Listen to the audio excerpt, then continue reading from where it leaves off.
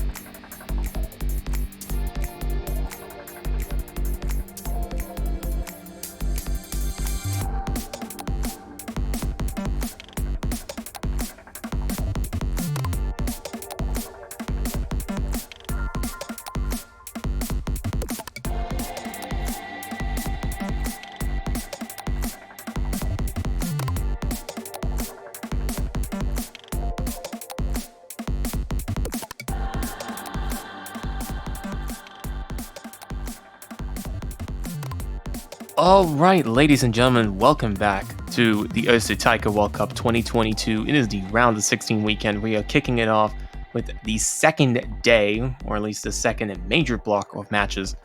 I am Beat43210, and Teasel will be joining me very shortly. He's just sorting some stuff out last minute, as we will soon be casting the match between South Korea and Finland.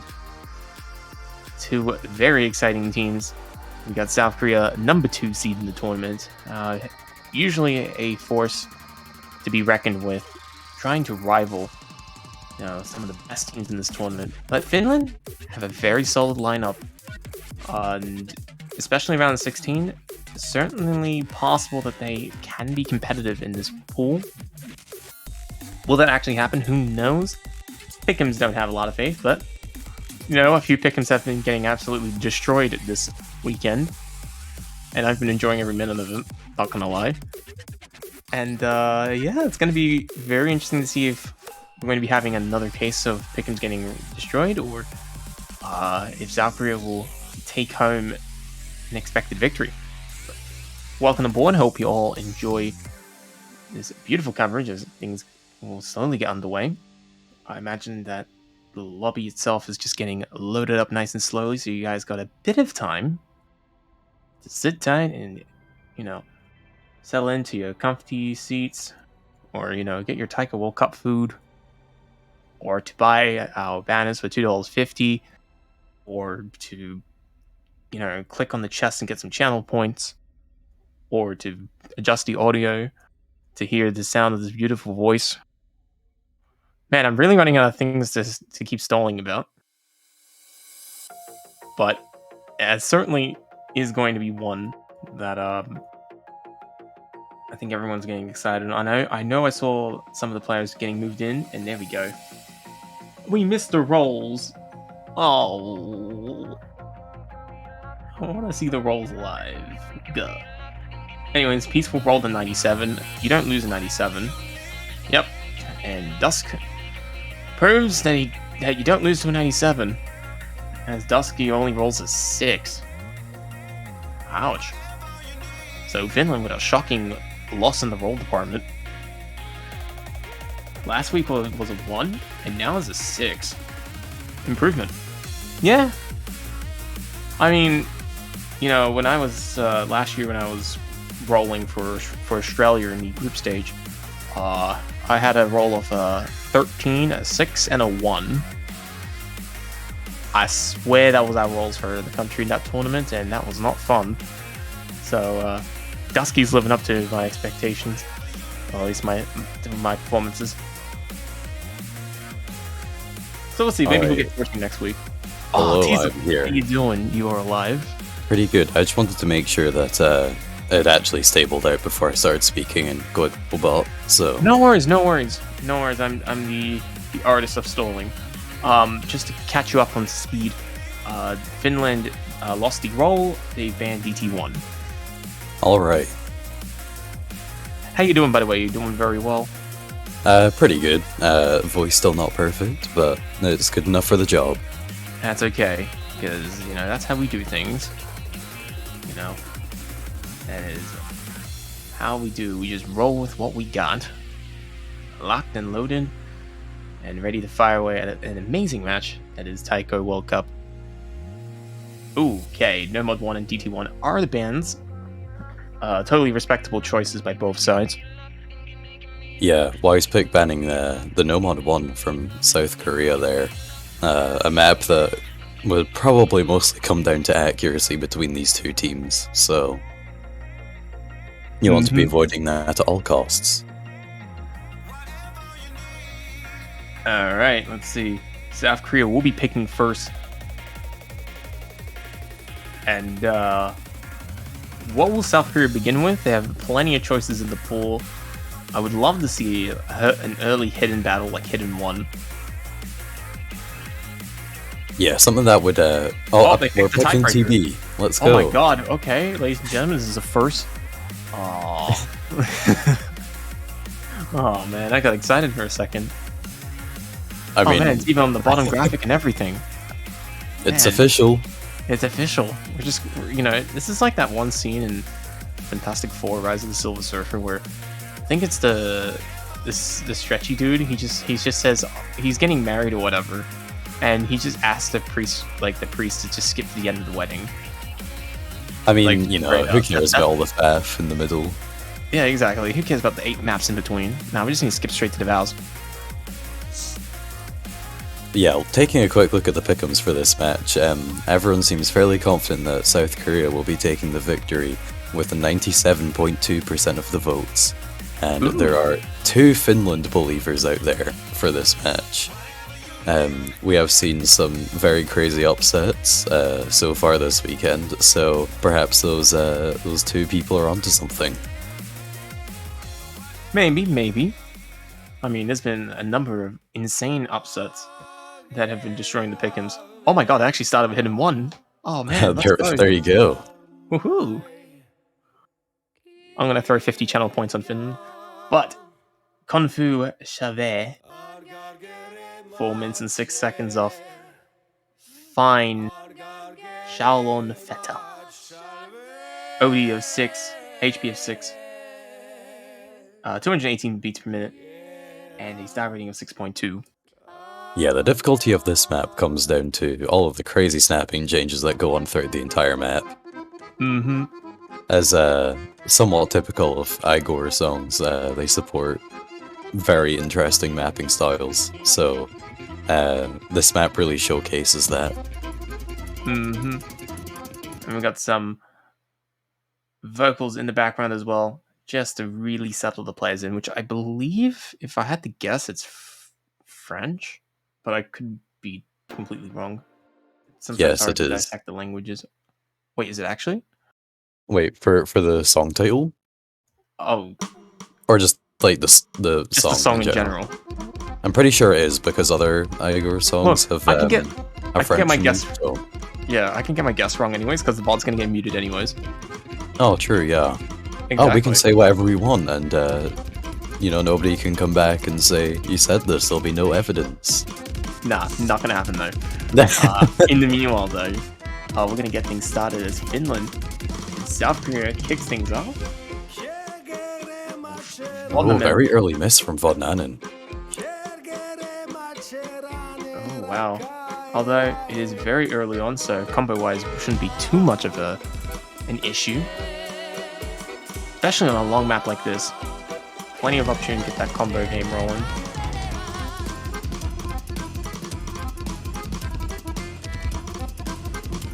So South Korea looking strong on their first pick out the gate. As Peaceful still holding the double S. As 3 of the 4 players hitting max combo. Yeah, Vodnanen just looking to catch up after the early drop. Mm-hmm. But that is giving South Korea a bit more of a lead. Mm-hmm. And now the accuracy game begins. As players try to adjust to the flow. Rapidly changing. Especially with the random, heavy stream sections.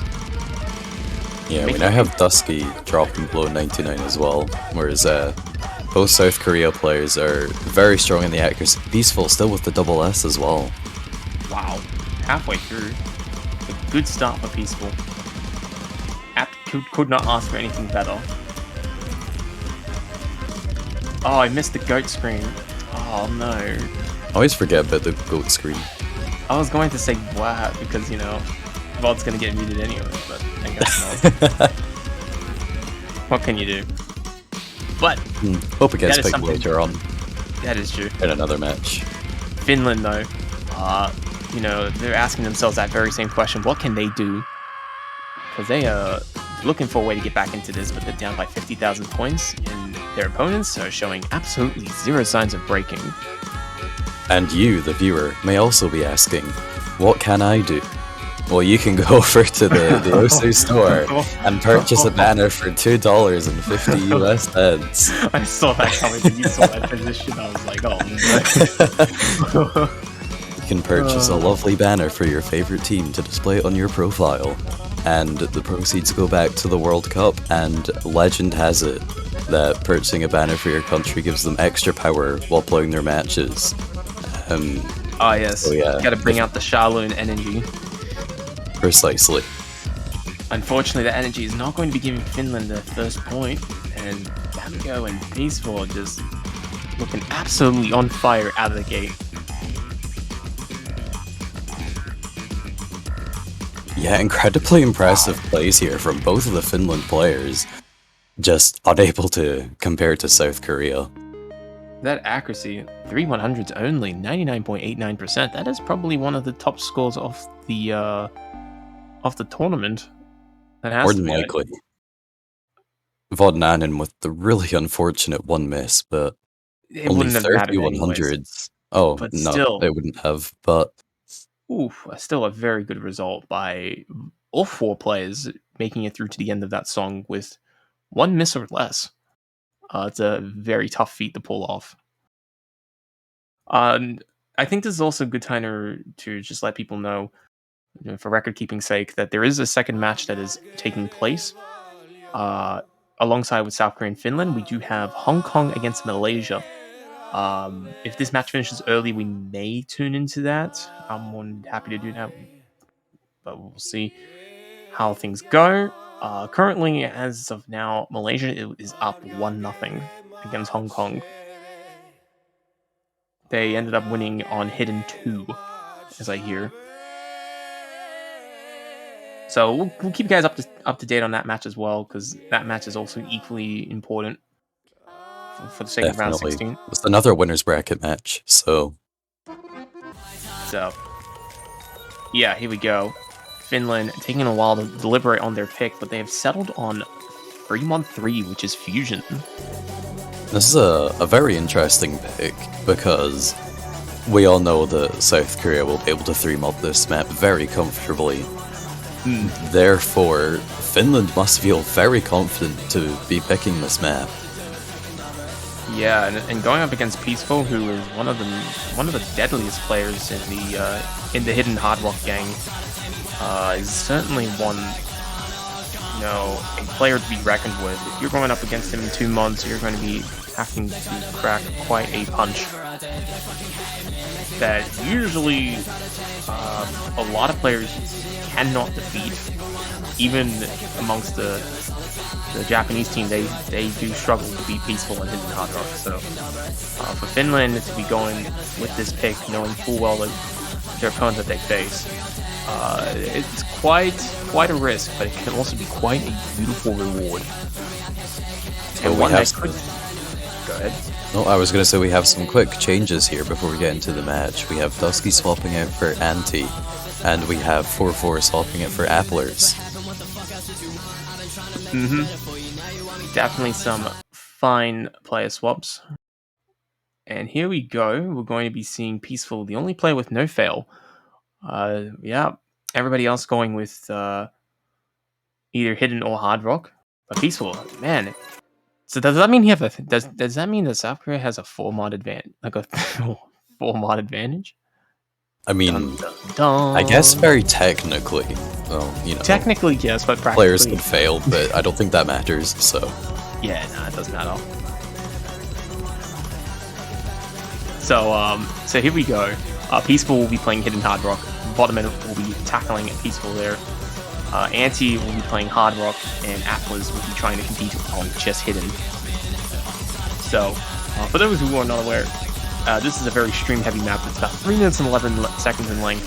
OD of 6 for Atlas, but 8.4 for everybody else. And a star rating of 6.2, 200 BPM. Some good times ahead. So sit tight and be comfortable. So far, incredibly close. We have both Applers and Vodnanen dropping a couple of 100s, but they're on exactly the same accuracy. So it might only just be the one. The difference, I think, coming in from Peaceful being the one holding the double S for South Korea, whereas Vodnanen being the one to drop for Finland's side. So that means South Korea is actually winning because Peaceful's results more meaningful than Anti's. Yep. Yep. And there you go. There's only a score difference of 1,000 though. Yep, 1,043. But you know what? It's a small step for South Korea, but it will be a giant leap for their map score. We will see. Vodnanen picking up just a few more 100s there in that stream. The accuracy amongst all 4 players is absolutely amazing.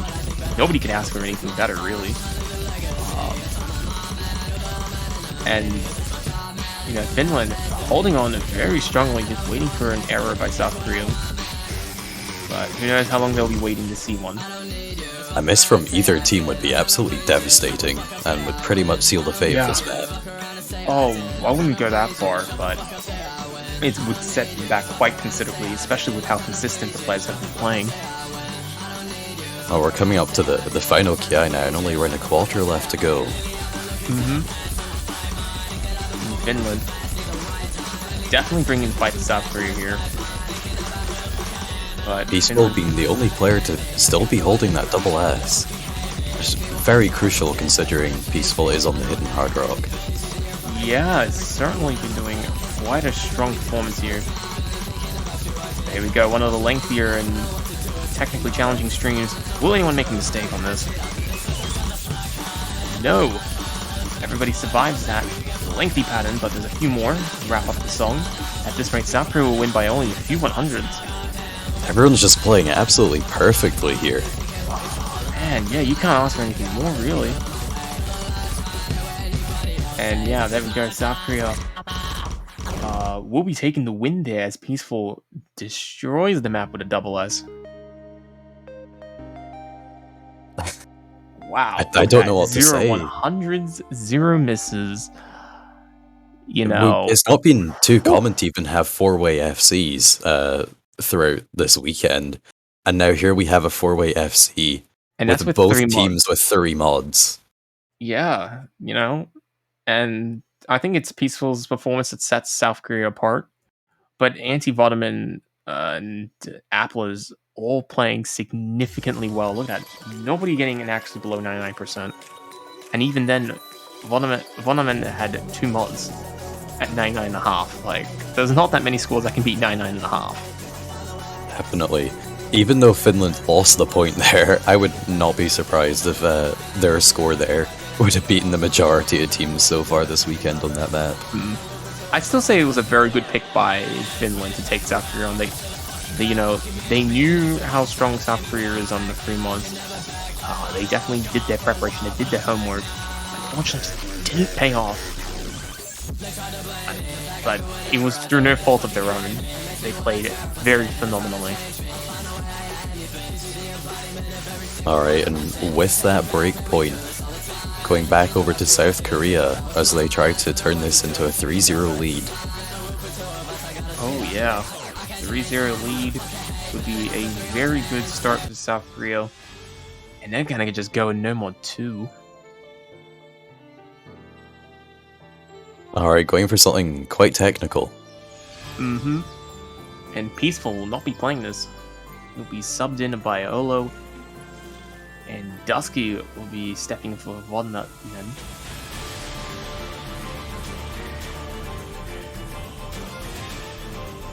Yeah, this map is a really significant increase in difficulty compared to the No Mod 2 last weekend. Oh yes, of course.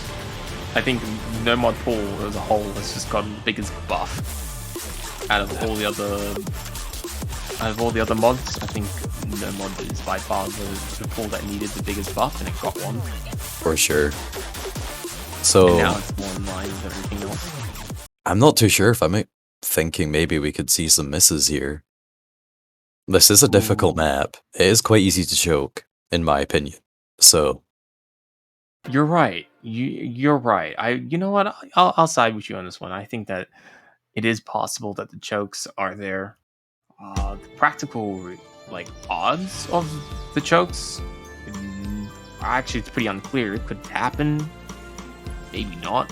It's gonna be very tough. But you know what? I think Finland has some chances here.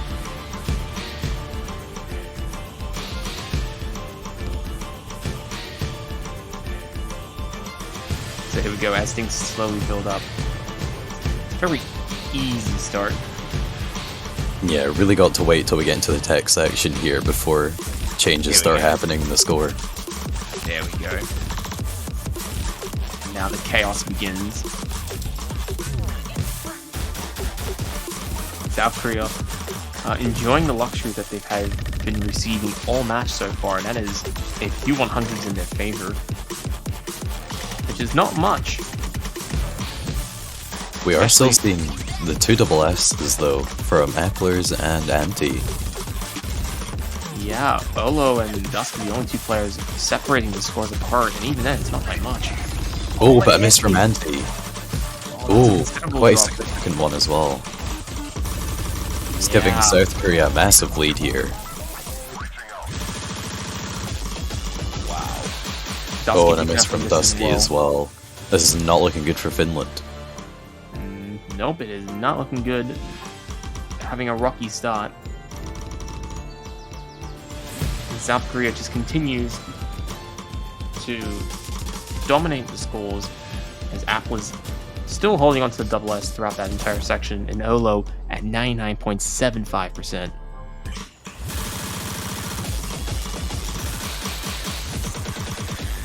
And a small drop again from Dusky. And there we go, as we move to the final section of the song here. South Korea dominantly in the lead. It is just unfortunate for Finland because South Korea has just refused to give them an inch. And when you're not keeping up with a team that only gives an inch, you can get blowout victories against you very quickly. Yeah, Epplers not managing to hold on to the double S right to the end. But still very impressive, very high accuracy double FC from South Korea. Wow. And look at those results. Very good across the board. Olo getting only 3 100s. Apple is with only 7 100s. Anti with 6 100s. Unfortunately, did have 6 misses as well, but that's not a lot. That's still a very solid performance. And Dusky underperforming compared to the rest of the lobby with 8 misses and 51 100s. Still a really great effort though. Oh yeah, 100%. Across all 4 players, definitely a solid performance. Alright, things are not looking too great for Finland, but we are back to their pick, and they're going to try and make sure that they get on the board this time. Mm-hmm.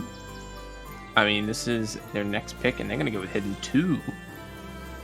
Oh, okay. Wow, okay. Going for something a bit more gimmicky. Yeah, I guess they're cranking up the temperature in the kitchen, trying to, speed run through this song. Maybe putting the rice at a bit at risk of getting burnt, but if that's what it will take to get a point on the board, that is what they will do. Yeah, this map mostly comes down to the end, which is very difficult to read on Hidden. So yeah, I guess they're just kind of counting on that they get very high AC FCs and hoping that South Korea potentially chokes the end. It's crazy. Alright, let's see. Vodanen and Dusky playing for Finland, and Emgo and Peaceful for South Korea. Very expected lineups. Everybody here very familiar with Hidden.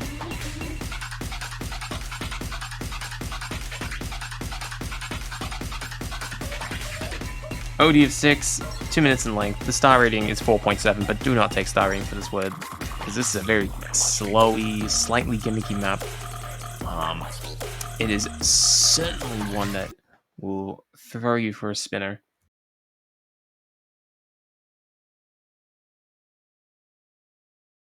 I wonder if we'll see a 4-way FC again on this map, like we did for France versus Germany. Mm-hmm. And here we go. All the players here are gaming as we get started with this next pick. Oh, and Peaceful actually picking up the first 100. Okay.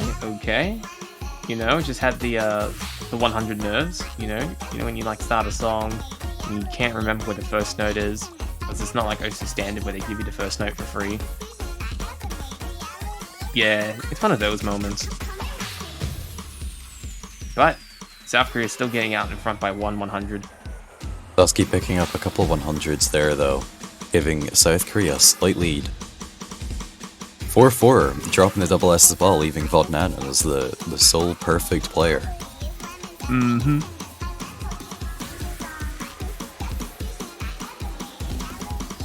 Well, here we go. We're gonna get started. The first of several gimmicky sections. Yeah, And some high SV and kind of cut streams. Makes it quite difficult to read. And it's just a case of South Korea once again holding a lead of a few 100s. You know. Oh, and now it's actually going to be a bit more meaningful now as Dusky has picked up a Nisk.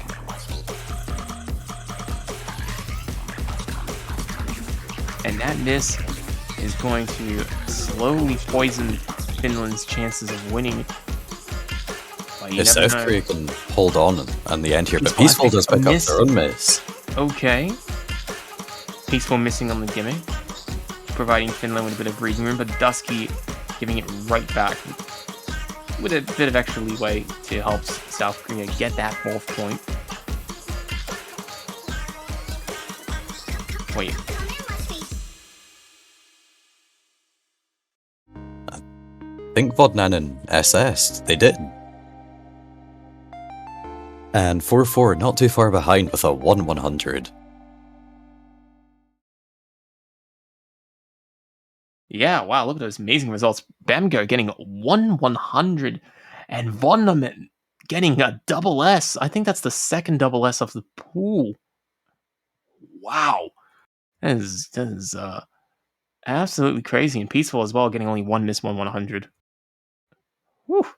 So Absolutely South Korea is now at match point, meaning that they only need 1 more point to win, and if Finland wants to win, they're going to have to win the next 4 points in a row and force a tiebreaker.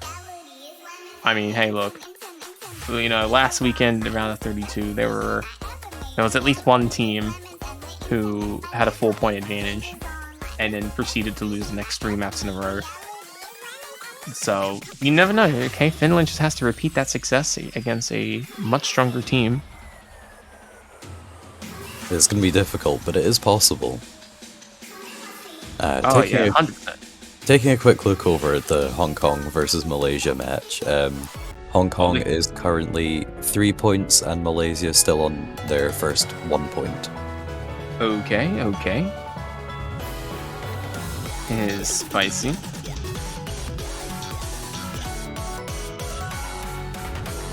So, Hard Rock 1, Illusional Flashback, OD of 8.4, star rating 6.2, minute 55 in length, 109 BPM. You know, it has everything a Hard Rock enjoyer can find. Some finishes, fast notes, bit of everything, really. Definitely, I think of some very minor SV.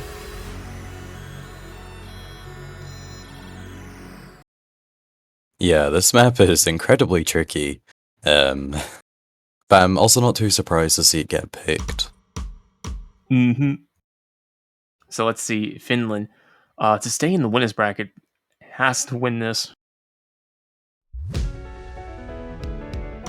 The must-win situation. They take 2 break points off South Korea. This would be the first, if they can do it. If any map in this pool just screams out, this is an Olo map, it's this one. Yeah, that is true. You know, Olo is a player who can absolutely play Hard Rock phenomenally well. He does pick up a 100 there. But still, trading 100 with Finland very rarely. Oh, but a miss from Vodnanen. Okay, this is not a good look for Finland right about now.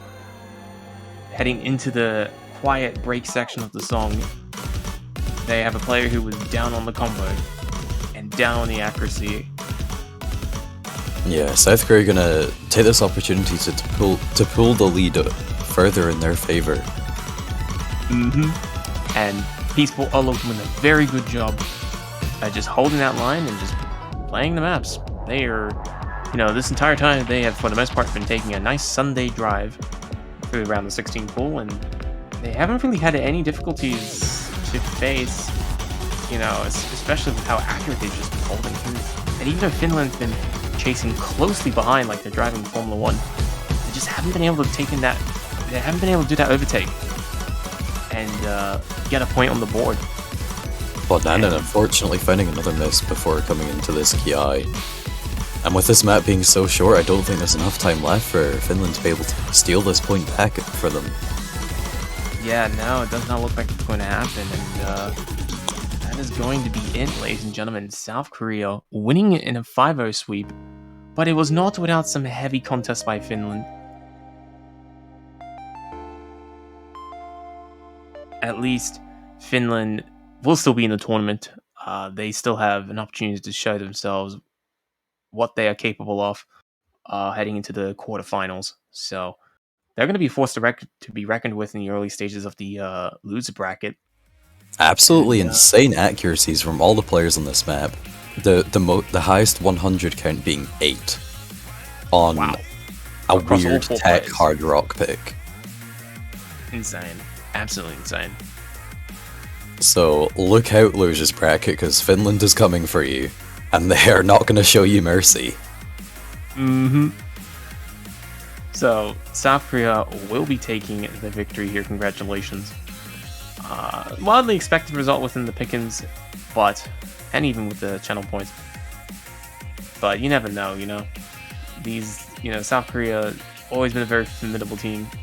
It doesn't come as too much of a surprise, and you know, in order to win maps, you need to play well, and they can certainly do that in the lower stages of the tournament better than nearly everybody in the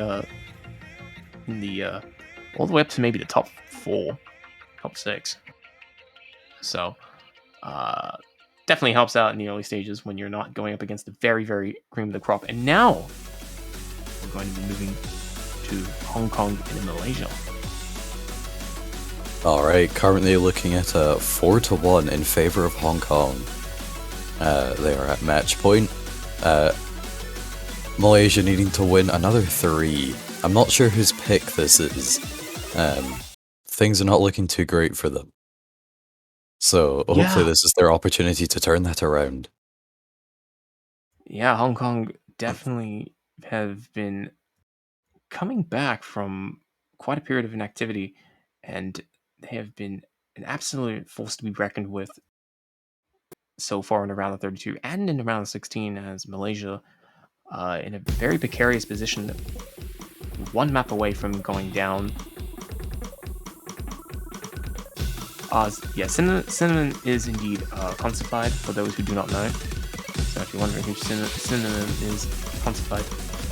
You know, I was wondering that, so thank you for that clarification. That is all good. And joining Consified, we have Sing 216, and they're going up against Zep and Jerry.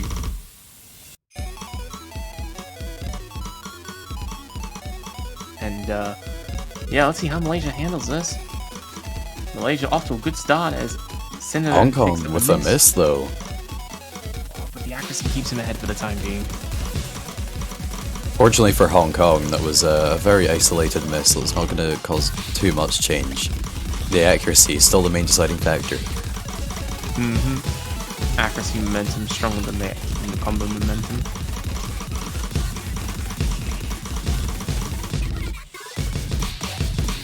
The scores are incredibly close though. You can see it trying to switch over to Malaysia's side, but Hong Kong are just not letting that happen. Yeah, and halfway through it's actually quite intense. Both sides refusing to give up, and they're going to go into the break here. Hong Kong slightly ahead by a couple thousand points, which is practically nothing on a map like this.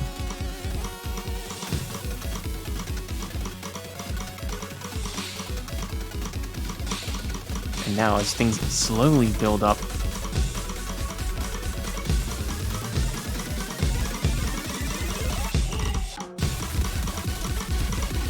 and here we go. Hong Kong showing their dominance in the accuracy. That momentum grows ever so wider. Oh, but another miss from Cinnamon. It's going to help Malaysia out a bit here. But is it enough? Hong Kong's been more consistent. And Zep has picked up a big miss. Oh no. This is not good for Malaysia. Definitely needed Zep to hold there, but Singh picks up but Singh missing. missing. Oh no. It looks It's like cutting it Malaysia. close, but I don't think there's enough time. Yeah, no, there's no time. And Hong Kong will win 5-1. Jerry with the full combo there.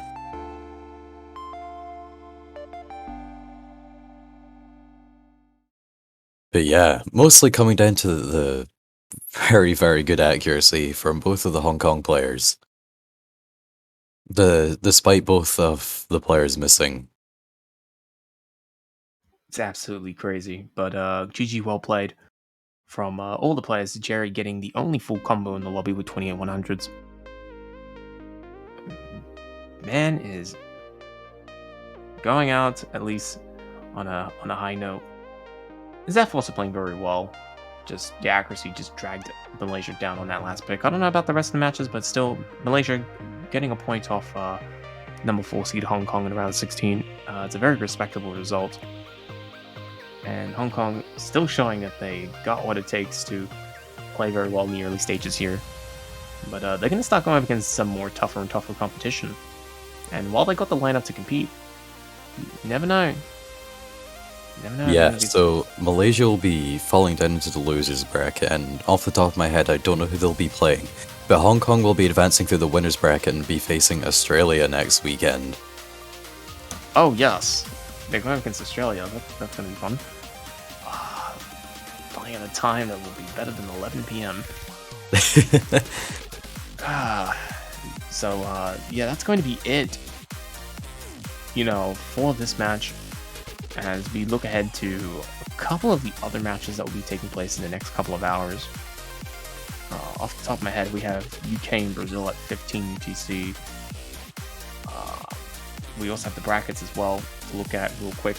Japan going against Chile, Canada against Sweden, all coming up in the next couple of hours. Taiwan, Indonesia, and Brazil and Great Britain. And yeah, that's going to be a very spicy winner bracket, as we already got Hong Kong and Australia. We got South Korea, who will get a very intense matchup in their quarterfinals match. All the rest of it. And in the losers bracket, we've got a very spicy quarterfinals ahead of us. We have France and I think it's Chile. No, France and the That's Switzerland. Switzerland. That's a weird country name for Switzerland, but hey, It's based off of the Latin name. Oh, that explains it. Yeah, that makes sense. Turkey and Finland, Italy and the USA. That's gonna be a top match.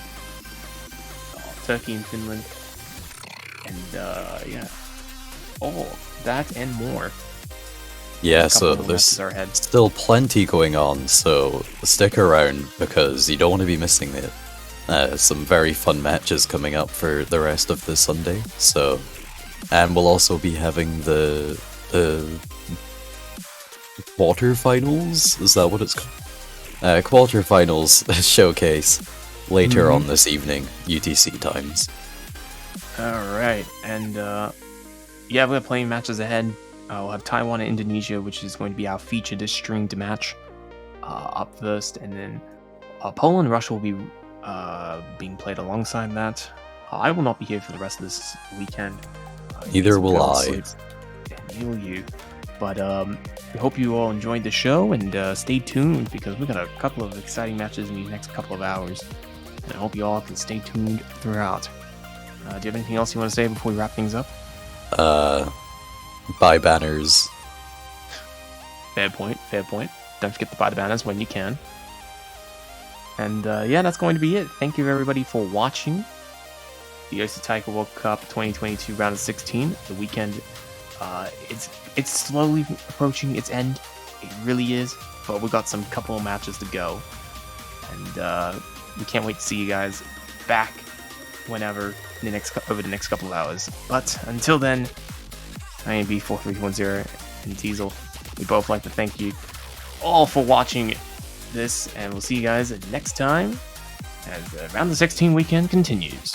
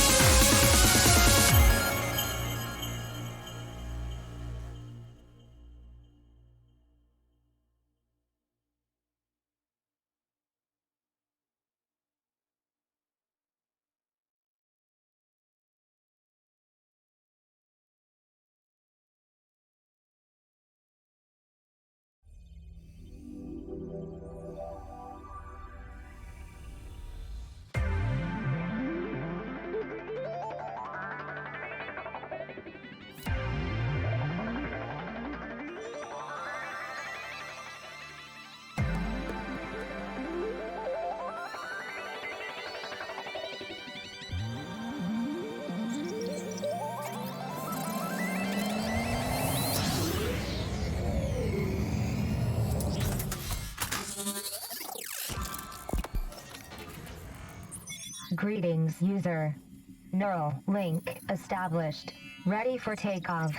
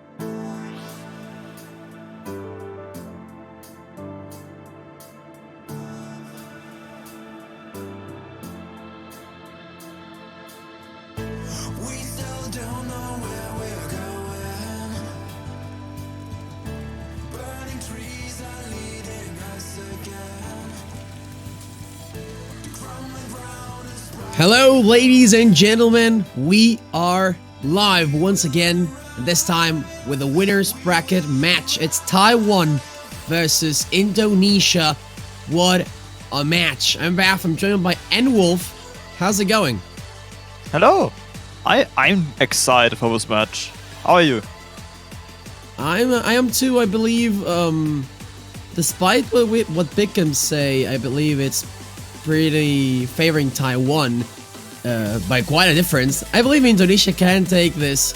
They have a really good roster, and I don't know, it's just like, if there's a stage Indonesia can beat Taiwan, it's right now. That's true. I've been going through all the qualifiers on the 32 scores. I think we should see a good match, a really good match. I believe so too. Last week, I believe I've seen Indonesia match, and XK didn't take that much of a presence at all in the match itself. But I believe today he'll be really important. However, I don't know about Taiwan. Both teams come from pretty much a sweep, 5-0, 5-1. This will be their first real challenge up ahead in their bracket, and it's only round of 16. But the pool did go up quite a bit in difficulty from last week. That's true. Even then, the qualifier scores are especially comparable, and I'm excited to see what we're going to play. I think we're going to see quite a bit of free mod and speed maps this match.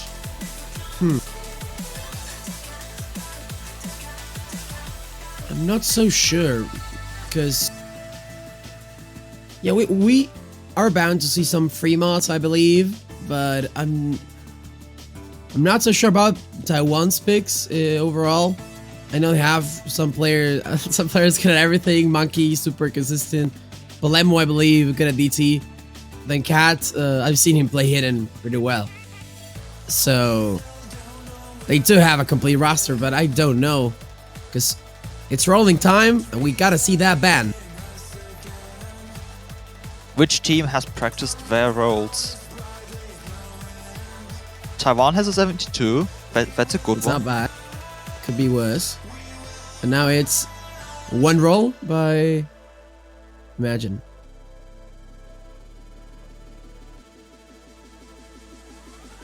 $73 gaming. BanchoBot is clear against XK rolling. XK rolling is completely stunned. Made the bot numb. Damn.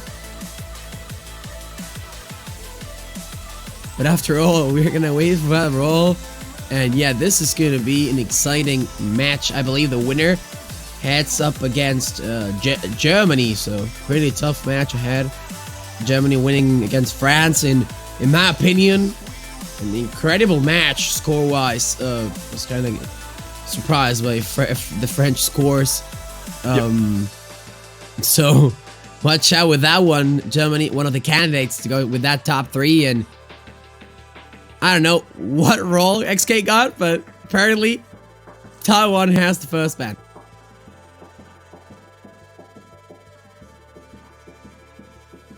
But what will it be? I'm looking at Double Time 2, a generally popular ban, an unpopular pick. Do you believe Hidden 2 is so will be open? Ooh. Hidden 1 hidden. Yeah, I mean, Indonesia has a really good hidden base. Yeah, they do. So I believe hidden was like one hidden had to go out. Taiwan does know that, and now Indonesia it's Indonesia's turn to ban. And now, yeah, I'm a bit more concerned. It's DT2, as Wolf said. By the opposite team, though. The Double Time 2, with its doublets, very difficult double time map despite not being nowhere as stands as Hyper Happy Love Story. But just not as comfortable. And we're going to see Hidden 2 as the counter pick to Taiwan's ban. The gimmicky Hidden map. It had to happen, yeah. If we were to see a first pick from Indonesia, it had to be a Hidden, and with only one button available, the other Hidden is open. Let's see how much of a difference can Indonesia pull out against Taiwan. XK apparently not entering, with PM River coming in, better known also as Kerry Duran. And Apache Bolivar, I think, had a very great score on You Are the Miserable last week, which was the slow hidden. Yeah. Yeah, Apache is really good at slow hidden. Hidden in general. And yeah, I believe I've seen Cat play Hidden too, so he's really good. I don't remember seeing Stu, but I mean, it's Stu.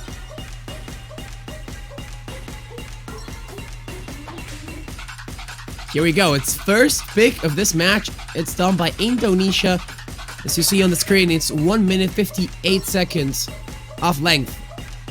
This best of 9 to determine who's going to quarterfinals in the winner's bracket. I'm just noticing, Stu didn't play last week at all. He might have not.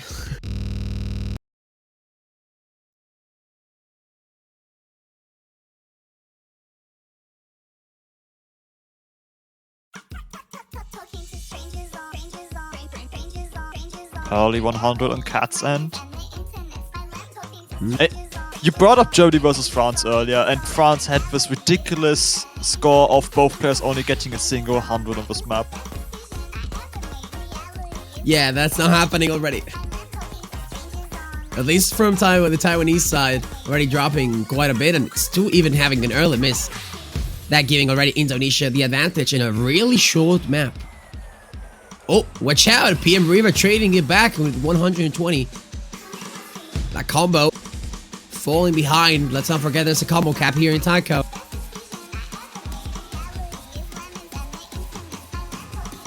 Yeah, that means Taiwan has a slight advantage at the moment. But we didn't see the gimmick parts yet. Yep. Taiwan has a chance to take it back in this pick that it's not theirs. Apache is still tanking all the score from Indonesia. Double S-ing, literally. As everyone is almost getting to that 400 combo cap, where PM River will suffer, certainly.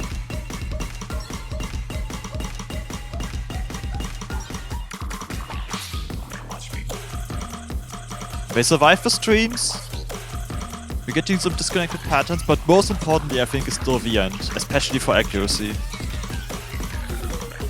Yeah, they need to act drop if Indonesia is to take this point, and the early miss from Kerry Duran is making them pay severely hard and expensive, because look at the difference, it's so narrow.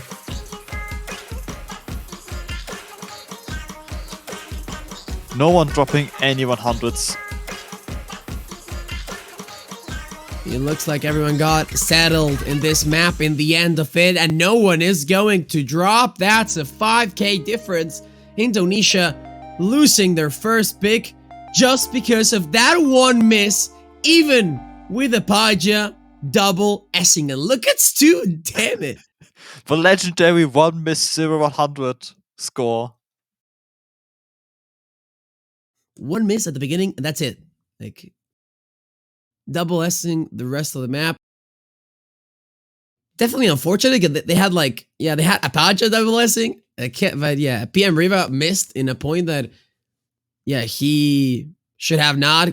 There is not at very beginning, but the 120 combo, and that made it really hard to come back. 5k difference, super small gap, and now it's a breakpoint, and Taiwan is picking.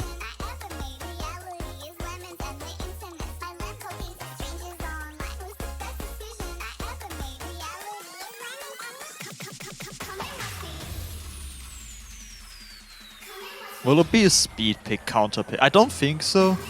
Uh, I'm still leaning towards streamer simply because of their hidden hard rock strength. Then again, so does Indonesia. Yeah, I believe Fremont department are gonna see some intense battles because both teams have really good hidden hard rock players. Please invite Yoshizumi. They don't even know what they're gonna play, but yeah, they could go for a speed pick, but I don't know. No mod 3 it is.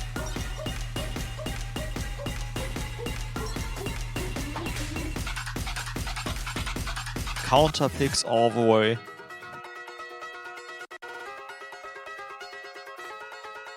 But really stamina draining, 3 minutes long, super dense 260 BPM map.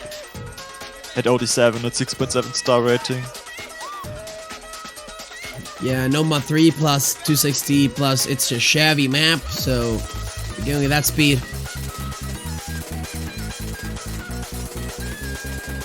If you can pronounce that difficulty name, you get a Nobel Prize. I think Beat did the best job and no one should ever try again. Yeah, I don't believe so.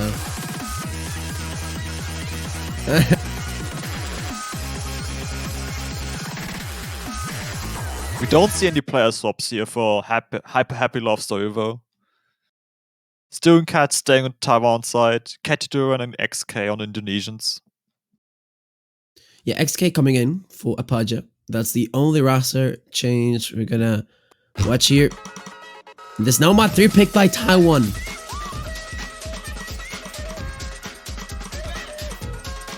Once again, an early 100 drop on Taiwan side.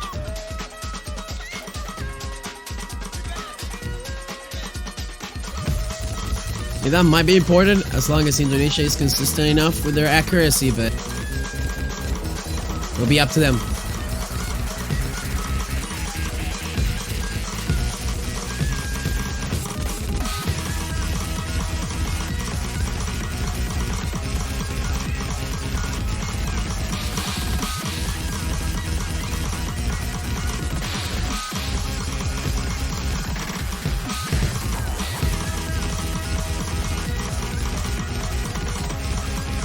Look at the act drop. 2 100s from Keddy Duran, XK also dropping, and now Cat is the only double S remaining in this really close pick from Taiwan. Definitely not a should. But I don't think Taiwan dropped any 100 since the 100s look at the start. That's despite Taiwan all only these. Only dropped at the beginning. He only dropped. Stu is the only one that has dropped in Taiwan. And it was like literally one of the first 10 notes. Oh, Cat fighting a That's miss, a big miss. That's a big miss. Because now they don't have the combo cap and Cat is going to be behind. An unexpected miss from the Taiwanese team. Indonesia has the whole advantage now. But they have over a minute still left to go. Polaski are having quite a few 1-6 bursts.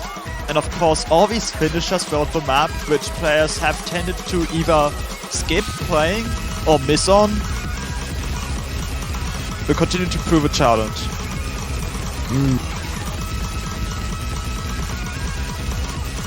Let's hope they can all hit those finishers then. Especially now that Indonesia has the advantage, a point they need so much. So I mean, recovering that breakpoint they lost their pick earlier.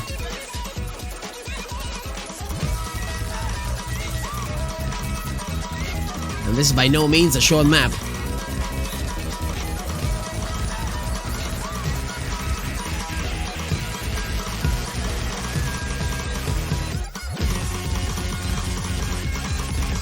It's the last Ki section. There's a accuracy lead for Taiwan. For the combos on Indonesia's side. Taiwan needs Indonesia to drop something. Yeah, they have to drop a bit of accuracy. If not, this is not gonna go the other way around. Again, you're dropping a bit of 100s right in the end, one of those patterns. But it's still not enough.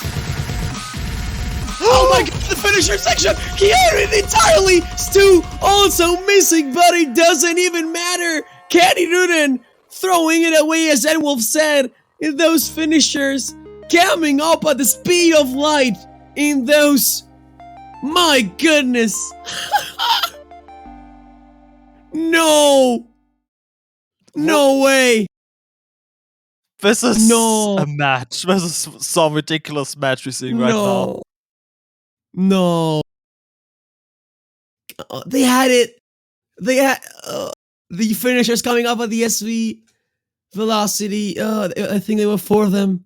Kenny Durant going away from the lobby. Oh, that's so hard to swallow. Damn. Also, still 1 miss 100.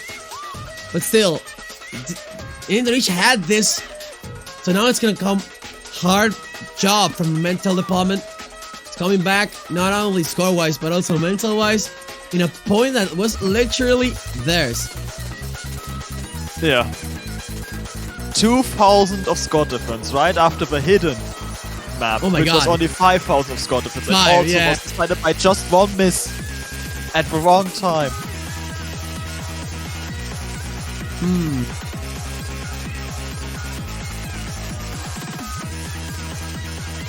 Oh, Wait. I don't know now. They just need to pick themselves up again and keep going. They've had close scores, almost in their favor. It could have gone 2-0 for their side, literally. So they need to keep their heads up and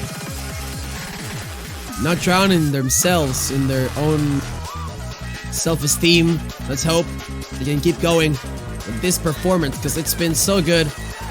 Sad, unfortunate ending for Kenny Duran in that map, but now it's a pick for Indonesia. It's free mod 3. That is the hidden hard rock battle incoming.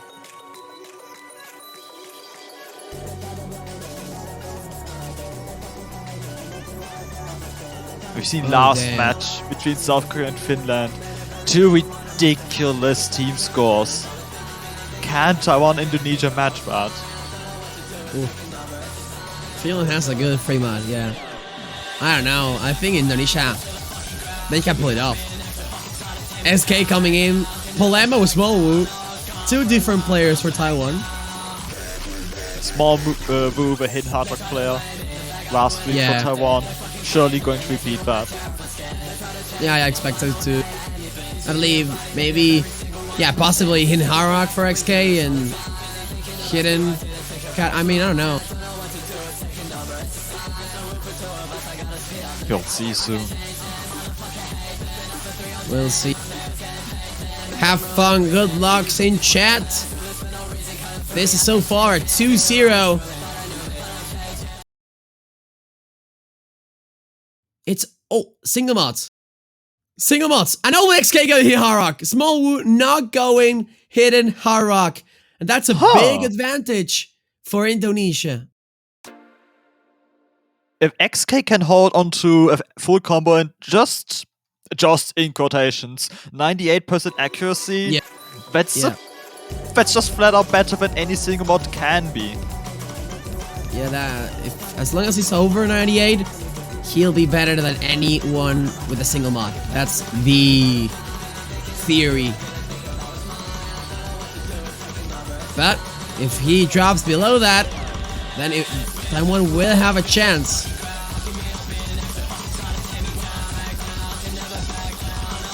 But we see it already paying off with the score lead being on Indonesia's side.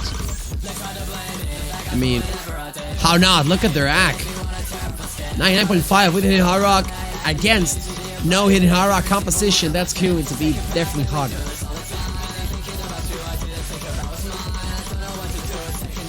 They do have 3 minutes though.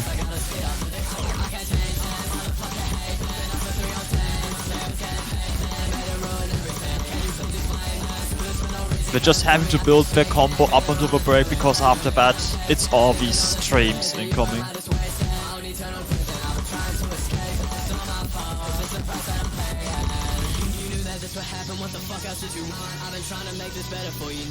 And now we can see 25,000 score lead. It's very close. Smallvu and KDDK Holding nearly similar accuracy, Small just dropped another 100. Yeah, this is literally down to Ak and the mod difference, because everyone is full comboing and accuracy-wise, they're all really good.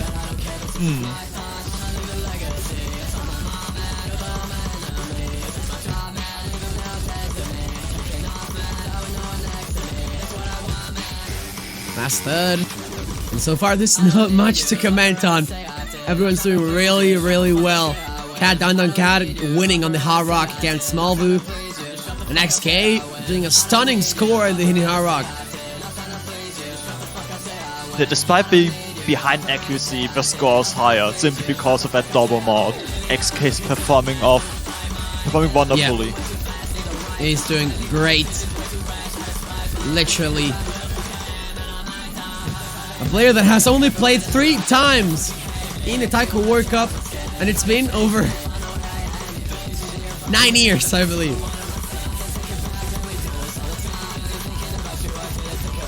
That's how long XK goes. This is a lot of ancient players. Stu has also been around since forever. Yeah, but XK is kind of weird because he played 2013, then 2016, top 4 with Indonesia, and it's now again. XK got a few 100s on that final stream, but it didn't matter. They got the win. Look at everyone full combo, no one missed, and that's a wonderful lobby. And that's what Indonesia needed. A solid lead, 50,000 score points in their favor. Full XK22 100s, that's incredible. Really solid score, and even Cat Don Cat making the same score as Smallvu, that's also quite impressive. Indonesia taking their well-deserved first point.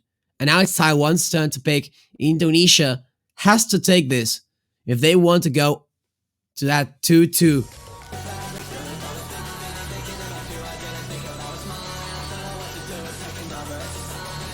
And this is a scary situation to be in because is there really any map that strongly favors either side? I don't think there is. I don't think we've so. seen Taiwan banned Hidden, still performed well on Hidden. I mean, they're gonna play well on Hidden, but like, maybe it's just one team being up slightly better than the other, but we're definitely not in one of those cases where they don't have the roster to pull a certain kind of map or mod off. It's no mod 4, the Alki map. Where did you fall? Somewhat gimmicky, but it's especially the swing rhythm that sets this map apart. Yeah. We see some bans from this one. Let's see if they practice it, or who practice it. Don't think we've seen many picks of this map, generally. No. I think I've seen it played once. Yeah, it's either big ban. I mean, it's ban or avoid, most likely. It's understandable. The swing rhythm is really hard to get, in addition to the ninja notes coming in all the time. Yeah, it's an M4 plus Ulki. Oof. I mean, swing also. That's definitely gonna be hard. Nishizumi coming in, Polemo also staying alongside Stu.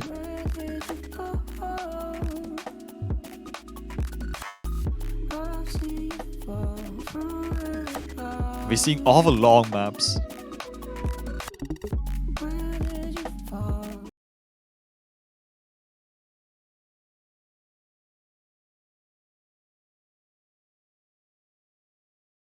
Very interested to see how this goes. Maybe if you can't be sure about winning a mod pick, no mod is the way, I guess. You gotta love the drums. There we go.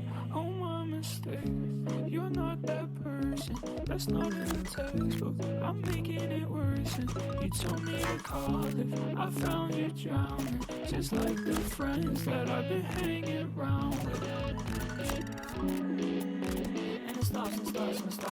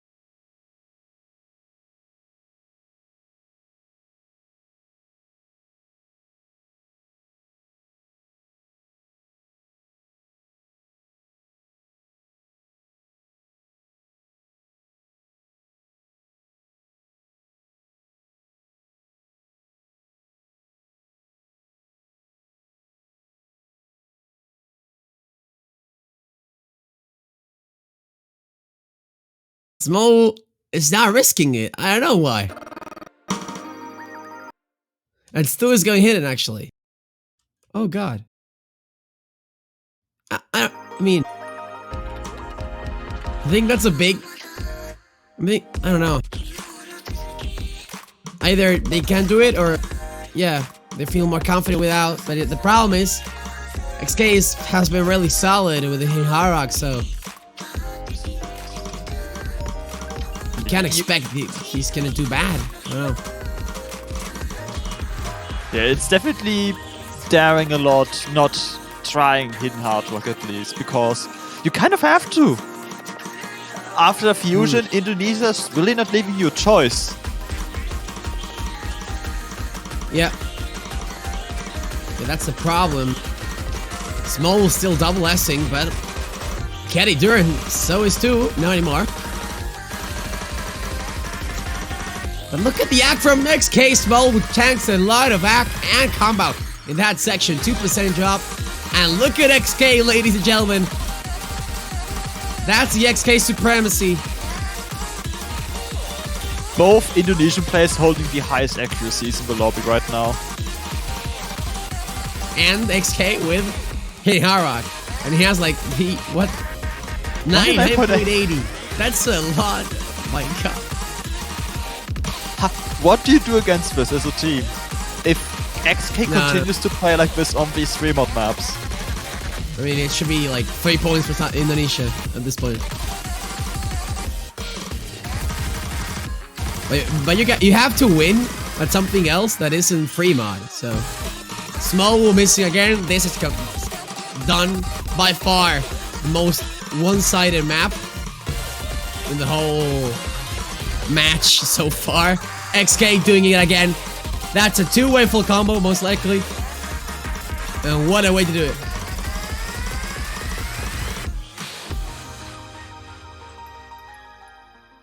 What an impressive score by Indonesia. They have 11 100s and 12 100s. That's a B score. And literally, Stu also showing he's not human. 5 100s. And this is it. We are on the final showdown now. Almost. 2 points for Indonesia. And now it's Taiwan's turn to pick. And there's not much things left. They have the 2 Harrocks open.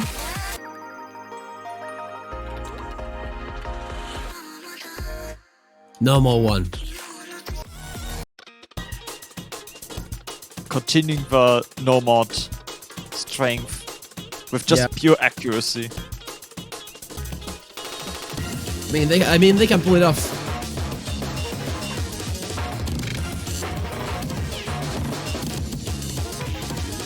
Nearly backfired with Hyper Happy Love Story. We'll see how this goes. The consistency base, no mod 1. Not that long though. 2 minutes 21 seconds. I don't know. I think Taiwan has a really solid roster for this no mods. Like Stu has been acting incredibly so far, and Cad has been doing that too. So Indonesia has to pull off a really good consistency score here.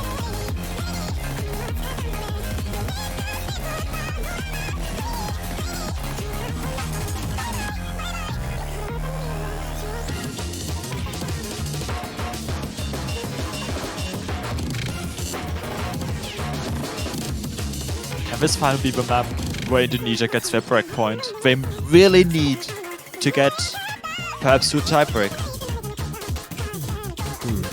I really want this match to go to a tiebreaker. Mostly because I want to see the mods. Yeah, me too. That's the point. You're most likely going to see mods if they get a tiebreaker. Especially from Indonesia. Here we go. Number 1. Pick from Taiwan. If Taiwan wins this, it's match point. Indonesia needs it to take it back and earn that 3-3 tie. They are looking forward so desperately.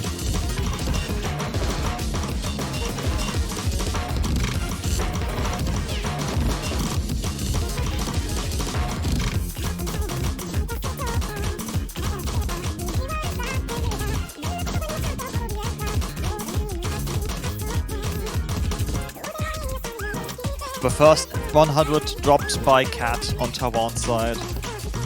But we still got a lot to go. No, yeah, we have a lot of time to go. I mean, if someone is going to drop accuracy in Taiwan, it's Cat. Because he has shown he's human. Another 100. Stu, on the other hand, it's the auto version. Oh, the auto version failed. There we go, 100. Still really close. Really close. XK proving again. It's been so consistent, but I don't want to jinx it. It's so close. I mean, it's a number one. It's gonna go down to accuracy.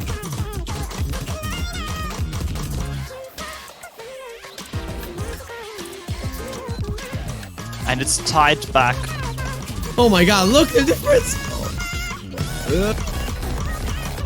I think it might be, I don't know. Last third.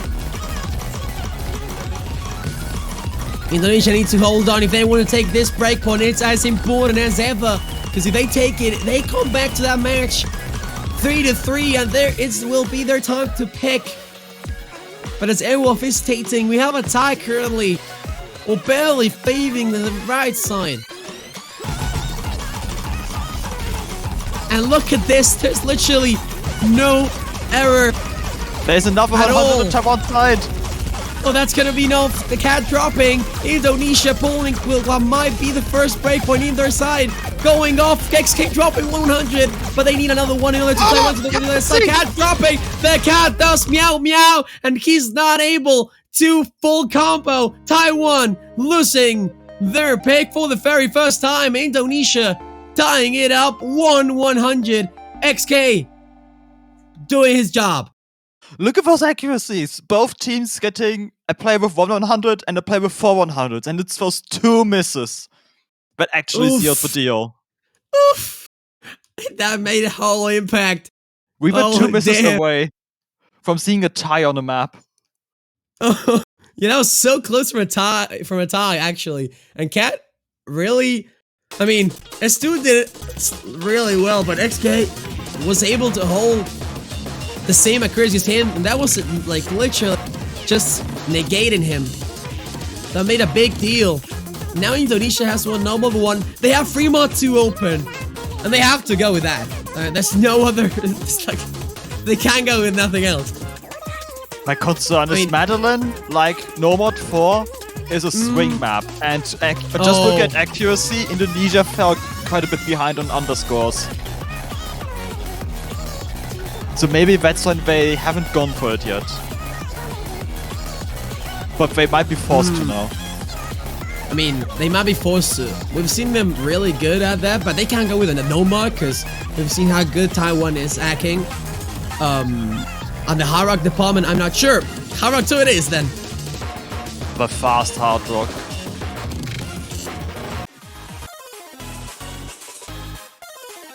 Last week we saw KDDK getting an SS on Lancelot, the 1/3 stream Hard Rock pick, which was how even? How do you add double S a map like that? That's the performance Taiwan has to match now. Well, this map is so intense.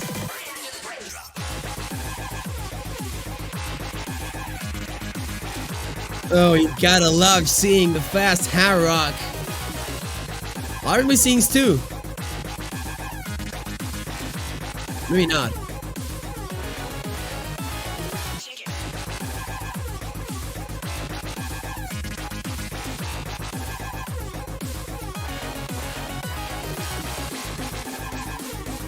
Eagerly awaiting the second player. Who's gonna come in? And Palermo, I don't know. Stu, should be Stu. Stu's back. Oof. Oof. Oof. I don't know. Let's hope XK can keep up with the speed Hard Rock. I believe he can. Because I'm sure Don Cat will do. Same with Small. We have seen them play in the free mods with Hard Rock, and they've done it so good. Stu going out again.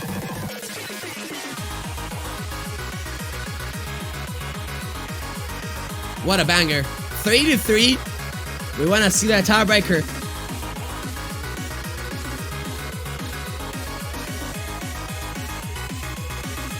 That's true. Could We it haven't be seen Polemo? Luffy. We haven't seen Luffy yet. That's true. Yeah, Just realized. Yeah, looking for peeling, Luffy was never in the lobby, so perhaps Yeah. Luffy can't play Maybe today. he's not here, but Polemo, I think, will be the choice here. Yeah. As Stu is saying, can you buy Polemo? I think I reminisce Polemo played first Harak, but I don't know for sure. I think he did. This is his first Taiko World Cup too. Okay. Waiting for that. And we are literally ready to see this match develop and unfold. The winner will face Germany on the winner's bracket next week in the quarterfinals. Indonesia had their best run ever in 2017 with a roster literally closely to this. XK, Nishizumi, BM Riva, or as he's called now. And then now they have Cat Don Cat, also Apaja, an excellent roster, super complete. Taiwan, on the other hand, after unfortunate 2021, but they weren't able to go through the round of 16. This year they have a most promising roster. Let's go, because this is the final pick from Indonesia. Also, score watch. We do have a second match ongoing. Poland versus Russian Federation. And it's that's currently at 3 to my 4. Oh, that. Russia winning with 4 points at the moment, and it's their pick. So Poland needs a break point for that match to also go to a tiebreaker, potentially. Oof, that's gonna be intense.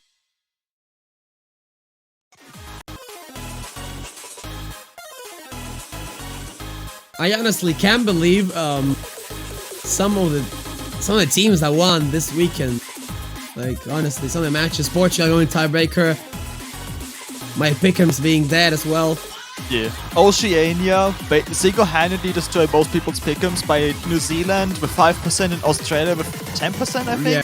Winning their 7. matches. Oh, Yeah. 7. Oof. Yeah, I mean, I knew Australia could win, but I never expected New Zealand to win. Like Yeah, that was I a great didn't trust match. enough in. I didn't trust enough in Spas, I believe. I didn't trust enough in the second players from New Zealand. Yeah, me too. I was wrong, and I apologize. I'm excited to see them next week. Also important to note, Poland versus Russian Federation just finished this map for their 7th pick, with Bernard getting 7 100s only. Oh my god. Okay, we had a kind of a break there, a 2-minute break, as Polemo entered, and now it's the time. It's a really short map, so every 100 counts. XK dropping at the beginning.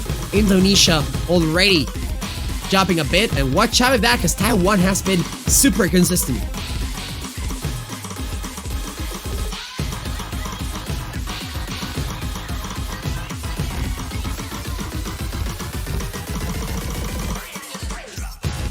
Nobody missing on the troll cat at the end of that DK stream. However, accuracies are tied. It's tied. It's tied. I mean, that's how close it is. Now it's not anymore, as I believe Smallwood or someone actually drops the yak. And look at this, because we are almost halfway through.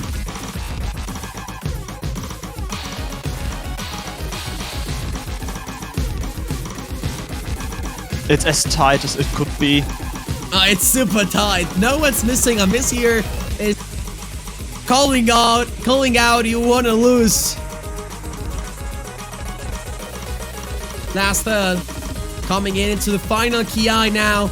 It's the final moment. Indonesia has taken Polemo. 0-3 missing, and that's a big one. Accuracy No lead combo and count. combo lead. Yep. That's a big one. Indonesia literally can't come back. Taiwan was winning 3-1. Probably finding a few 100s on that monoburst, but no one missing. That's The it. final As long as PI. Indonesia doesn't miss, they're gonna win. Why would you say that? Because I don't know. I mean, they could tag a lot, but that's not gonna happen. I hope not. Palermo missing again. Palermo missing again. Luckily, cat done cut. Dropping it, trading it back, but it's too late. Doesn't matter at all. 3 Match 100s for point. XK, 4 100s for Small Woo. That's a big. And it can be not a reverse sweep, but almost 3-1 to 4-3. Last pick for Taiwan. Will it be Nomad 2?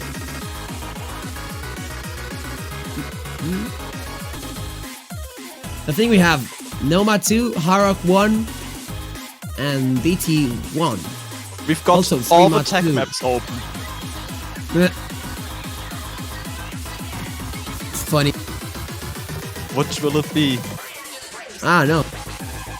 I mean, we haven't seen the team at all. Free mod, I don't think so. I don't think they'll risk it.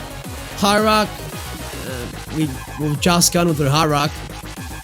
And it didn't go bad, but I think it's gonna be Nomad. I don't know. Could be the DT too, but I'm not sure. Breaker City also being a pick genuinely avoided by literally anyone except for 1 or 2 teams. For good reason, it's really difficult. It's slower tech than Fiend Demo. And it's just brutal in its patterning. Nomad. Nice. Fiend. Demi. Poland versus Russia also just starting their Nomad 2 play. So both matches mirroring each other's last 2 picks. Suspense. Let's not forget, if Indonesia wins this, it's over. If Russia wins this map too, it's over.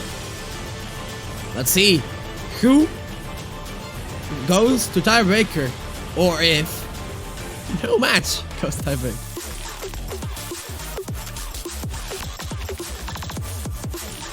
I want to see the double tiebreaker. Let's make it happen. Imagine having like two separate screens with 2 tiebreakers at the same time, like in the same stream. That would be.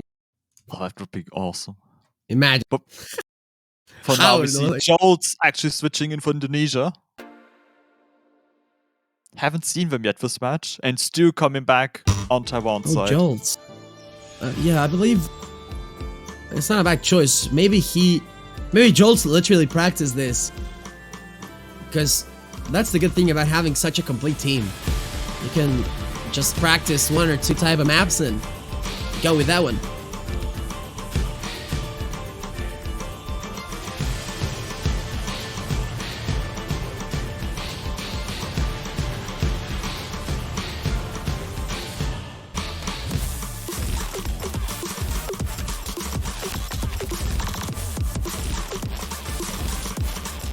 Accuracy in the lead for Taiwan, with these bursts being really hard to act because they have all the snaps that exist.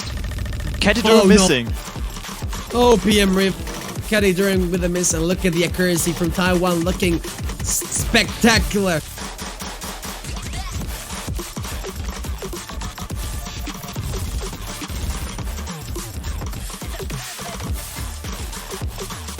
This is quite a lead Taiwan has at the moment. It's a big lead. Taiwan so far winning.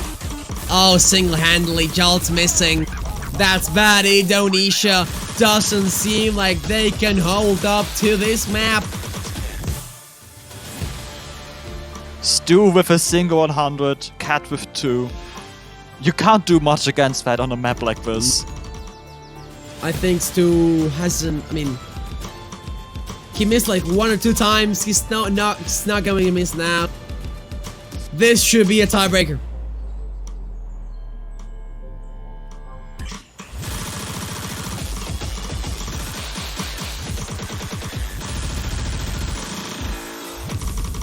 Russia won their match on the meanwhile 5-3. On this very same map.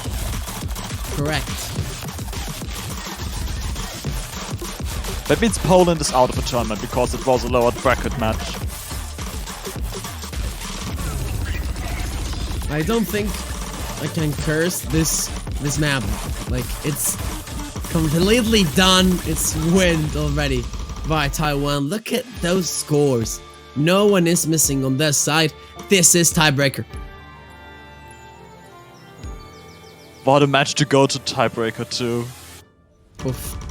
I want to see how many... We've seen... The 2 tiebreakers we've seen so far. We've had a single hidden play Oh my on the god. winning team. One. Look at Stu. My god. Stu, stop, please. Stop. 100. And I mean, Cat too, 3 100s on a map like this? How do you do that? I don't know. But Stu hasn't got more than 5 100s in like every single map. And this is tiebreaker. This is tiebreaker, and we could see mods. Indeed, I wouldn't be surprised. And if a punch is coming in, that might mean hidden.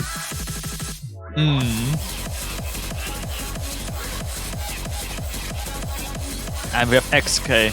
If we're going to see hidden hard work on this map, I don't know. that would be so big. That would be a lot. scary. That would be a lot. Yeah. What a banger. Let's not forget. I believe. Yeah. Tiebreaker doesn't apply under the same rules, of course. Then free mod, they can go double same mod, right? That's correct, yeah.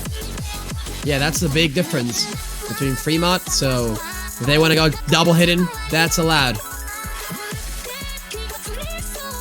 XK calls out for minute break. Oof. Tiebreaker. Intense. Who's going to take it, chat? To support your favorite team in this very intense moment, may I suggest buying a banner from the old store? Yeah, as long as the team that you choose wins the whole tournament, you gotta keep it. Well, I can tell you, yeah. If not, you keep it until the tournament ends around April. 1 month from now, approximately. So go buy your banners now, as Anwil said. Support your country or the country you love. Or just want to curse by buying the banner. That would be quite something. Yep. Supporting your team by cursing them. Or buying something for a team to curse. Yeah, it'll be funny. So, just to mention the brackets, for Poland versus Russia advancing, that means we're going to face the loser between Brazil and United Kingdom. I'm actually going to see 2 hours from now, I believe. 1 hour from now, that's actually. correct.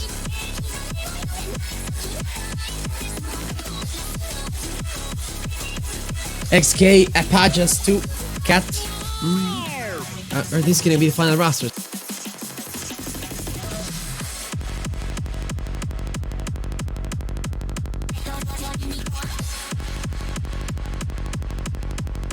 Strategic toilet break.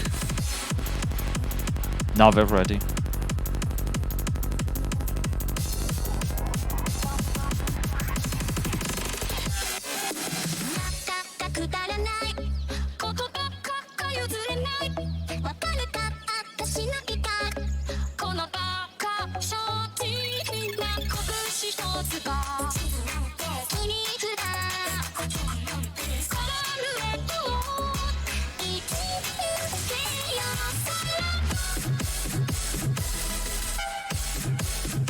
I'm very interested now. What will the mods be?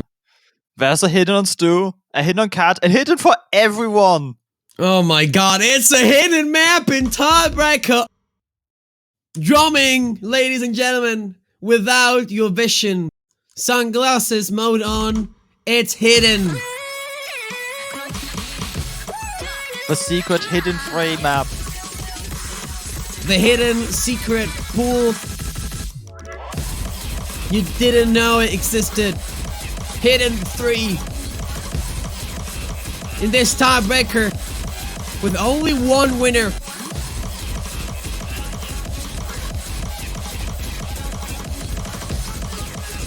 As you see, the map isn't that long for a tiebreaker. 4 minutes, 9 seconds. Could have been longer.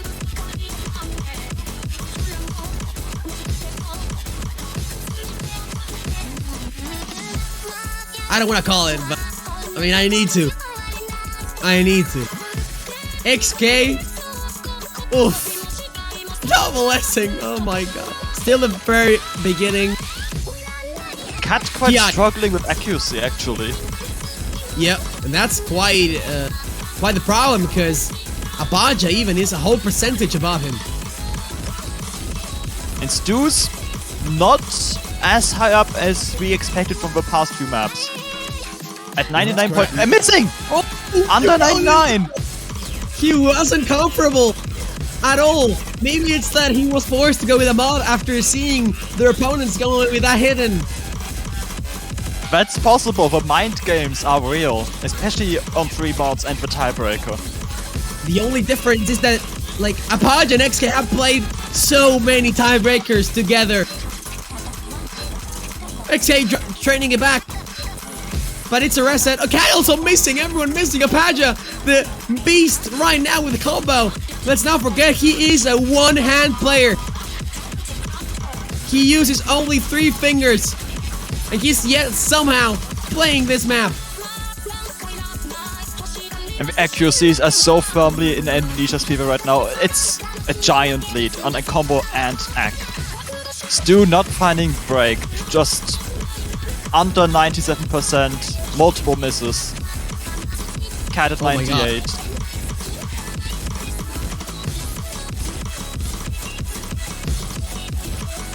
Now it's literally all down to the act from Indonesia's side and all the momentum and build-up they made with the combo lead. We've got a stream, or actually a few streams. Don't think anyone will drop here. Last third, we have around 1 minute left. Stu missing again. I Super fought wrong. inconsistent in this tiebreaker. Might be sireting it. XK fighting XK. a miss into the break, but 99% accuracy, the highest in the Yeah, lobby. that's the best, yeah. The And best act. And Apache Bully, the only full combo left. Cat recovering quite well actually, but it's a giant gap 60K, still left. 60K, that's a lot. That's a big gap to fill with Stu not having the combo cap still, and now Indonesia wants to take this match, wants to take down Taiwan to the losers bracket run. Stu and Cap both missing, not being able to combo. And Apaja showing off his hidden skills. Maybe even playing with a bandana on his eyes, but he doesn't even care. Indonesia wants to face against Germany, and they want to do it efficiently and single-handedly after winning this tiebreaker. Apache did Indonesia- find a miss. Doesn't matter. He will get to the million. Ladies and gentlemen, it's over. Indonesia makes the comeback after losing 3-1. They come back to 4-3, lose the Nomad 2, and then win in the tiebreaker. That's a third tiebreaker we've seen this weekend. Poof. Also, 28% in the pick'ems for Indonesia. They'll be happy. Many It's- people trusted in Taiwan, and they didn't know. I didn't know. I They really didn't know know. Indonesia's power. They didn't trust in the Indonesian power. XK supremacy. Either way, GG's for Taiwan. They play spectacularly. Stu, Cad, Palemo, everyone in that team. Indonesia well-deserved comeback after an incredible roster they have this time around. Hope they keep on advancing. But next week, they have Germany. And Taiwan, on the other hand, is facing Singapore. No, that's wrong. The winner between Colombia and China Yeah, that's in the losers bracket. And following that, the winner between France and Switzerland. France being the country that took Germany to 5-3. Oh, France, Taiwan. Oof. Oh, that's gonna be really hard. I think. Oof, Indonesia has to prepare themselves a lot. I think we're gonna have a real exciting match next week. And stay tuned because we have a lot more to come today. Thanks everyone for watching. I'm not sure if we're gonna go on with Japan Chile now. No, Japan Chile is the next match. No breaks. Seed number 1 against number 16.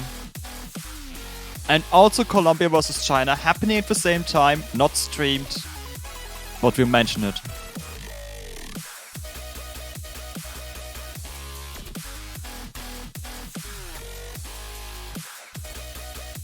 It seems like Japan won the role. That means Chile had the first ban with Madeline. Fame 2 and Japan banning the swing map, no mod 4. Yes, they ban. We're gonna switch out. I believe Ethan is coming in for this one. So, gonna have Ethan and Enwall. Thanks everyone for having me. And good luck casting this match, guys. Thank you, Raf. See you next week. Cheers. See you, everyone. Bye-bye. And welcome in, Ethan. Hello, everyone, and yeah, looks like they just picked HR1. Map we didn't see in the last match. Very techy, lots of slide velocity changes. Yeah, this is picked by Japan, and this is going to be quite a difficult match for Chile. Indeed, they're facing the number 1 seed. And it's Japan. What will is there to say? Yeah, it's Japan in Taiko World Cup. It is a very hard team to face. In a similarly hard match, we do have China and Colombia, the 32nd seed against the 17th, China. Oh, and they too have no mod 4 banned, as well as double time 1 Breaker City. Good luck to all 4 teams, especially the ones with the largest seed gap possible in the matches this week. I'm hoping Chile can maybe snag a point in this match, but it's going to be difficult. Chile does have a history of snagging a point off Japan, generally on a gimmicky map, which we don't really have this week. Something like Hidden 2 would be the closest, but then you have Japan being generally really strong on Hidden, even though they did pick Hard Rock now. Yeah, they might be picking Hard Rock more as a weakness on Chile's part more than it's a strength of theirs. But there are no double S's left. Yeah, maintaining a double S on this map, even if you're like Japan levels of skill, is quite difficult to keep for very long. Although they are holding on with very high act. Everyone's still holding on to their full combo though. But Chile needs something massive from Japan to happen so they could have a chance. Necromancy barely climbing back up to 98% accuracy.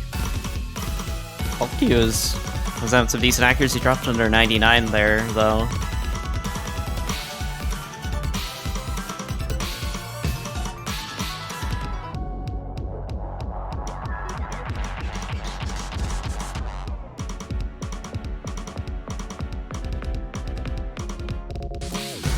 That was some satisfying ghost tapping from Siron. We love some good ghost tapping. Ulqui got back up to 99%.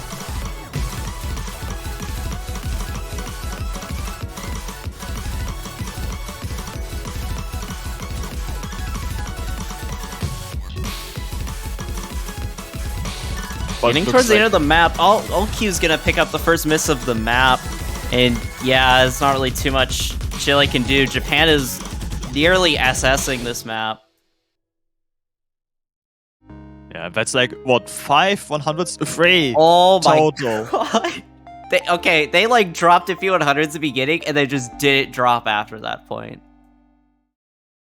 Yeah, just 3 100s as a team score. Yeah. You know, what you normally do in You a Hard know. Rock 1. Yeah, just Hard Rock 1 thing. It's Chile's pick next. It's going to be interesting where they will go, because against the number 1 seed, what do you do? Do you risk free mod?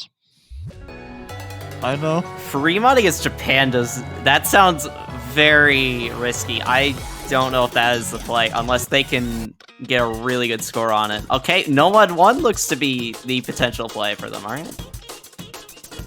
Actually haven't seen this played in any of the matches I've commentated so far. We seen it last match. It was very close. Kind of as you expected. Taiwan and Indonesia. Yeah, I was watching the tiebreaker. That was crazy. That match was that close. I'm very happy to have witnessed that match. 3 tiebreakers already this week. Hopefully a trend we can continue. But it's basically more tiebreakers than TWC generally has over all the stages combined. Yeah, it seems like I don't, maybe it's like the bracket, just how it's playing this year is causing a lot of close matches. Yeah, even the ones that don't go to tiebreaker, like Germany, France was super close. New Zealand, Philippines was super close. Yeah, this has been like a really interesting year for like close matches. A lot of teams have been coming up and playing really well. And we'll only get better next week, I feel like. Yeah, I cannot wait to see like what matches we get next week. And just in the rest of the tournament. Starting off, we have a few accuracy drops for Necromancy and everyone else holding a double S.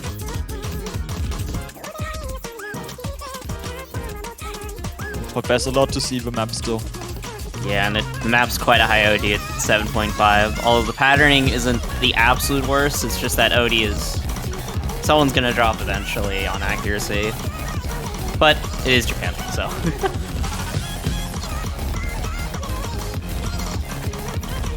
But while everyone's holding their combo, Colombia versus China finished Nomad 1 with a victory for China 1-0. Necromancy's recovered their accuracy up to 99.4. Now things are a little bit closer, but 3 players are still holding on to their SS. The only reason the score is a difference right now is just Necromancy having some accuracy drops in the beginning. There's some crazy consistency from all of these players. It's a good moment to point out the OD is 7.5, which is pretty high for Nomad. But everyone's holding on to a strong accuracy of basically just double S-ing everyone. Oki finding a 100 now. Gives Japan a little bit more comfort room. Chile's really gonna be hoping Japan misses somewhere.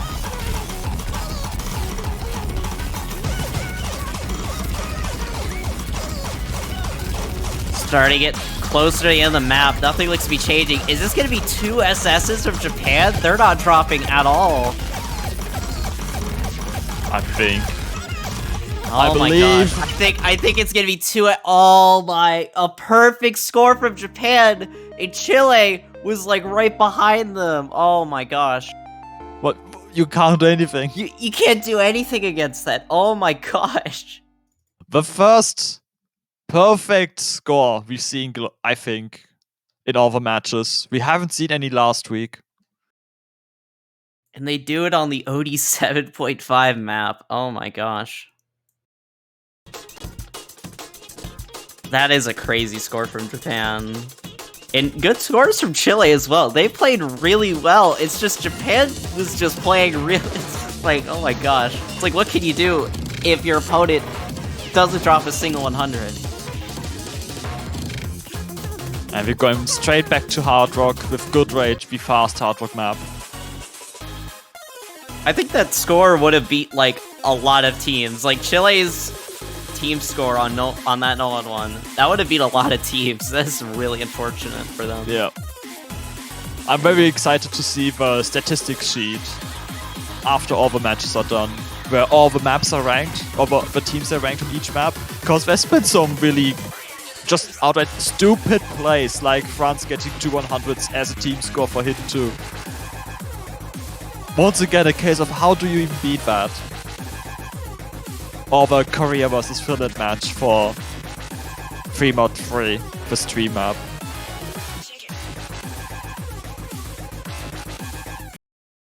Well, that's all the matches we are having Japan-Chile.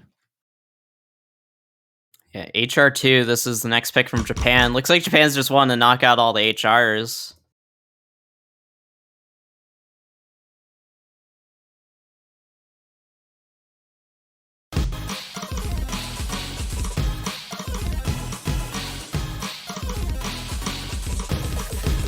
We are not going to see a double SS this time. Yeah, that'd be crazy. Imagine 2 times in a row. Oh my god. Yeah, looks like we're not really going to be seeing anything more than maybe 1 SS from Saren, but they do still have to hold it. There's quite a bit of map.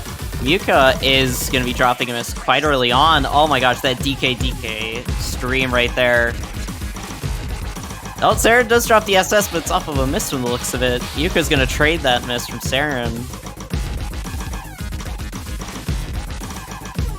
And it's Ekume and Ulqui holding on to that combo. Ulqui fighting a few 100s, but otherwise similar in accuracy. Oh, Saren with another miss. That's going to make things actually kind of close. Although the accuracy difference for Saren and Yuka is going to cause things actually not get as close as I thought they would be. Saren's missing, but they're not dropping any accuracy at all. So it's allowing Japan to keep the lead for now. I believe Yuka had missed a lot more earlier than Saren. Still though, it's definitely sort of possible for Chile to take this if Saren ends up missing again. Yeah, this time we look at a situation where it's not impossible. Yeah, it's not like some crazy 2SS situation. Ulq is right behind Akumia right now. Getting close to the end of the map though.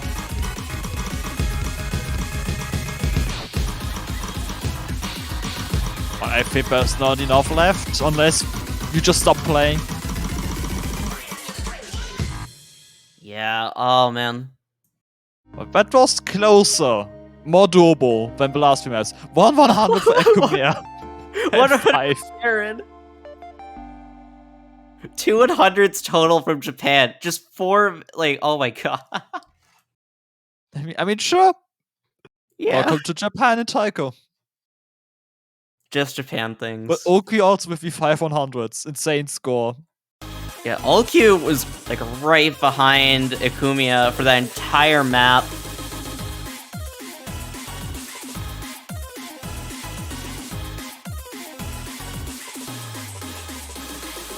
Hidden 2 is going to be Chile's next pick.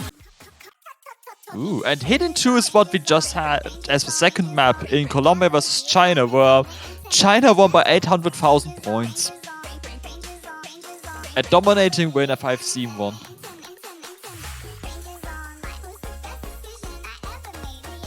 Yeah, 800,000 points. That is a huge score difference in Taiko. We need to send our energy to Colombia, so they can make it not a sweep. We need to send our energy to Chile to make this not a sweep. That too. All the energy to South America. Yes, just give all of your energy to South America. And if Chile were going to take a point, depending on how much they've practiced this, maybe this might be the map for that. You know, they could get a point off Japan. This would be a classic Chile gets a point of Japan on gimmick kind of deal. But Yeah. first, Japan needs to drop accuracy of this map, and I'm not sure that's going to happen. Second, Japan needs to miss, ideally.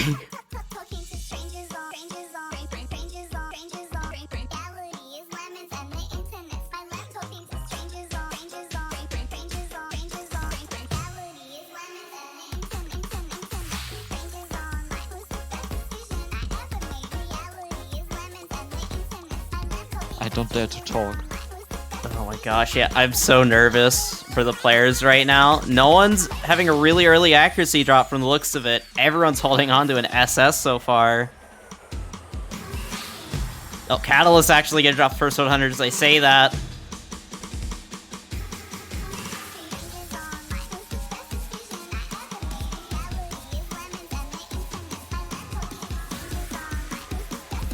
Alright, about to get into the SV speed up.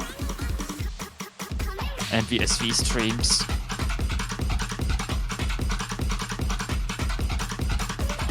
Everyone's holding on their accuracy. The only difference right now is just off that 100 Catalyst had earlier. Once again, 3 double S's in the lobby. Would be a shame if Japan were to drop that. It is so close still. Japan may have the lead, but any little drop and it will either tie or just go over to the other side. It is just a single 100 right now. It's not even we're getting multiple towards the 100s. end. Oh my gosh. Is Japan gonna have a two-way SS on this? No way. 3 players are still holding other SS. The only difference is 100 from Catalyst. Ulq's gonna pick up a drop. Oh no. I think that might be it. Japan just 2-way SS into what? 2? How? What? Japan, you can't be doing this. Ulki with a 1 miss, Catalyst with a 100. And Chile as well with insane scores. Chile's scores are actually ridiculous compared to most teams we have seen on this map and this stage. Chile would beat a lot of teams with the score they just got. And unfortunately, Japan just 2-way SS'd again.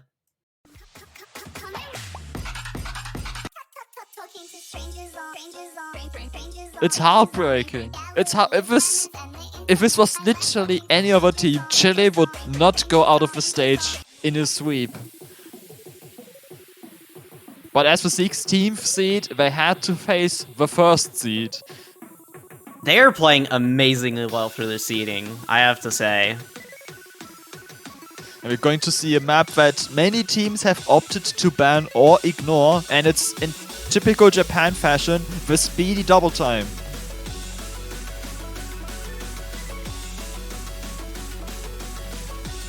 Yeah, DT2 is going to be Chile's potentially final map in this match and in the winner's bracket. This has always been a classic way for Japan to end matches since I've been watching since TWC3, and it's been always the case when there was a fast anime double time map in the pool, maybe even TV size, because that happened back then. You had a 1-minute double time map. That would be the final pick for Japan, and they would win. Always. And we might see that again, but Chile will not go without a fight.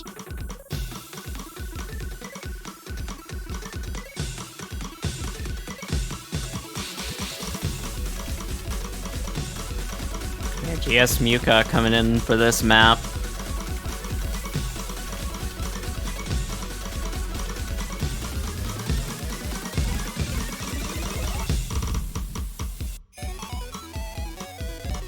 Ulki with some early accuracy drops, but nothing that's gonna cost him the point or anything. Although, oh no, that is quite an early miss from Muka. It is so early though that, you know, if Japan does miss in the middle, there is some potential leeway. But the accuracy difference right now is gonna make things hard.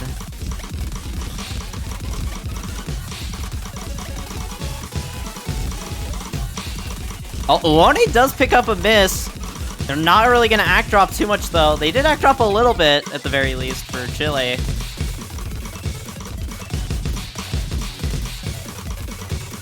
It's a slight combo advantage for Chile, but the accuracy is still in Japan's hand. Yeah, Great P is holding on to that SS.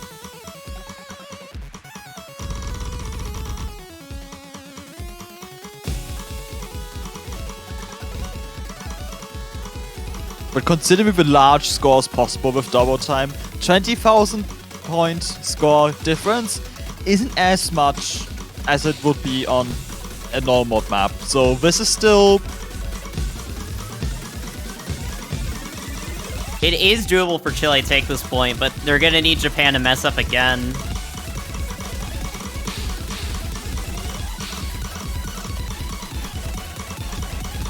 Getting closer to the end of the map. Everyone's holding on to their combos for now.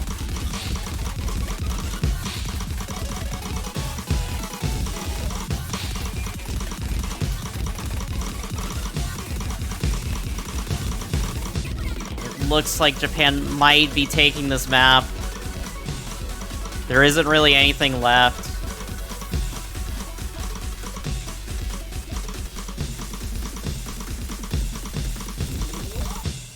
And yeah, that is it for the map and this match. Japan is going to take it 5-0 and move on in the winner's bracket. Chile will be dropping down to the lower bracket.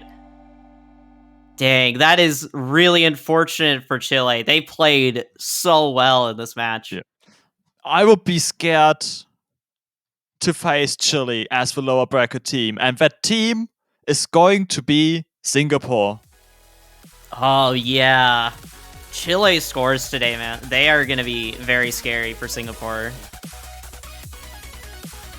I guess we'll just sort of have to wait and find out for that. Yeah. And in the upper bracket, Japan will be facing the winner between Canada and Sweden. The final match we're going to see today in an hour and a half. But we have another match going on right now, which is Colombia and China. And I think we're going to switch to that, where China's leading 3-0. They just won on Good Rage.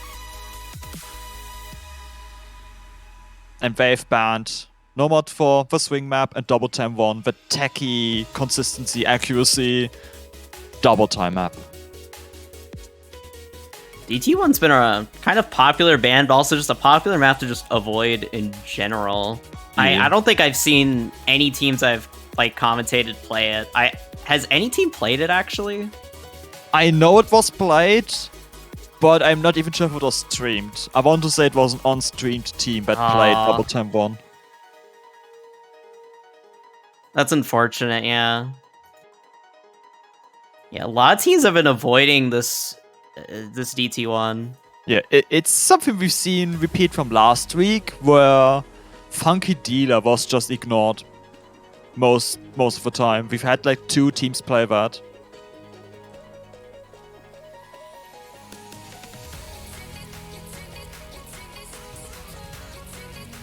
Yeah, I think it's just a case of not a lot of people are very confident in that sort of skill set, because it's not a skill set a lot of people go out of their way to practice, really. And well, looks like we have the match on screen, and China with the mod advantage, from the looks of it. And it's all Light China's pick. Yeah, Light and Blastix trading some misses.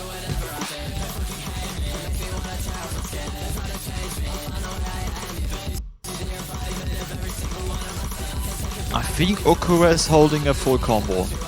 I want to say that's high enough to be full combo, or at least a very high combo. Yeah, that is either like a reverse choke or a full combo, and they're holding on with pretty good accuracy as well. And getting close to the end of the map, looks like Colombia is starting to miss a lot towards the end. Oh my gosh, that note lock there from Steve. I don't know how to say that.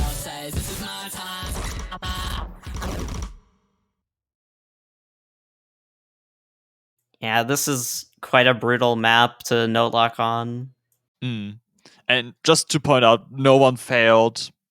Because we joined mid-map, it doesn't show our HP bar correctly. So we don't get to see the player scores on stream.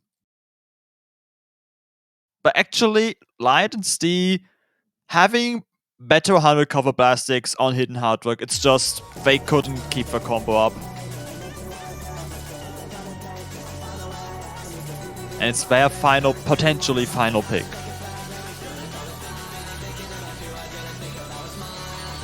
Like Chile versus Japan, this is the number 17 versus number 32 seed, which is Colombia. Basically the highest and lowest seeded team in the lower bracket. Not entirely true. Italy is the highest seeded team in the lower bracket after an upset against Finland.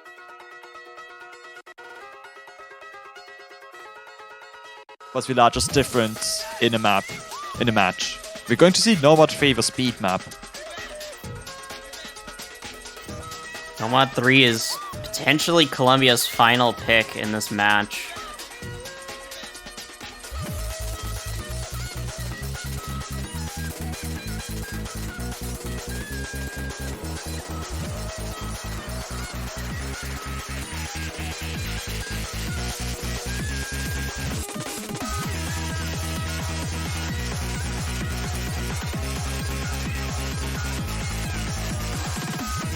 Seeing Edward come in for China.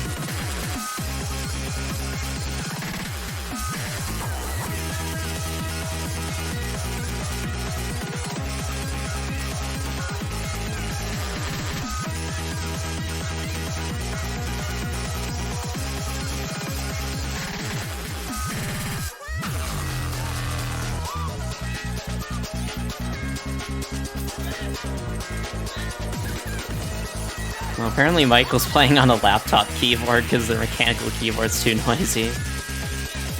Alright, it's very late in China. It's like, Yeah, wait. Yeah, it is kind of late around there. I think it's 10:30 PM or something. Sounds correct. Trying to play taiko, going from mechanical to like membrane, or going from membrane to mechanical is kind of weird. At least for me. But it sounds like they're somewhat used to it if they're gonna play a map with that.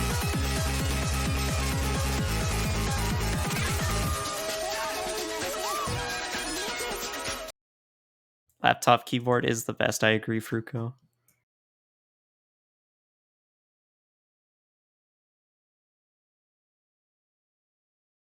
The issue is with laptop keyboards is like it'll just double tap in like 5 seconds. We don't want that to happen. Unless you want Colombia to win, in which case, maybe you want that to happen. Yeah, maybe actually that would be good, because I don't want to sweep again. Coming from a tiebreak and a 5-3 match to a double sweep is a bit... It's a stark contrast.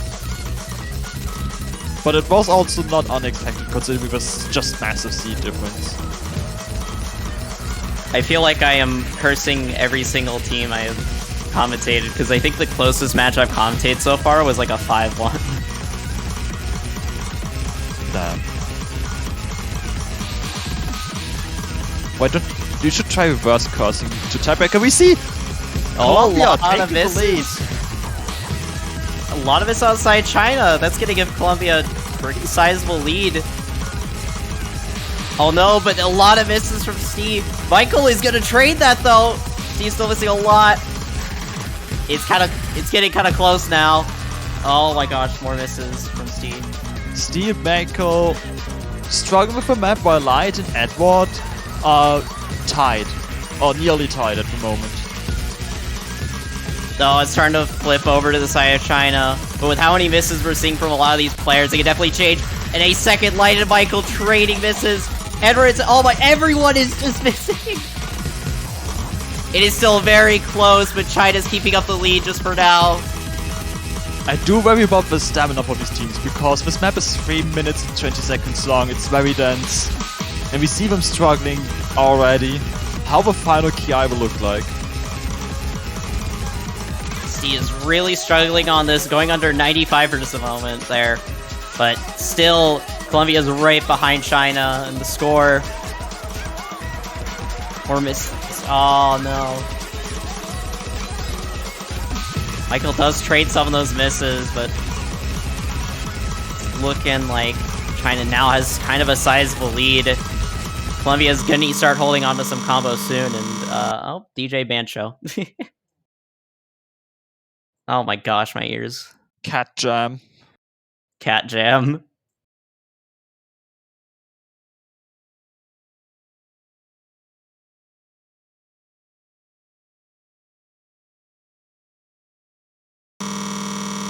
Oh? Oh Oh. no. Cat Jam inbound.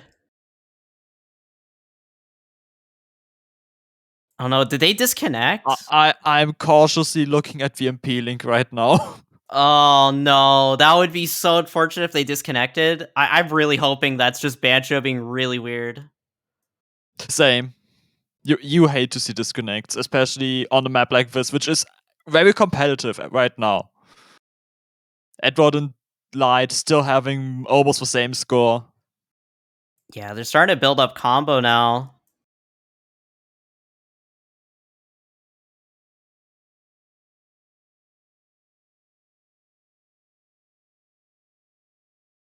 Light's gonna pick up a miss.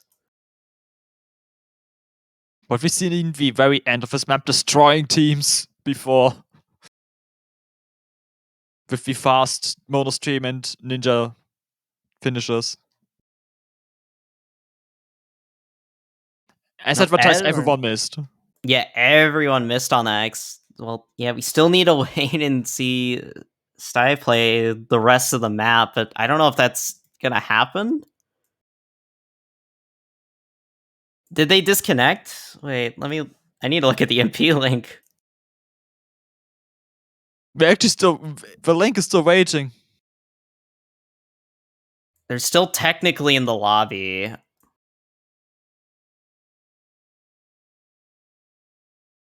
We're patiently awaiting the score.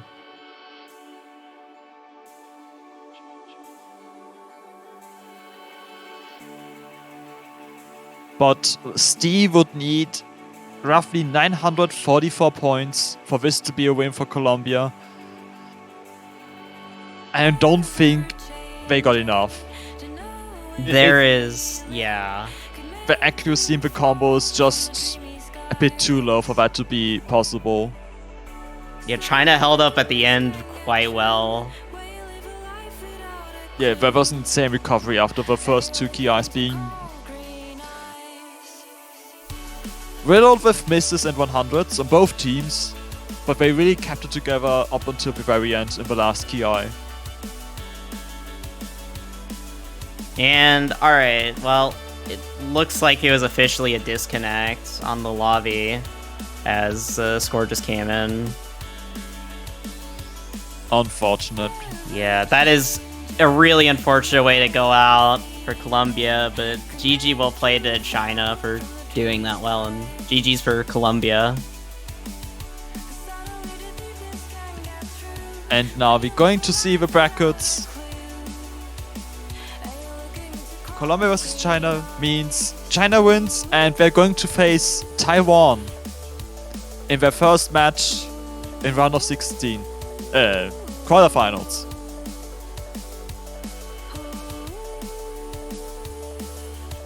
Here we have it. A few matches still left to be done in the upper bracket.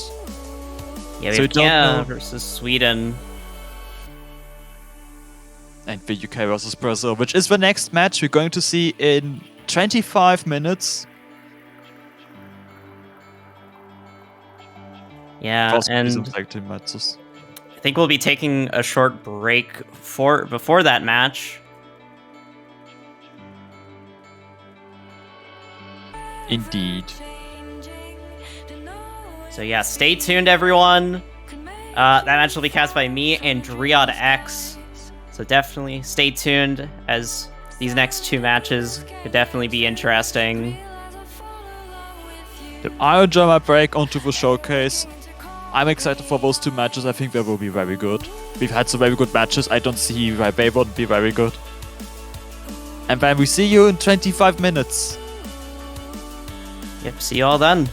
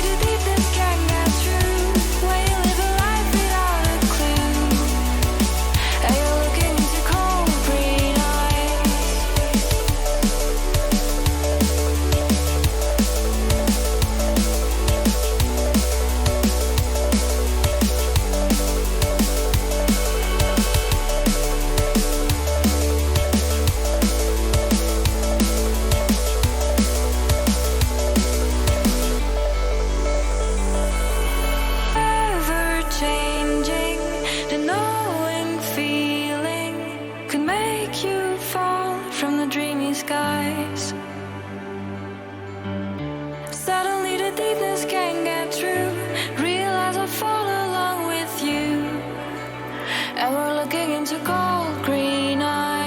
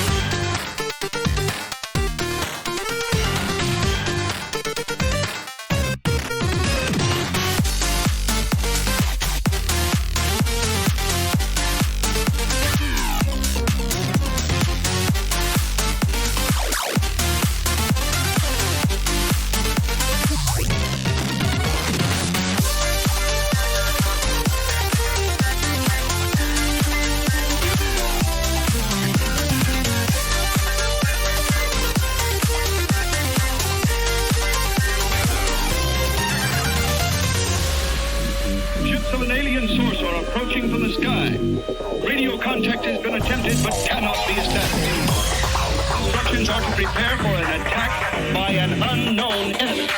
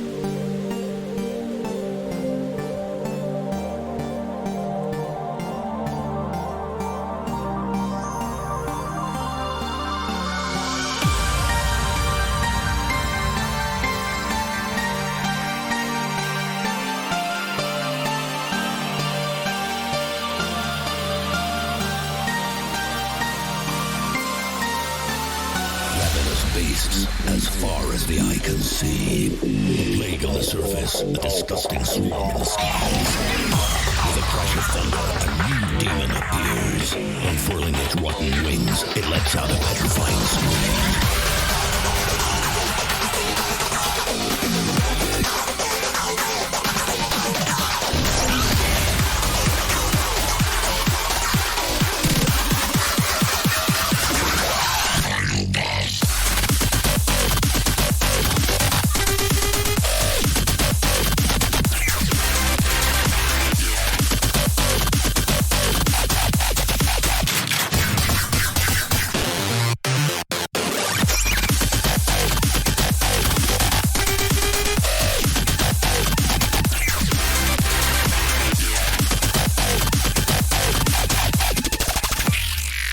Time to fight back.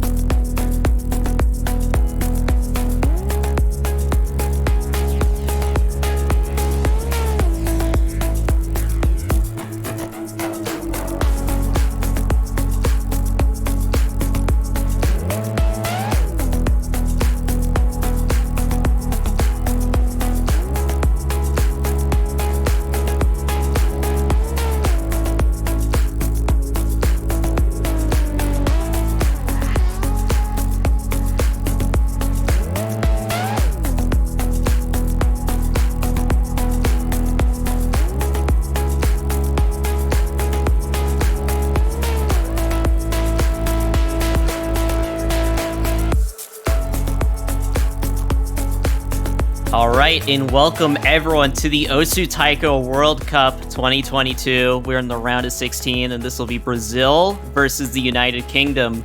I'm Ethan, and I'm joined by Driad. Yo, what up? We got an exciting match between seeds number 7 and 10. Yeah, Gotta be a close one, and hopefully not another 5-1. Yeah, we've seen a lot of close matches this weekend. I have not been able to commentate them, though, unfortunately. I have been cursed. Every single match I've actually commentated so far has been like 5-1 to 5-0. So please let this be the end. Okay, the chat just bugged for a moment. I straight up thought Gohii rolled 2 92s in a row. He only rolled 192. But Yeah, compared to Skull Kids 34, that does let the UK win the pick. The roll. And we are wasting no time. Brazil already banning free mod 3. He looks slightly annoyed at that. It's like, seriously? Disaster. Yeah, so United Kingdom winning the roll to get the first pick. Brazil going to be banning Fremont 3. Let's see what the United Kingdom have for their ban. And then looks like they're going to be quite quick with their ban as well with DT2. And kind of a popular ban with a lot of teams. Yeah, but I've also seen it be a fairly popular pick. Yeah, that's the thing. If it doesn't get banned, it usually ends up getting played.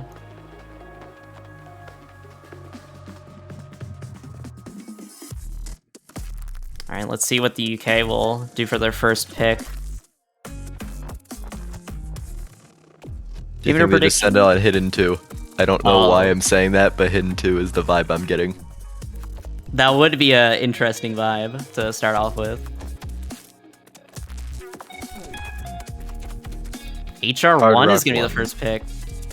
HR1's been a pretty popular pick from what I've seen. Nifty map number 2. Let's go. The nifty HR pick. This map's kind of difficult, I'm not gonna lie. May only be OD 8.4, but the snappings are rough. Yeah, it's just the snapping, and then you're playing HR, so it's fast, and it's also nifty, so it's like a lot of different SVs coming at you. Very tricky map to maintain accuracy on, but if you can maintain accuracy on this map, you'll be rewarded with a very nice score. Then you're seeing Gohigi and Metso for the United Kingdom on this, and Hirak and Gustav for Brazil.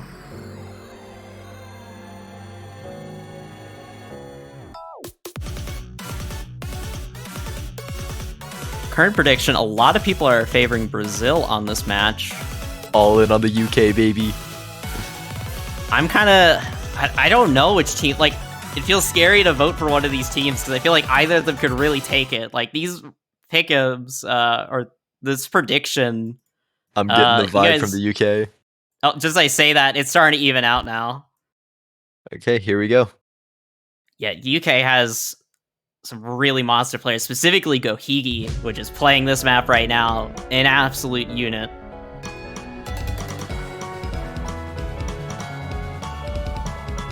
Early ACK lead over to Brazil. But ACK is not something that's easy to come by in this map.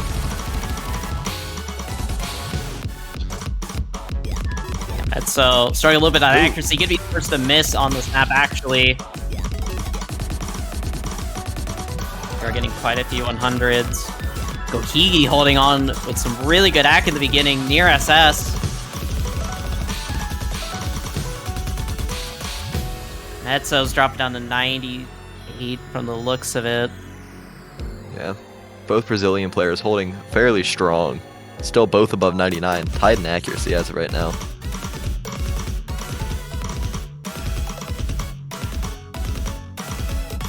Okay, Hirak's accuracy is sort of starting to climb up to be getting closer to Gohigi.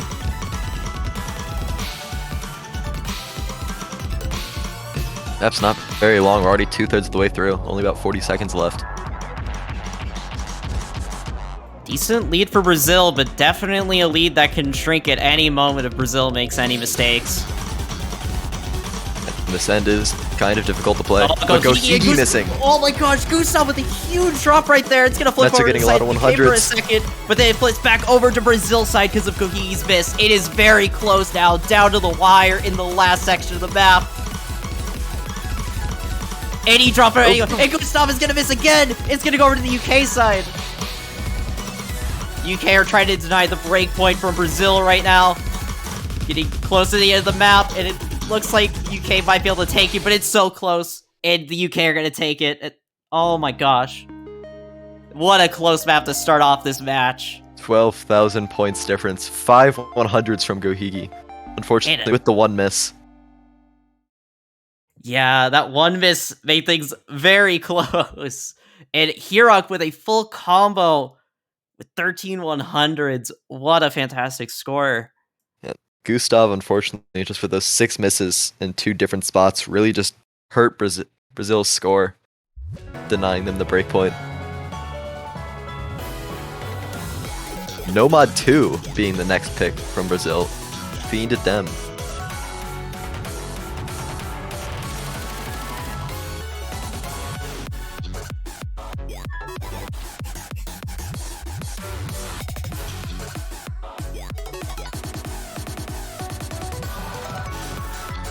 Nomad 2 could be interesting. Another technical map, but instead it's going to be a Nomad map.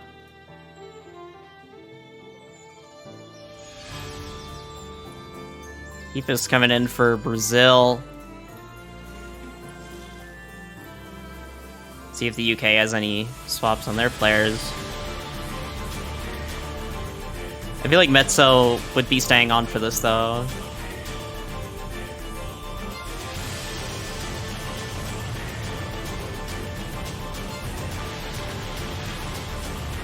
And yeah, Metso's going to be staying in for the UK. No player swaps for them. Number 2.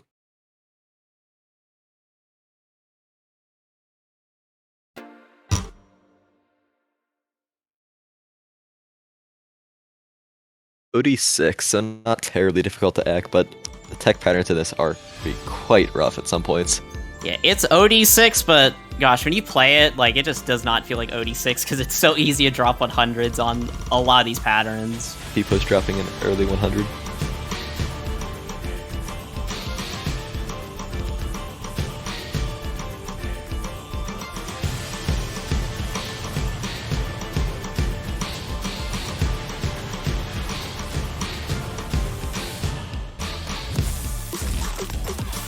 Alright, getting into the more technical part of the map.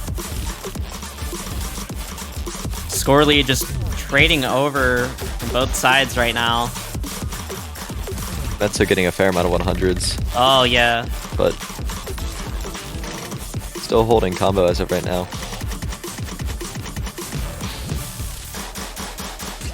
Yeah, their accuracy's still at a point where the score lead isn't going to completely go over to the other side. Just yeah, Ooh, but Metso missing. Those misses are definitely going to flip the lead over to Brazil side even more.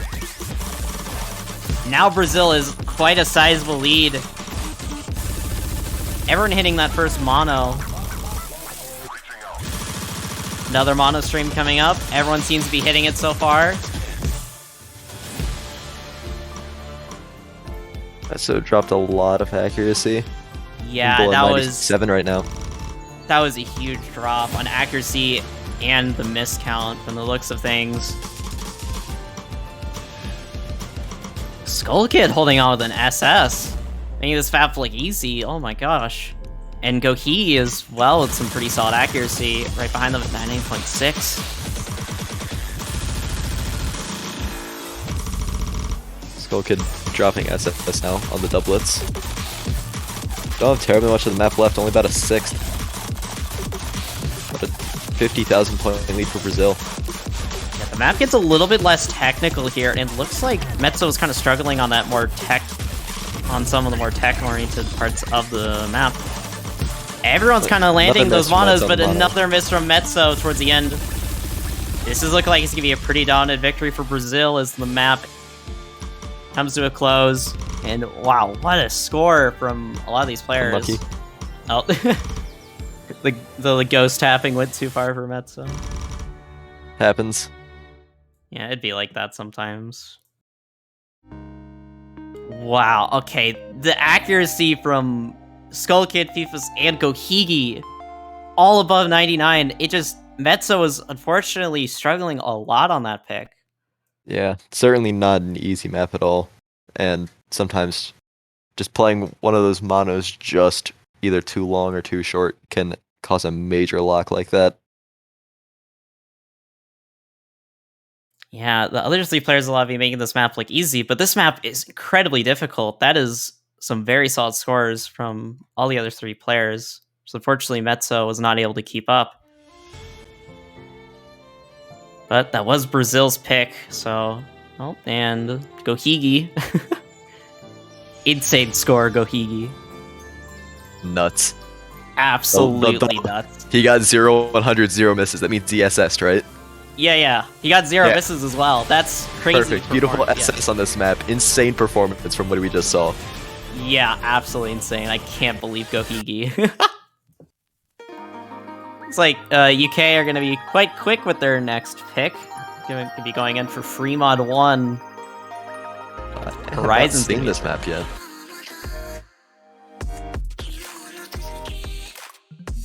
Just hearing the beginning of this song, I feel like I thought it was going to be one of those free mod that's like 4 minutes 30 seconds long, but instead we get a nice 2 minutes 11 seconds. Yeah, it is quite a scary free mod since it's only 2 minutes. Yeah. Short free mods can be kind of scary, but also long free mods can also be scary, so I guess for sure. In the middle, free mods are scary.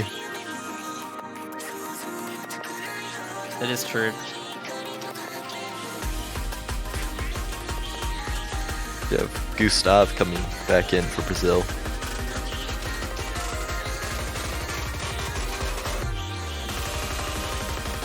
I just put all of my channel points on the UK winning this. Oh my god. Me too. Oh my god. I don't have that many channel points. I have 3,600, but I put them all in for the UK. I had like 3,500. Alright, we got around the same. Alright, well let's see if we can get the right prediction on this. Well, the mod numbers match, but Peepus is playing with Hidden and Horizon with Hard Rock. Fairly expected for 3 mod on both sides, but yeah, Horizon on HR and Peepus on Hidden. I don't know if I was really expecting Horizon on HR. Felt like they would go with Hidden on this, but maybe I'm miscalculated. Maybe I forgot their skill set exactly. Gustav being the one to struggle with accuracy the most so far. But some of these slow beginnings can always be difficult on Hidden. No, Gohigi is struggling quite a bit on accuracy as well. Everyone is. T100s. Yeah, everyone is kind of struggling at accuracy at the beginning, aside from Horizon. The only one playing without Hidden. Yeah, this beginning is kind of tricky with Hidden. Once things start speeding up, it'll start being quite difficult for HR. He's still struggling in accuracy quite a bit, but everyone's still holding out their combo for now as the speed up comes in.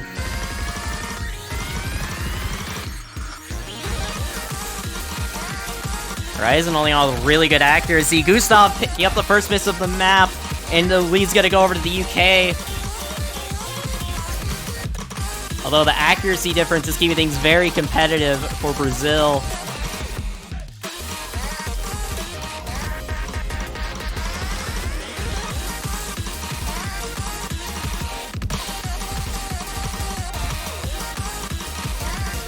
Oh man, this is so close right now. UK still keeping up their lead.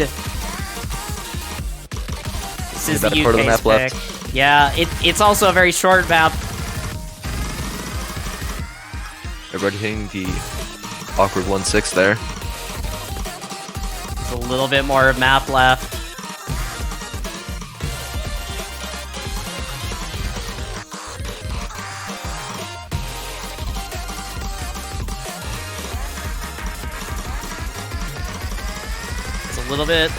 There's a little bit of map left, but yeah, it's not enough for Brazil to come back, and the UK is going to take their second point in the match. 19 100s from Gohigi on 2 mod. What's even crazier is that Gohigi basically hit like all of the fast sections like nearly perfectly because Gohiki got a pretty heavy act drop at the beginning, and then Yeah, they just the didn't slower get any sections. 100s. Yeah, those slower sections were really hitting Gohiki. But once the map sped up, they were hitting those really nicely.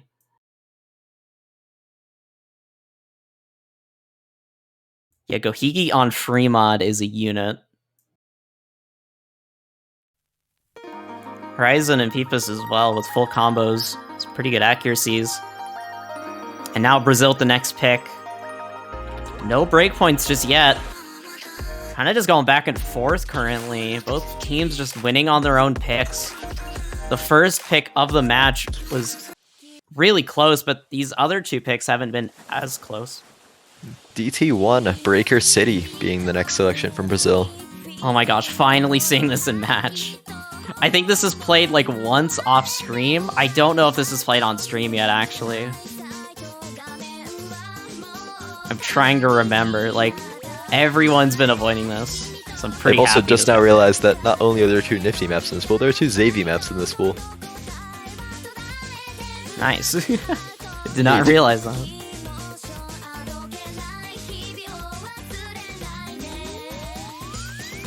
You see Skull Kid coming back in for Brazil.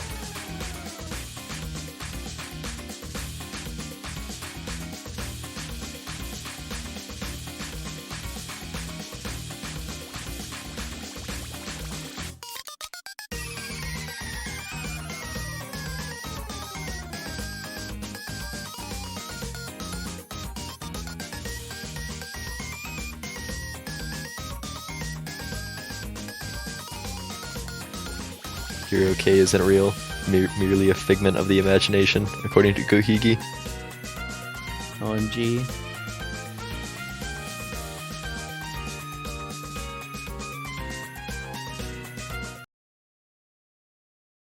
This one is Skull Kid.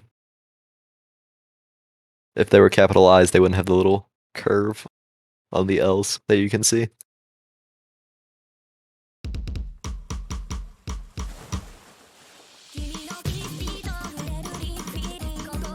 OD5, so with DT, it's not terribly difficult. Yeah, but these patterns are quite technical, so even if it's OD5, it's still going to be quite a challenge to act. And yeah, we're already seeing some pretty heavy act drops from some players. Peef is struggling to maintain accuracy early on in this map. Trying to get used to DT accuracy on the fly can be really tricky. Yeah. Especially when you have things like doublets and 1-8. Like, if I know I'm playing DT for a match, I usually try to just specifically play only DT for, like, at least 20-ish minutes, because it's quite tricky to play DT on the fly in Taiko. Although, everyone's maintaining their combo for now. UK gonna be holding a decent lead. This is Brazil's pick. Yeah, that miss from Peepus really hurt. Oh, I didn't even see... I didn't even see that. I thought I was solo on their combo, damn. I am blind. Happens.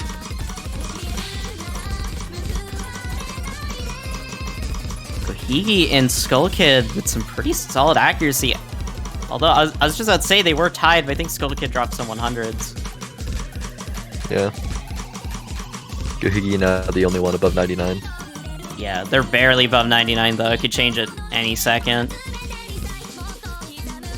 Not much of the map left, though. There's only 2 minutes 3 seconds long. Yeah, this is another short pick. We're getting closer to the end, and everyone's struggling to maintain accuracy aside from Gohigi holding above 99 still, and that's really helping out the UK. This could be a break point as we're starting into the last section, and nothing's really changing. Oh, a couple of back drops from Gohigi, though. Gohigi's dropping a little bit of accuracy, but it's not enough. The United Kingdom are going to take that point. By 10,000 points, too. Oh, man. You know, the UK they had the lead the entire time, but they were barely holding on. They definitely could have flipped over into Brazil's favor if they just had a little bit more of an accuracy drop or a miss. Yeah, that miss from Peepus really, really hurt Brazil's chances. I think without that miss, it might have gone over to Brazil, but even then it was still really, really close. That would have been like a few 1,000-point difference if Peepas did not miss. Like, that would have been extremely close. I think Brazil technically would have taken it. Yeah, I think just because Pipos' miss was so early in the map that the combo wouldn't have taken enough of an advantage. That was so close, though. Unfortunate for Brazil, as that's a break point, 3-1.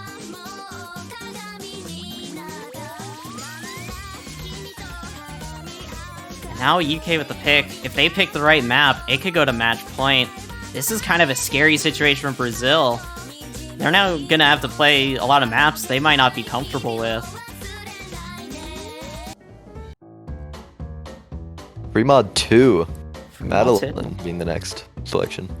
Another map I haven't really seen too much in the matches I've commentated. Yeah, I only saw the tail end of it when we dropped in on France versus Germany.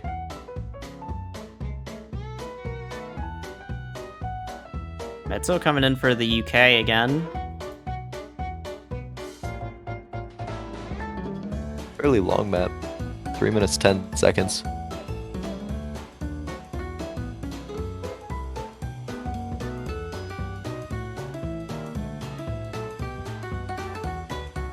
Map has some pretty good elevator music quality stuff while we're waiting for the players. Foxer coming in for Brazil. Oh yeah, I don't think we've seen them in this match. I'm trying to remember if they're more of a hidden or hard rock player. Kind of forgot. I'm gonna predict though, I guess they'll go hidden. If I remember correctly, this map on Hard Rock by itself is kind of really fast. If I remember correctly. Hidden Hard Rock, it becomes kind of manageable. But we'll see. And I was wrong. Oh, looks like the UK have a mod advantage actually, as Hirok is just gonna be going with just hidden and Foxroo with hard rock. That's with hidden, and then Gohigi on that hidden hard rock. That mod advantage is really gonna help out the UK, but it could also bite them if Gohigi drops a lot. Getting 100 on the first note. Oh.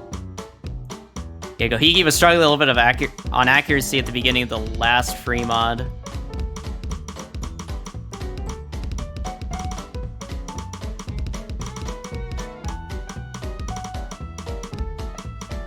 There's only OD 8.4 with Hard Rock, so it's not terrible.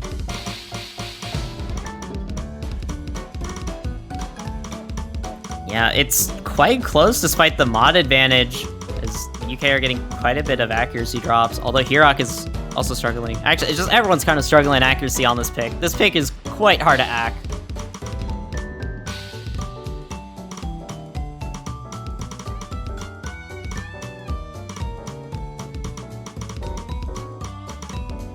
Mod advantage is going to keep the UK in the lead for now. Both UK and Fox are dropping a lot on that mono, but not a miss yet. Tied accuracy for the Brazilian players. Yeah, Gohigi is the lowest accuracy in the lobby, but the hidden hard rock is keeping the UK alive. I mean, Mezzo does have the highest accuracy in the lobby, but Gohigi with a miss. Gohigi with a miss. Kind of around the center of the map. That's not really a place you really want to be missing at. Mezzo's accuracy is kind of keeping the UK competitive, though. But Gohigi really needs to catch up on accuracy. Yeah, luckily for Gohigi at least, his mod advantage does pretty much negate the combo advantage that Brazil would have. So it is, oh my god, it's still so close. Gohigi with another miss, though. That's going to flip things over now. Yeah, and it looks like Brazil started to recover on accuracy as well. This might be a case of the United Kingdom over-modding just a little bit. Mezzo starting to drop some accuracy, going under 99%. Gohigi with more misses. The misses are just starting to pile up now. There's still a little bit more map left for the United Kingdom to take it, but all these misses are going to start adding up.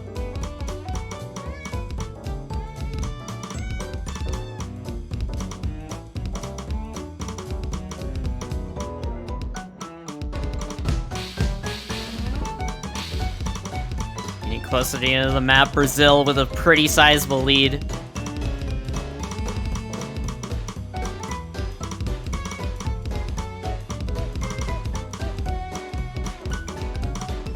This might be another break point, but it's going to be on the side of Brazil.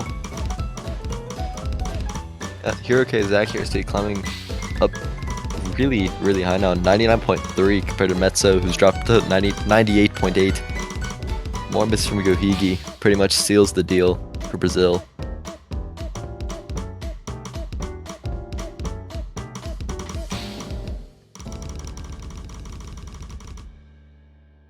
Yeah, that was a very important point for Brazil. Now it's 2-3. Brazil also with the next pick, I believe. Yep. Metso, honestly, only scoring 10,000 below Hiroke even, and 2,000 above Foxhero. Just Gohigi, not really reading the mod selection correctly. Forgot to change res. Figured. Happens. No longer a smiler. Forgot to change res. Feels bad. Yeah, oh my gosh.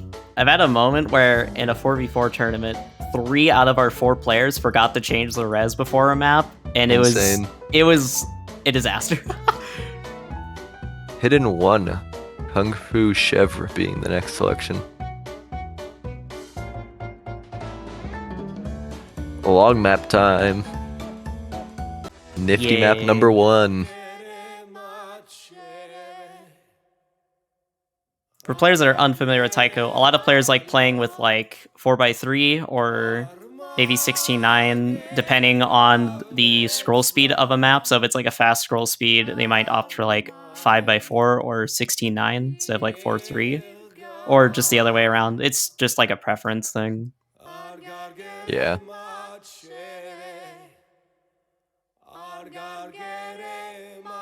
And we have the mini tiebreaker. Awesome.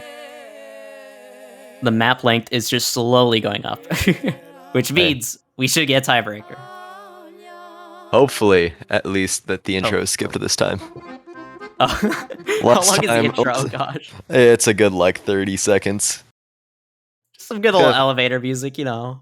You have Kyomo coming in for Brazil, but not coming into the map. Not there we go. Denied.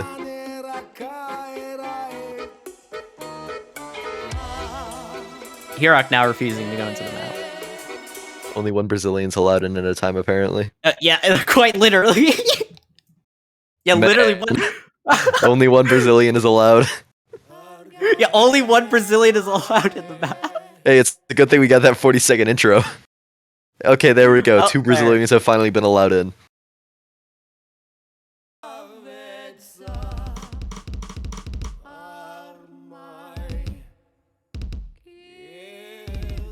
Attorney client doing a funny as usual. It's doing its little just memes randomly. I don't think they're skipping. Well, thankfully we panicked for so long that now we're close to the end of the intro. Yeah. So the joke's on the players. They didn't skip. This is now the second match that I've had the people not skip the intro to this song. I feel like they're doing it intentionally.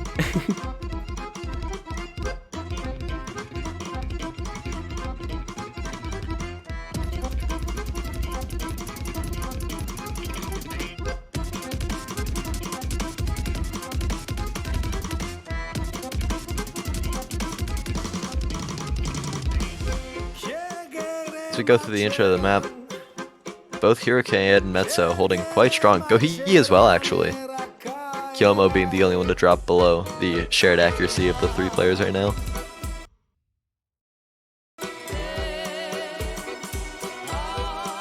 Yeah, but it's quite early on. Now the score is just straight up tied from the looks of things. Oh, Kyomo picking up.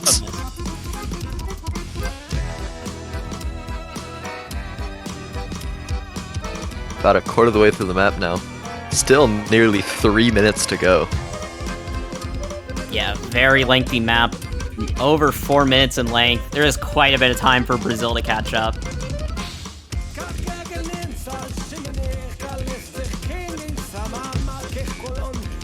I believe the ending has some pretty rough diff spikes, if I can remember this map correctly. I believe you were correct.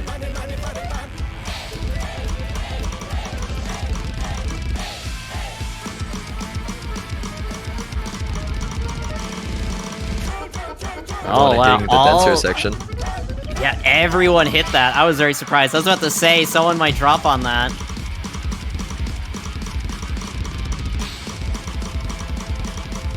Oh, Kyomo missing on the stream, and all of that was a huge drop. 60,000 point lead now for the UK. This is Brazil's pick. The UK, if they get this break point, Kyomo with more drops. Oh, no.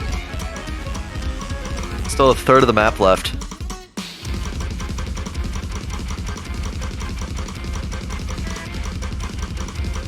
So Giga and Hirok are tied on accuracy. It's mainly just the difference of Kyomo versus Mezzo.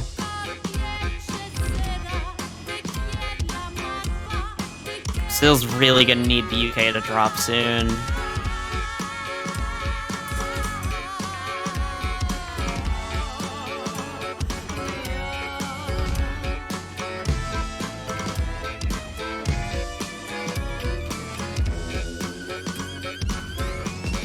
As we're getting close to the end of the map, it's looking like this score lead is going to be hard to come back from. Oh, was that an actual miss or was that client? It might have been an actual miss. That might have been actually, because you're getting a lot of 100s here. But with the... Oh, Nope, it was mind. client. Yep, client. Just took it forever. Thank you, client.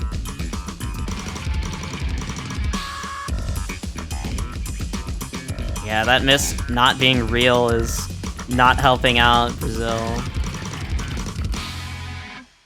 And yeah, the UK is going to take that point. Now they're at match point with the next pick. Things are looking pretty scary for Brazil. 3 FCs on this map is nuts, by the way. Yeah, So that I'm gonna is... throw that up there. Yeah, also the accuracy for Gohigi and Hirok, that's nuts. Will we see an upset here? Yeah, Brazil Brazil is the higher seeded team. They are the higher seed team, but it's a seed difference of 7 to 10. It is kind of a small difference. But still, the UK is making it not like as close of a seed difference for now. Although, Brazil just needs to win one break point from the UK, just whatever they pick, and then they need to win their own pick, and then it could go to tiebreaker. Yeah, But luckily winning for them at 3 least. At least for them. Brazil does have to do the harder part first, so they can get the rougher part of getting a break point out of the way now, if they're able to.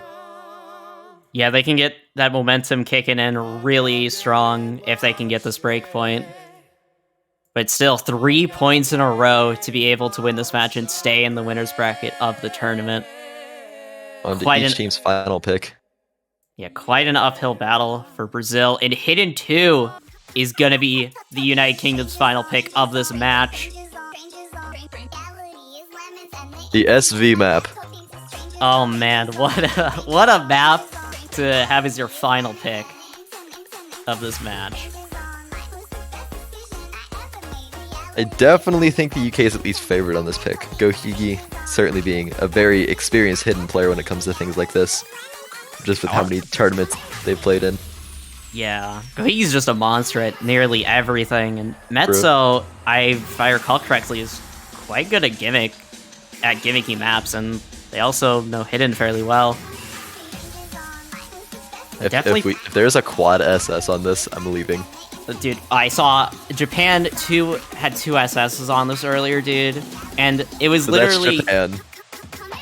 And the scariest part is that Chile, it was Japan versus Chile, and Chile got 1 miss on one player, and then 100 on the other player. It could have actually legit been a 4-way SS. It's already almost happened somehow.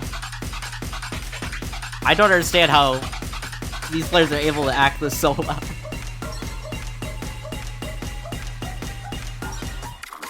As a player who cannot play Hidden, how do y'all do it? I gotta ask. Well, first I see the notes, then I hit the note. The only difference is I can see the note for less time than usual.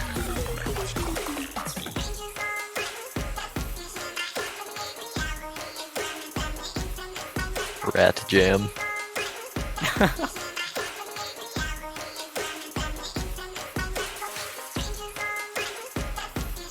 All I'm saying is a rat jam is oddly in time with this song.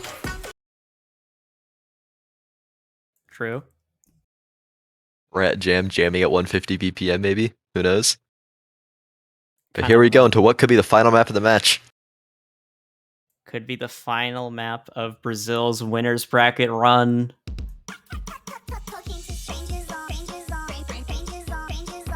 Oh, Foxer's just ghost tapping the heck out of this beginning. All right, I like it. All right, well, quad SS is no longer happening. With P-Puss getting 100.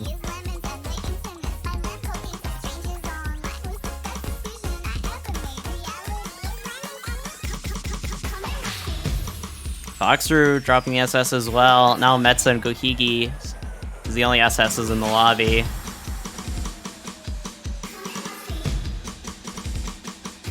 Foxer and Peepus are tight on accuracy. Never mind, actually.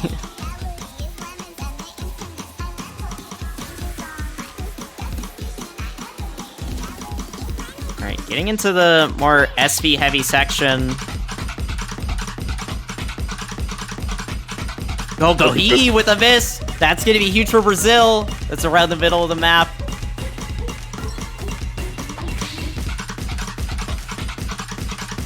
That's really bad for the United Kingdom. Oh, but Peepus with a miss. They didn't act drop at all. It's gonna keep things really close though. And now we're getting towards the end of the map.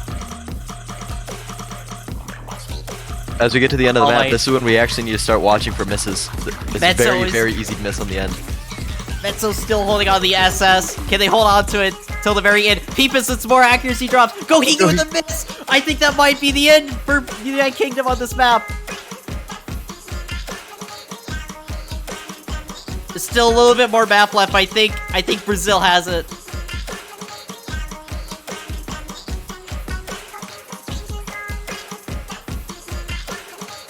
As we go to the end, I think that will be the break point for Brazil. Oh my gosh, Brazil with the break point. They're still in the match. They're still gonna remain the winners bracket. And Metzo with an SS. But despite the SS, Brazil will take the point. Oh man, that is heartbreaking for Metzo. Run to the final pick of the match now. I think we only have HR2 and then Nomads left? There's not a lot of picks left.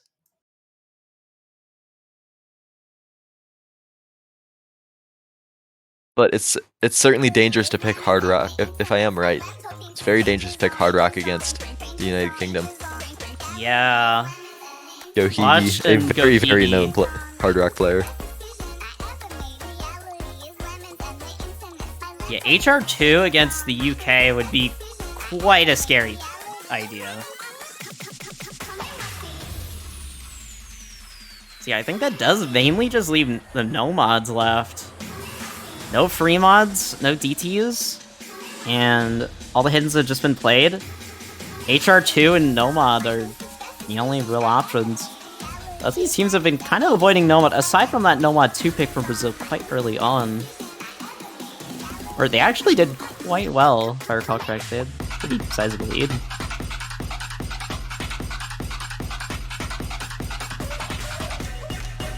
Looks like they might be getting a timeout just for a second so that they can figure out what to pick. That is quite understandable. I don't really know what they'll go for. They did really well on that hidden too, so I'm thinking like I could maybe see like a Nomad 4. Maybe they'll gamble it all on Nomad 1. I feel like Nomad 3 might be the best bet for them. You know that, yeah. Nomad 3 or Nomad 4, I think are the better options. Out of the 4 maps that are available, with HR1, Nomad 1, Nomad 2, or not Nomad 2, Nomad 3 and Nomad 4. I mean, granted, the UK does have very strong speed players in Gohigi and Horizon. As like well Brazil. as Botched if he will come in and play.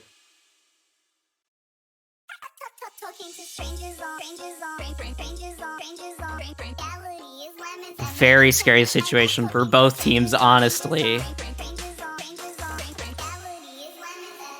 The UK are facing a potential tiebreaker after being up by a couple points.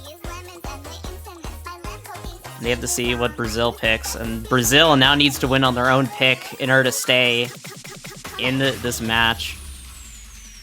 So many coin flip maps left. That's kind of the issue. I know, right? That's what I'm thinking. Like, a lot of these maps could go either way. In Nomad 3, as Xavier you were number 1. predicting.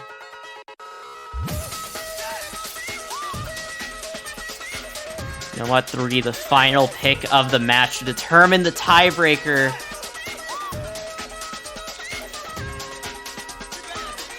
What a scary map, honestly, to, like, determine the tiebreaker.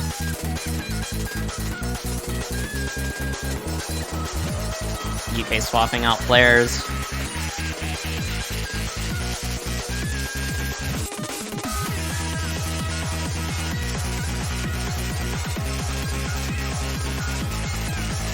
It appears we will have Skull Kid and Peepus in for Brazil. And as we wait for the final player from the United Kingdom. Map is OD7 260 BPM, and it's a long one. What a map to end on. By map to end on, I mean that there's a very real chance we have a tiebreaker after this. Yeah, this is Brazil's pick. The odds of a tiebreaker are very high right now. And I believe this would be like the 4th tiebreaker this weekend. We've seen a lot already, so if it happens again, that would be absolutely insane. We do have Horizon coming in for the United Kingdom.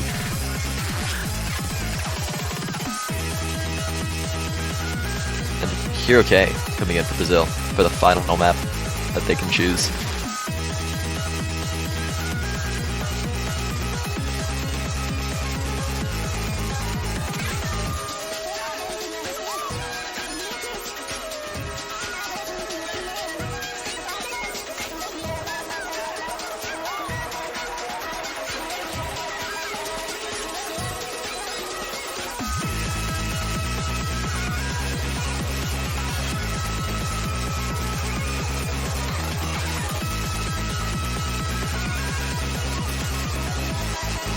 Horizon wants their sushi, apparently.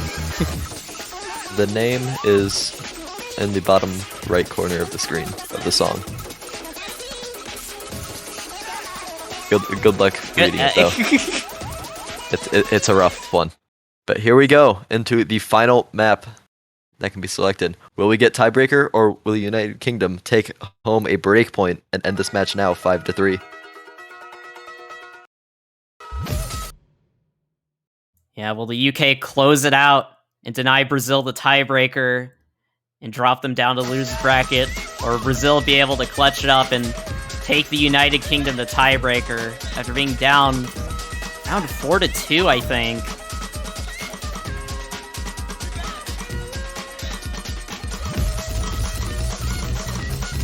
Into the faster section now. And this is basically what we're just going to see for the next 3 minutes. Speed. Horizon, or not Horizon, Hero dropping the first 100.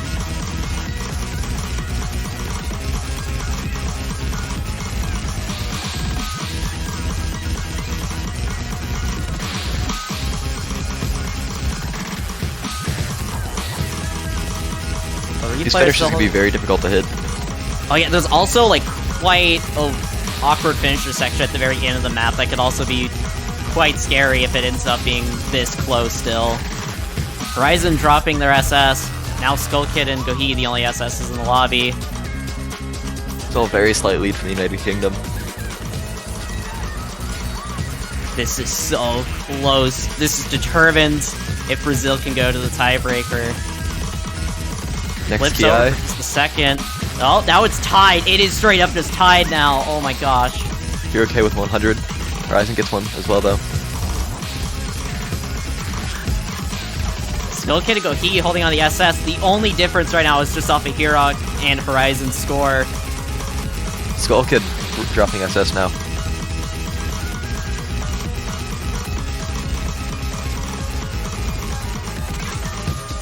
Above Horizon, missing on the Horizon. Right in the middle of the map. That is huge for Brazil. No accuracy drops though, so it's not gonna be as insane as it could have been. But still, a miss is gonna make things very... Oh my gosh, that's gonna help out Brazil a lot. Horizon is starting to drop a fair amount of accuracy. 99.2 now.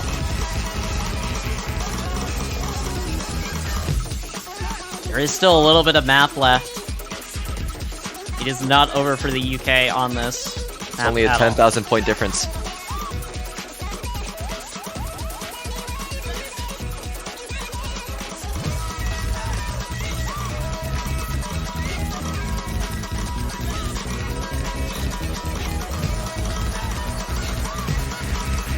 I didn't notice it, but Skull Kid did drop their SS, and Gohigi is the only SS in the lobby.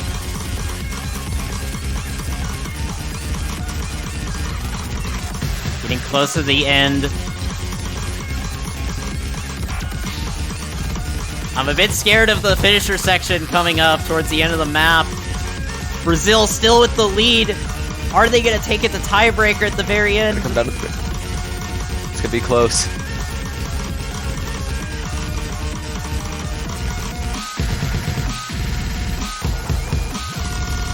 All the players hitting that ending perfectly. Oh my gosh, we're going to tiebreaker. Brazil taking the last map before tiebreaker. No mods 3. Gohigi dropping SS at the very, very end of one of the finishers.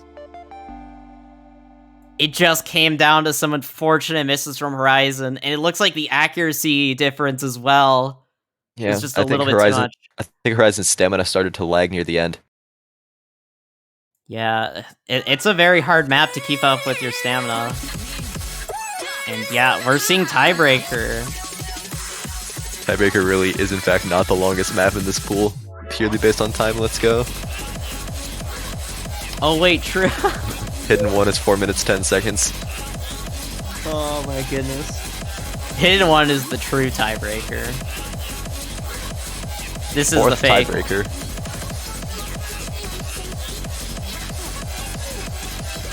Kinda curious if we'll see any mods from any of the players. I could definitely see Gohigi going in with, like, just Hidden or just Hard Rock. Although I think Gohigi would go and just Hidden over HR. Probably. A lot of players swapping out. Is Gohigi not playing this map? Okay. Is that a Mario Fireball I just heard in the song? Everybody's gone. Oh, everybody is gone. Lobby is gone. Okay, are we seeing a full swap for both teams for the tiebreaker?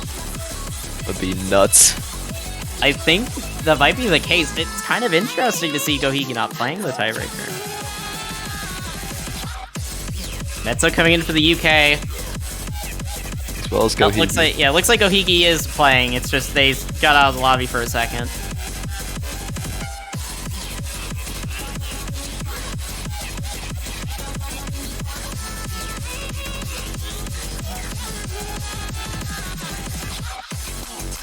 The UK seems confident of themselves in the chat.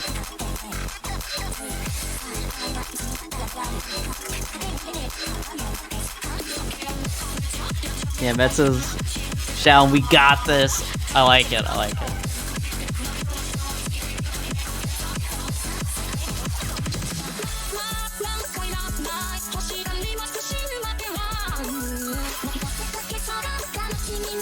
I think the last time we saw tiebreaker, there were like 4 hiddens. I think like everyone went hidden. And so it makes me kind of intrigued to see if we'll see some more crazy mod combos maybe in this match.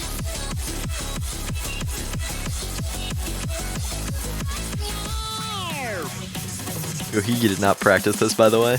Oh, that makes it a little bit more scary for the UK. In normal Gohigi fashion. Friendly reminder, everyone. If you do not practice tiebreaker, you will be playing it. Just so you know, it is a fact of life. But if you practice it, you'll never play it. You might play it.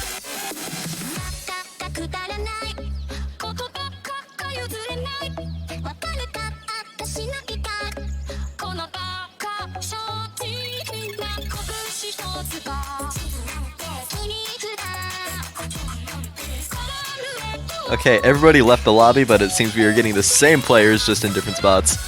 Nice. Did they go, like, and practice the map or something? Did they, like, go into the editor, maybe?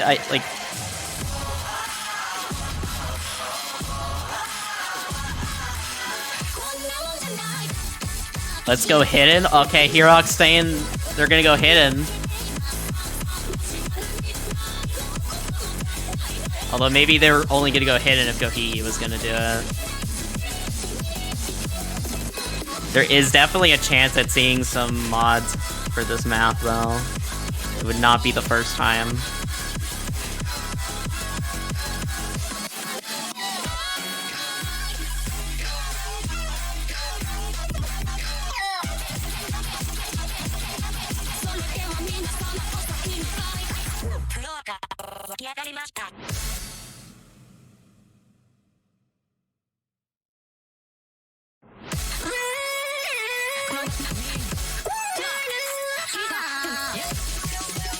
Alright, looks like we'll be starting in just a moment. The final map to decide which team will move on the winner's bracket. Three mods, Gohiki with HR, Metso and Hirok with Hidden, and Skull Kid, the only no-mod player in the lobby. United Kingdom with the mod advantage. The only question is Gohiki sight reading this, or did he just not practice it? Sight reading this with HR, that is quite a power move. I could believe Gohiki would do it. Yeah, that sounds like something Gohiki could definitely do. Hirok with a really early miss from the looks of things. Unless that was his client. Appears to have been a real miss. Yeah, there was no accuracy drops with it at all, though. And it was at the very, very beginning, so it's not going to be too impactful. Metso getting a few 100s. But still, this mod advantage is definitely going to help them out if it ends up being quite close.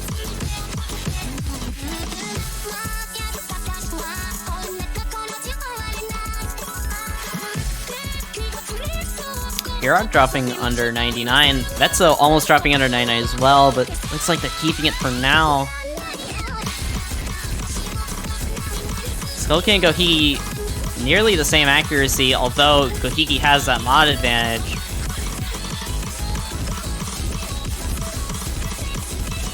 As we said, this is not a terribly long tiebreaker. Only 4 minutes. We're already a quarter of the way through. 3 minutes remaining. About a 10,000 point lead for the United Kingdom.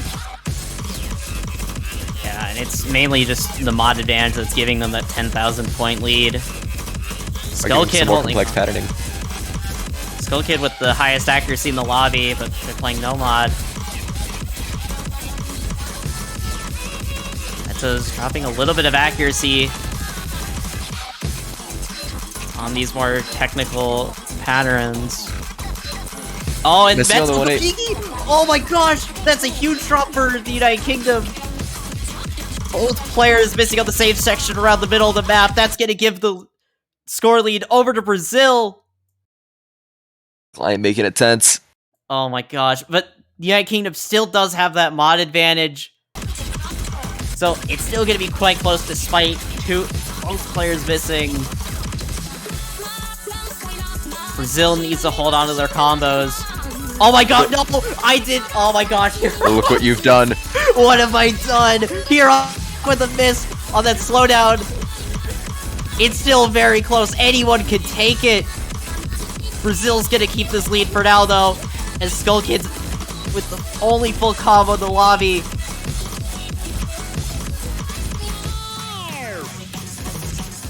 It's really hard to judge how important mod advantage is on these long maps. But Hirok running a lot of misses. Does swing the lead back over to the UK. Are the UK gonna take it? It's still very close. Getting into a pretty streamy section.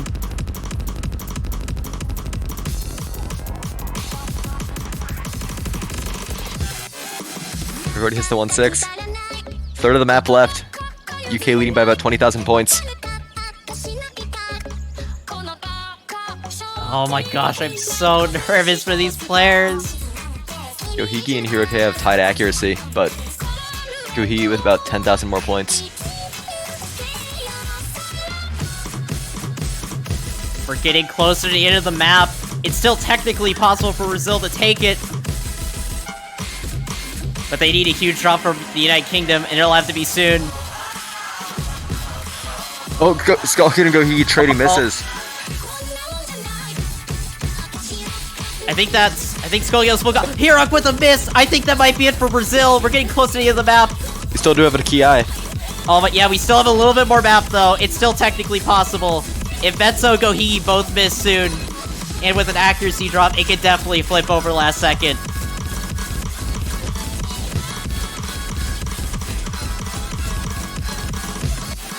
Getting close to the end of the map. I think that might be it for Brazil. Hurricane with a miss at the very end. I think that might have sealed it.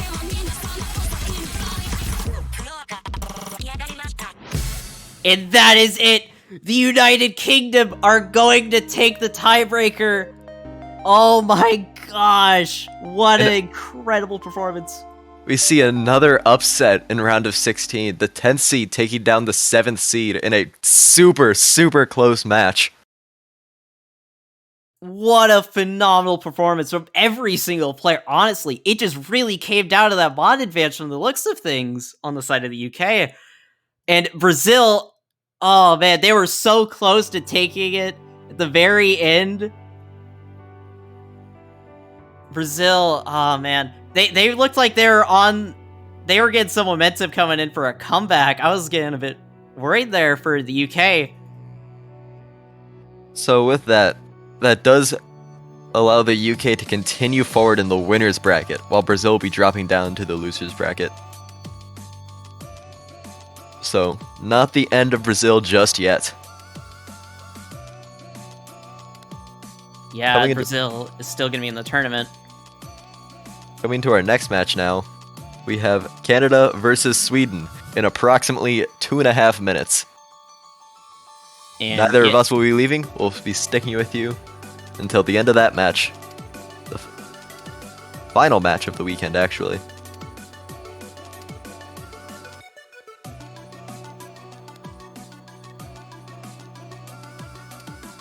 Yeah, we'll just have it in a bit. This is another pretty close match. Let me look at the seeding difference. It's only by 1, if I believe. Correct. 8 versus 9. Yeah, in theory, this should be just as close as that match. And that match was insanely close. I cannot believe what just happened there. That was crazy. Brazil almost coming back, but the UK were able to take them down in the end, deny them of the comeback. Although, talking about the next match coming up, I think Canada, they are 1 seed higher, but I do think they are I think they are definitely the favored team to win this next match. Yeah. Since I think their roster just has a lot more diversity in their players and like skill sets and stuff. Sweden is mainly just a duo. Just with Raph and Nurend just going crazy mode and everything, really.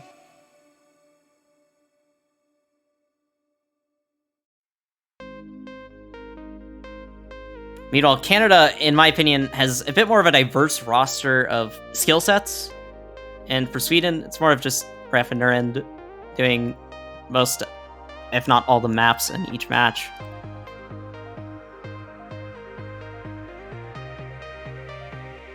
Another thing about Canada's roster is that they don't have one of their star players, Janitor, which has been the roster for about 6 years in a row, but fortunately, looks like I forgot it was temporary, but it looks like they've kind of retired from playing taiko competitively for a bit.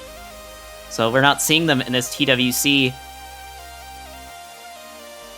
And it's really interesting to see a Canadian roster without Janitor, as they're always there and they're always doing phenomenal in the World Cup. So I'm really interested to see how Canada plays without Janitor, and all their other players are really good at the game. It is not definitely just some Janitor carrying and then just seeing what the other second player can do. All the other players on Canada's team can definitely pull a very strong performance.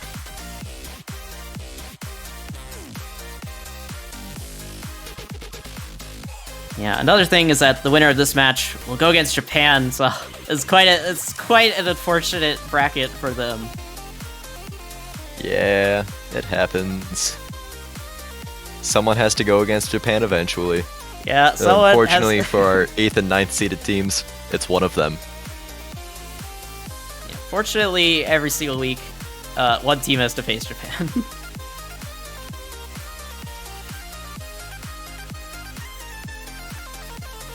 Looks like the rolls will be coming up in just a moment. Alright, Canada's rolling at 35. Sweden's rolling a 68. I'm denying chat of the nice comments. But the roll isn't up to you.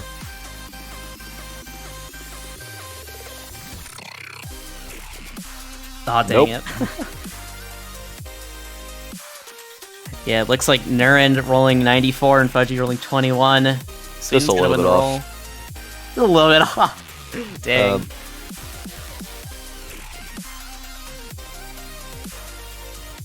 A lot of votes going on to Sweden. I was expecting Canada to have more points in the predictions.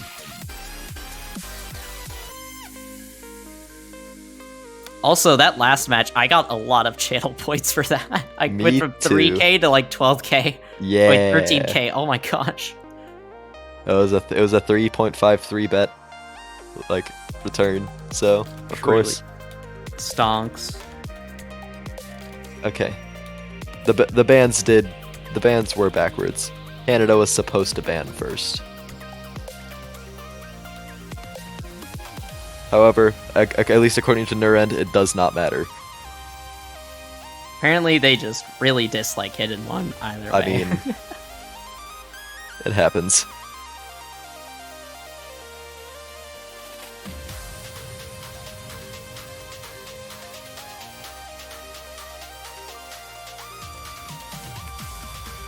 Nomad 1 gonna be banned. Okay. Interesting. A bit understandable. It's a bit more of an RNG pick as Nomad 1 tends to be, but yeah, it's still kind of an interesting pick. And, you know, I guess with the seed difference and how close these teams are in seeding and all of that, and just skill-wise, I guess it does make a little bit of sense if you just want to get the RNG map out of the way. DT2 is gonna be the first pick for Sweden. Personally, I would, if I was concerned about it being a close match, I would definitely ban Nomad 3. I feel that has much more potential to be a random mess-up pick than Nomad 1, but that's just me.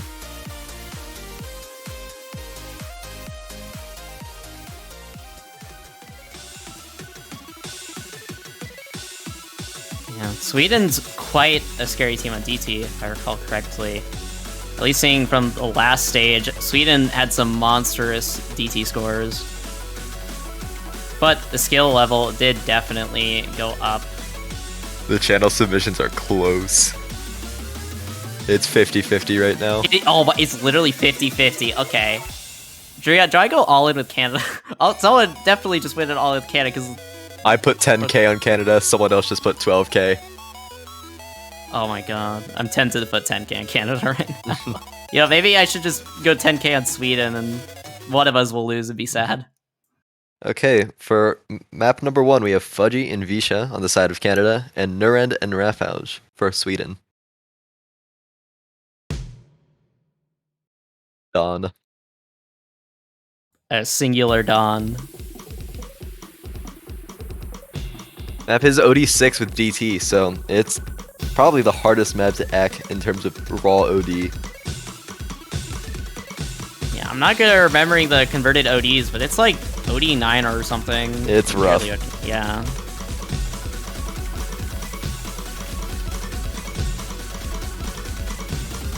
You see an early lead in Sweden's favor.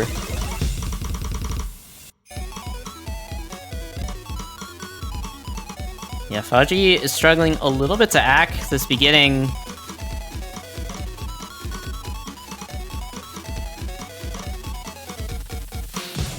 Lisha and Nurend are tied.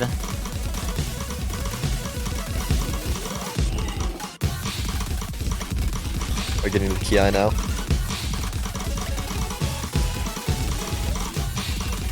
Oh, Ooh. Visha with the first drop.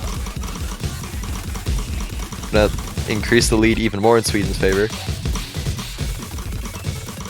Yeah, it's giving Sweden a lot of breathing room.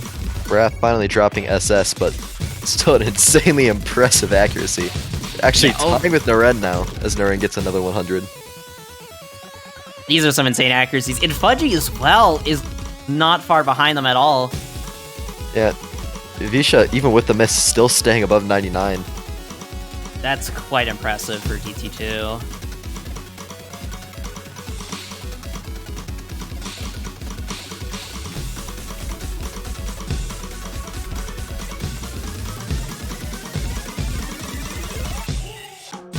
Fudgy getting a few more 100s, but dropping down into the 98s now.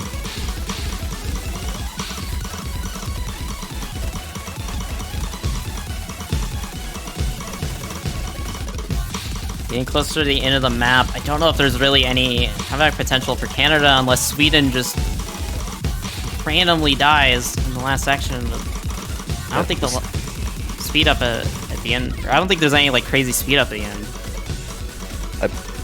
There is still a little bit, if I remember correctly.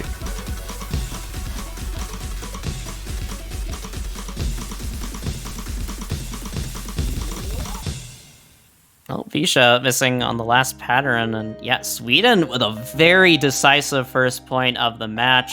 7 SDs. 100s Oh, from Wrath. Visha as well with some pretty solid accuracy, but they did drop a few misses, unfortunately. Yeah, on. Quite For a Nomad, not Nomad, for a DT2, that's kind of nuts. Visha had some pretty good accuracy considering they missed quite a bit. And they recovered their accuracy quite quickly. Like, they just got some unfortunate misses from the looks of things. But yeah, the accuracy overall from the side of Sweden looked like it was just too strong, really, for Canada to be able to compete. And yeah, Sweden is known as quite a scary DT team. So, that's Sweden's first pick. Now let's see what Canada has in store for us. With a hidden 1 man, you have to wonder maybe they pick hidden 2. Could go for hidden 2 as an opening pick. Canada, certainly fairly strong team on hidden maps like that. Yeah, for sure. Nomad 2, though, is going to be Canada's first pick. Our nice little tech map. Some nice little tech to start things off. Start things off in our second map. Start things off for Canada there. Correction, TM.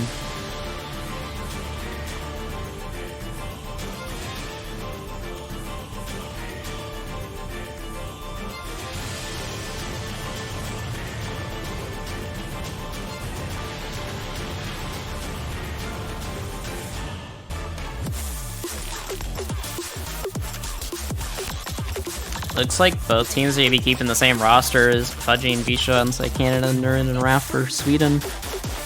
Yeah, no substitution just yet. Yeah, not too surprising Sweden isn't swapping out any players.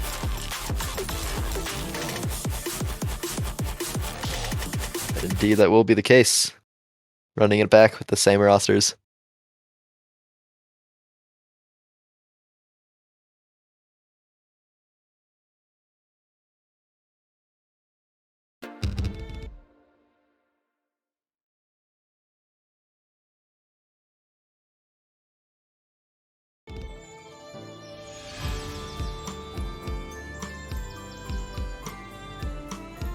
This map isn't too long, but it's also not too short.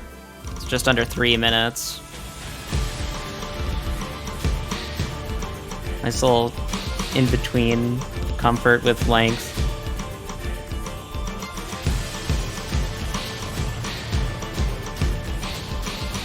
Yeah, starting up with Nomad 2, Canada's first pick of the match. About to get into the first technical section of the map. See if any act drops are popping up. Fudgy gonna be dropping the first 100s of the map. Everyone else holding on really well, and honestly, Fudgy's holding on pretty well, pretty nicely as well.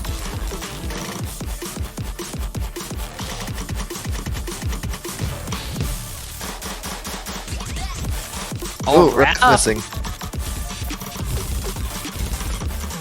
Bijou just traded. Missing just before 400 combos, Raph. But Raph missing on the mono. Noren dropping SS as well. No SSs remaining.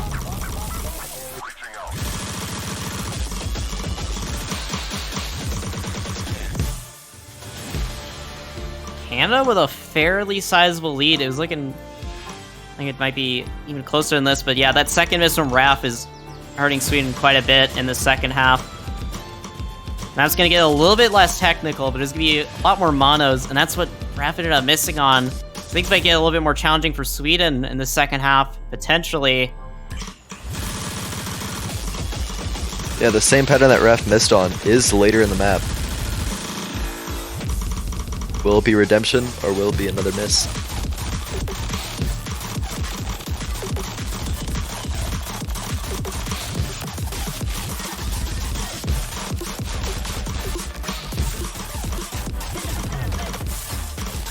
Everyone holding on to their combos for now. Another mono coming up. Everyone hitting it. Although Raph misses right after. That pretty much seals it for Canada. No breakpoints just yet. Canada taking their first map.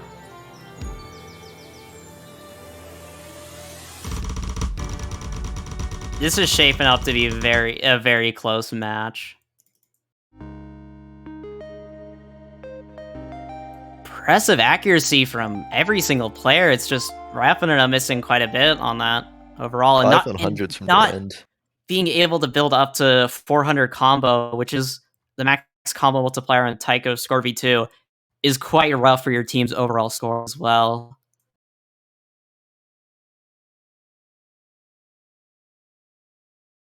Right, it's once again Sweden's pick.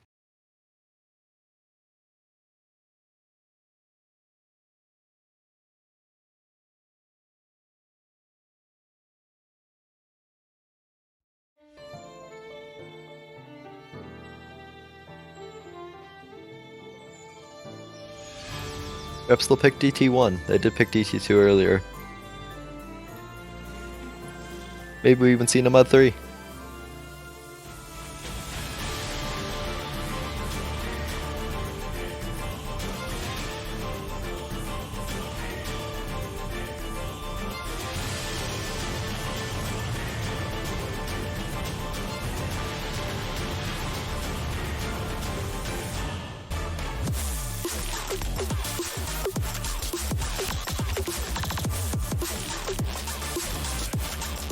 I feel like Sweden could definitely go with HR potentially.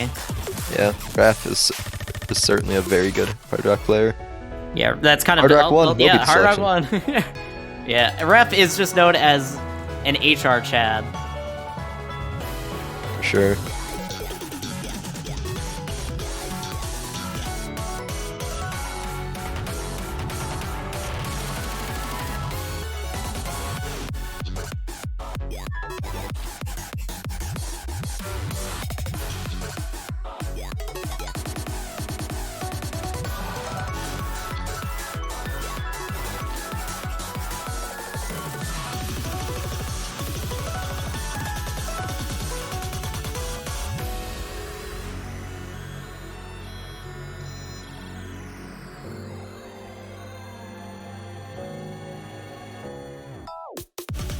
Do still see no roster substitutions as we head into Hard Rock 1. Yeah, it's quite interesting that Canada hasn't actually had any roster substitutions yet.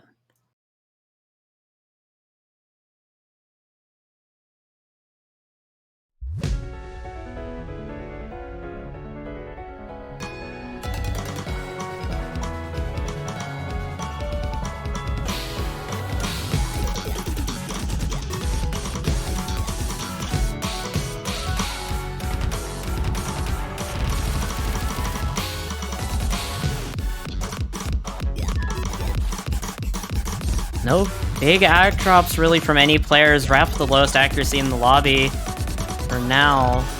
Although now they're tied with Fudgy as I speak.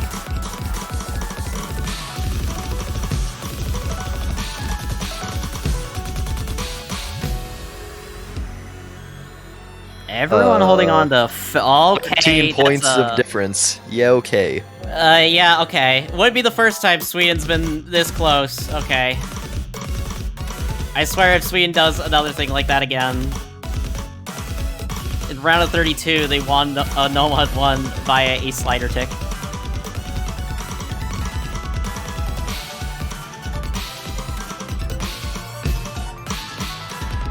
Very close still, though. Sweden with a very slight edge, but it's barely a lead. It's basically tied going into the second half. Oh, Raph getting 100 on a finisher. It looks like it got traded out by someone inside Canada. Oh, Canada with the lead off of accuracy. Yeah, Raph's dropping a lot of accuracy on this faster section. Now getting into the speed up.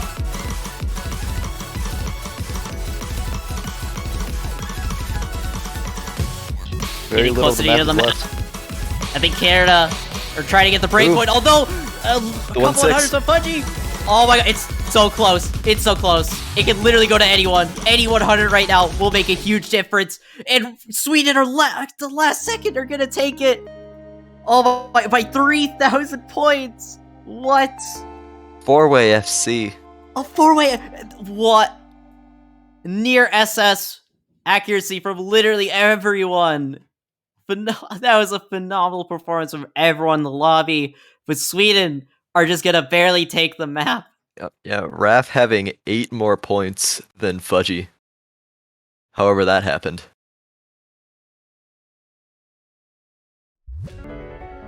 But it was certainly a close one.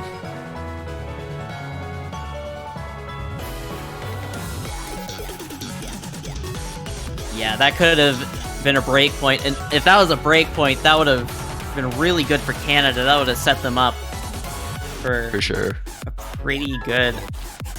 That definitely could have set them up for a lot of breathing room in the second half of the match, but no, Sweden is going to take their own pick, and now... Canada being that one that picked the other DT, actually. Okay, that is... Huh, okay, interesting. Sweden did pretty well in DT1, I think, last stage, if I recall correctly. I'm trying to remember if they played it. I feel like they did, and I feel like they did well. And they did quite good on... Sweden did quite good on DT2, so... Okay, maybe I'm thinking DT2 then. It is a bit interesting to pick the same mod that you just lost on, but we'll see how it goes for Canada.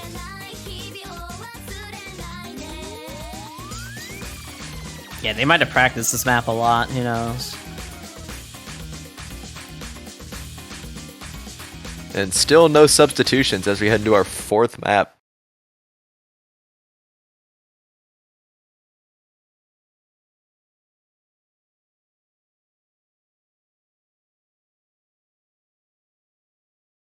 This is a pretty scary pick, though, for Canada. This could result in a pretty devastating break point. But we'll just have to wait and find out. Kind of a short map, just a little over 2 minutes. Fudgy and Visha dropping some early 100s. So is Raph. Nurin the only one going to be holding SS for any amount of time. It's really difficult to hold SS on this map. Yeah, with all even the 1-8. Yeah, even though the OD is only 5, it's still DT AC, and on top of that, it's 1/8 just thrown around everywhere.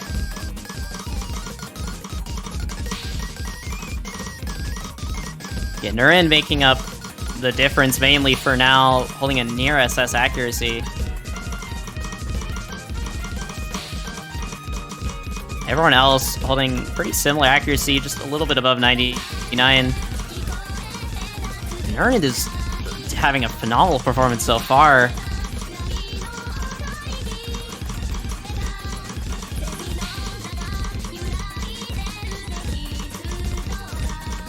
Still a very, very close match as of right now. Only a few thousand points separating the two teams. As they are starting to head into the Kiai.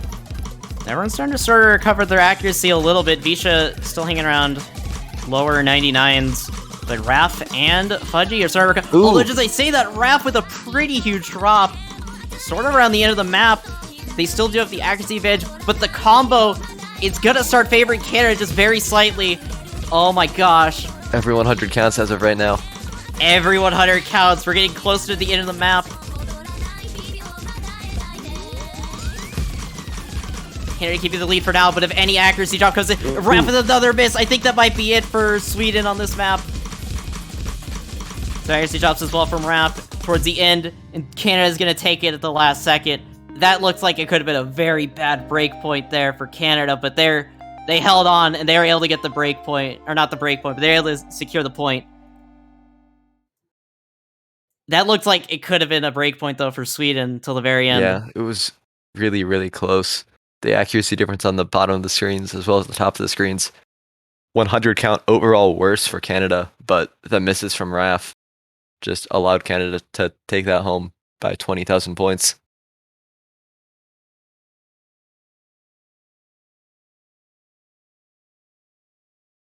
Norin's been playing quite well so far this match. Yeah, they have been showing up for this match for sure. And it's still no break points. It's 2-2 now. Sweden with the next pick. Okay, no more DCs left on the board. Only two force mod picks left in terms of Hidden 2 and Hard Rock 2. Do still have all 3 free mods available and 2 more no mods. Maybe you could be seeing a free mod soon, potentially.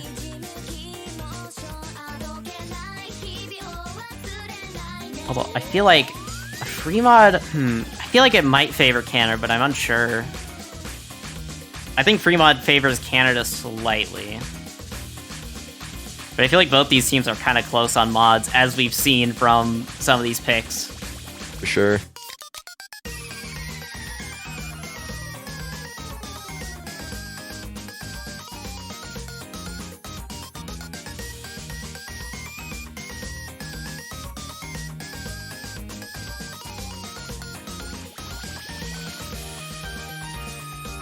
Nomad 3 will be their selection.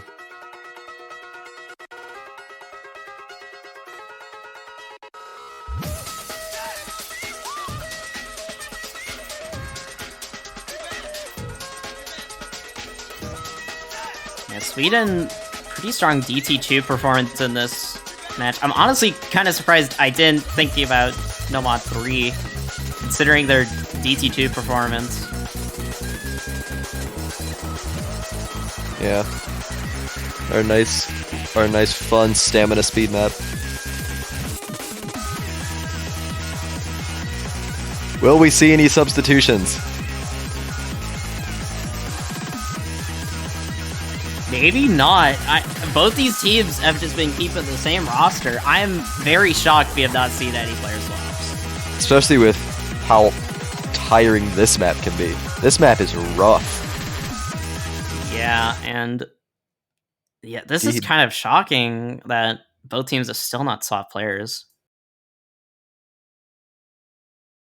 But maybe we'll see a player swap in the next map, who knows? Well, going on to Sweden's next pick. One of the longer maps in the pool, 3 minutes 22 seconds.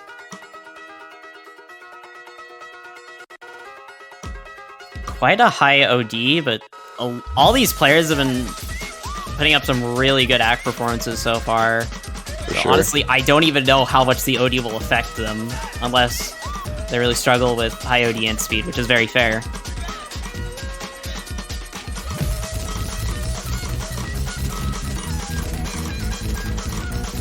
From the last match, we do just really need to watch out for the 1-6. Really, really easy to break on it. 260 BPM. Super duper fast to be playing 1-6 in. Budgie dropping the first 100 in the lobby.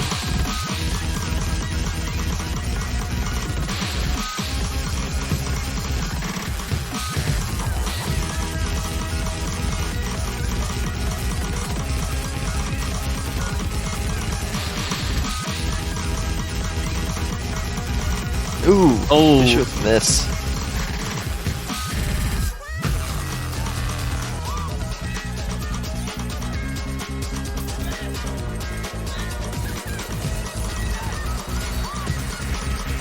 They didn't drop any accuracy though.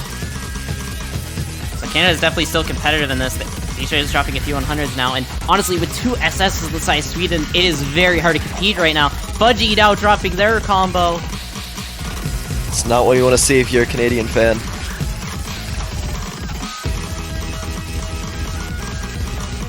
Yeah, Sweden is just showing, just like flexing their strength and speed. Although, just I said that, Raph is gonna find a miss. Not gonna drop any accuracy. Nuren does drop SS as well now, but only 1/100, so not a big deal.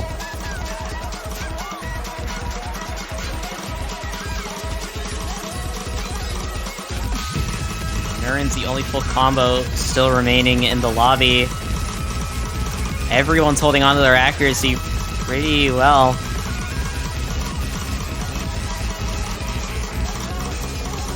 I think if Canada's gonna take this break point, they're really just gonna have the hope for a huge break from Sweden soonish. Only about a quarter of the map left. Yep, some players start to kind of drop their stamina a little bit and start to kind of drop their accuracy or even get a miss towards the end of the map. Not to mention the fact that the end of the map is just rough. Yeah, also that, and on top of it.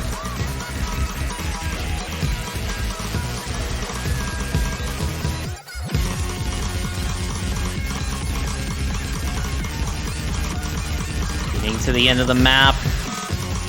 Still favoring Sweden, but could definitely flip over if Sweden get a huge drop. We still have the finishers. Oh yeah, we still do have that, but I don't know. It might be too little too late, even if something happens. Oh, Visha with the drop at the very end. Ooh.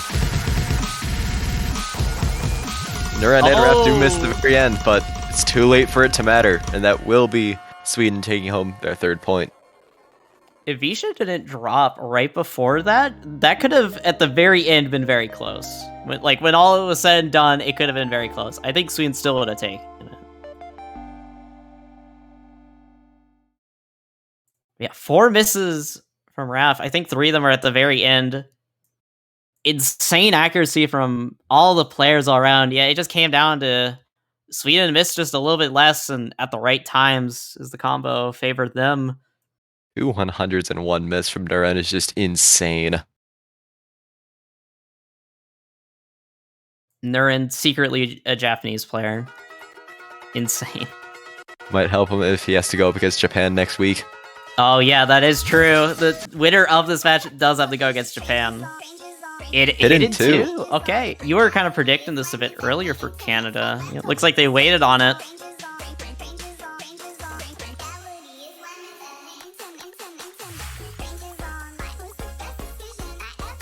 Five maps in, there has not been a single break point. Though it has been really close. Oh, wait, we're seeing a player swap from Sweden. And Canada. Nanner's coming in for Canada. Oh, okay, yeah, I was about to say, I feel like Nanners would definitely be DualShock 4. Wait, are they playing on a PS4 controller? I mean, to be fair, out of any maps, this would probably be the one to do it on. You know, yeah, this is a under 5-star map. By, like, mechanical skill, like, raw mechanical skill, it's technically, like, one of the easiest maps in the pool. It's certainly much more of a reading challenge than a playing challenge. Yeah, it is. I've seen a lot of teams, actually, where they're, like, lowest ranked player, like, they just put them on this, and they just have them practice it religiously. It's like the strat I've seen a lot of teams do. We saw the Netherlands do that with Taiko Mom, and they actually got the point. We do have Melancholic coming in for Sweden. Yeah, I think this might be the first time they're playing for Sweden in TWC, unless they played in the qualifiers. But I watched their round of 32 match. I don't believe I saw them. It's gonna be interesting to see how they play. Nanner's also coming in for the first time in this match. Quite a scary player to play against on a gimmick map.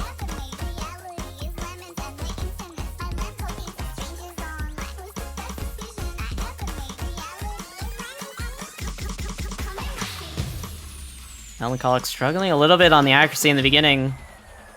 Still holding on to the combo though. Nanner's dropping SS, but only 1 or 2 100s, so not that big of a deal. I mean, I say that, but this map has consistently been very close across basically all matches. Only coming just barely down to the end with the weird SV. Oh, Melancholic picking up the first drop of the map as the SV starts getting a little bit more sporadic. Another drop from Melancholic. Oh man, this is really favoring Canada so far in this first half, going into the second half.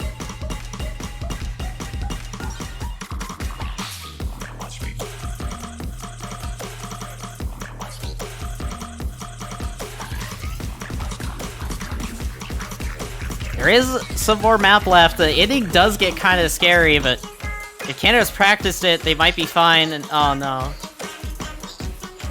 I think the score leads just a little bit too much, unfortunately, for Sweden. 2 players holding an SS, Raph and Fudgy, both on the SS.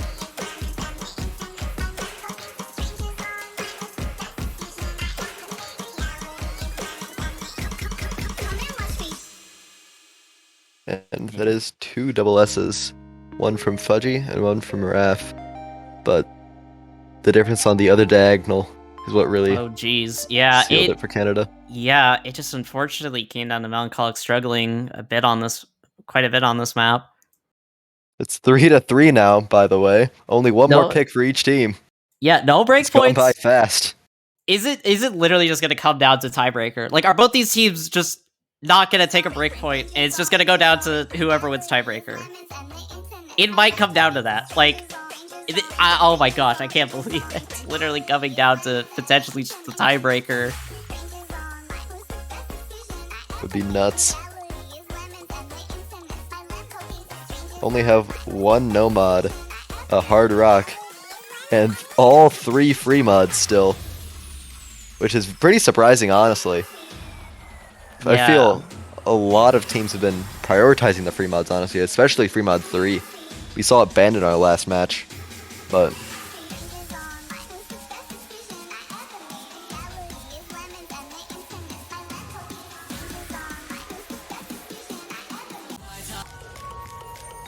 and free mod 3 will be the selection from from Sweden, excuse me. I was kind of expecting Canada to pick free mod before Sweden, honestly.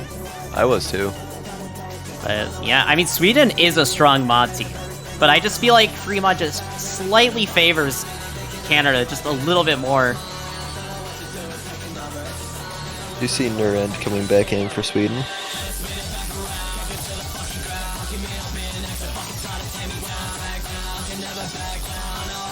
Low-key favorite song. Impossible. Cannot relate. I listened to this song before the pool came out. Wait, sorry, never mind, this song back. I do not know why my mind just said this is No Mod 3. This song is in fact good. Damn, I was like, dang, Dorian has bad taste in music, I'm sad.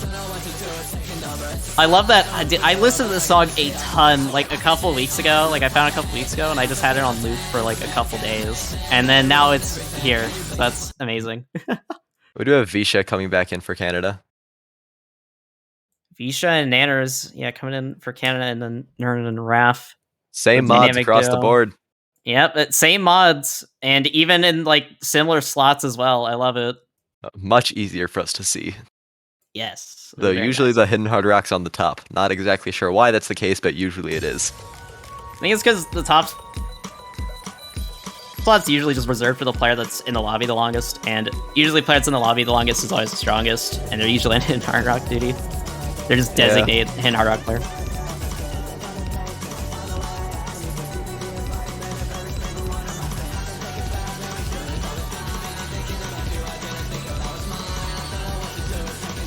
Ramp dropping an early 100. Shouldn't matter too much.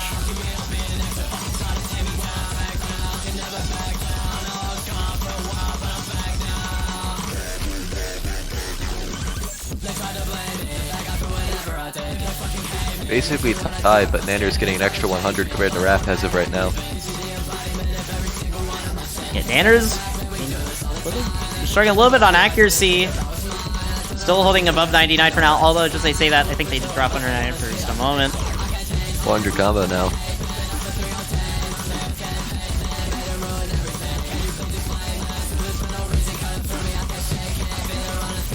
Oh, but Raph Raph picking missed. up oh, But- there's trades the miss, but Raph missing a lot more on that. Slightly in favor of Canada, but at least with how the act has been going.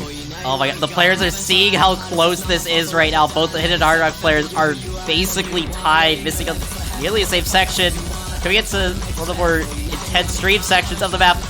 Lead swapping back over to Sweden's side, just barely though. Yeah, Nanners has been getting more 100s than Raph has for right now. Nurend, of course, not an SS anymore, but still only with 1 or 2 100s. Getting to the stream section now.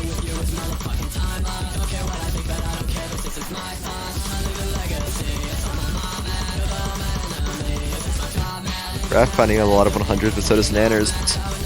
Visha still holding on to an SS. And Nurend is right behind them right now. The main difference right now is just off of the Hidden Hard Rock players. Nanner's still kind of struggling to act some of these sections, getting to 100s. Slow down. Climbing up to 99 for a moment there. Though only about 7,000 points or so, maybe a bit more between the two teams. It's gonna come down to the very end, about a minute left.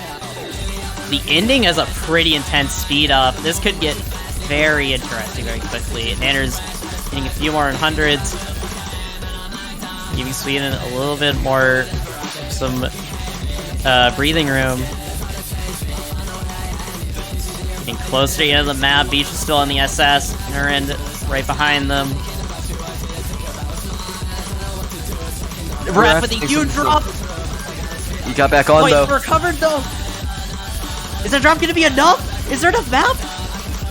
It's gonna be close, but It's without slowly accuracy, just going don't know if it over is. to the middle, but I don't think it's enough. There's still a couple more streams. Nanners left. getting a lot of 100s. Oh my Nurend gosh. getting some 100s too though. I think Sweden's gonna be able to hold on.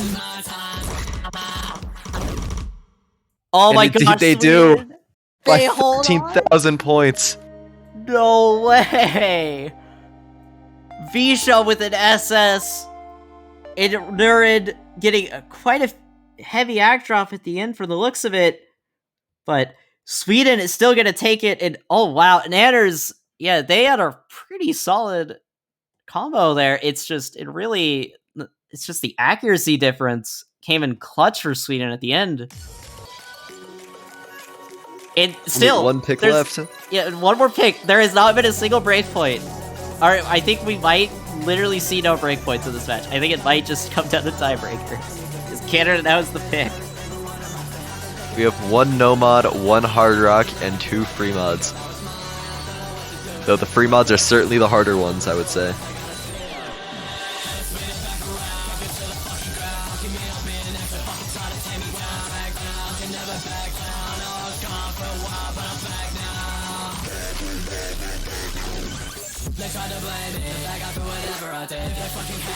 Kind of interested to see what Canada goes with. I don't really have any predictions for what they'll pick, unfortunately.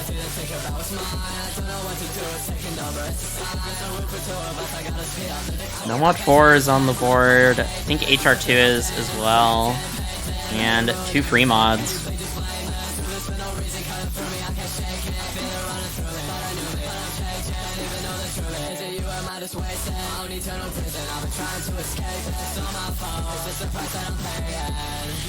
Yeah, contrary to what Raph wants, I don't think Hard Rock 2 will be the selection. And Free Mod 1, this future, will be Canada's true final pick.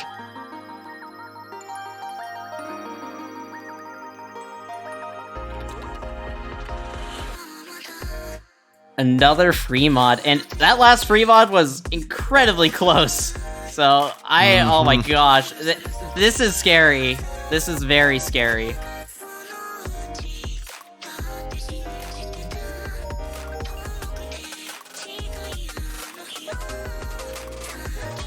Canada's final pick to see if they can stay in the winner's bracket will be free mod 1, determine if they can take this to tiebreaker.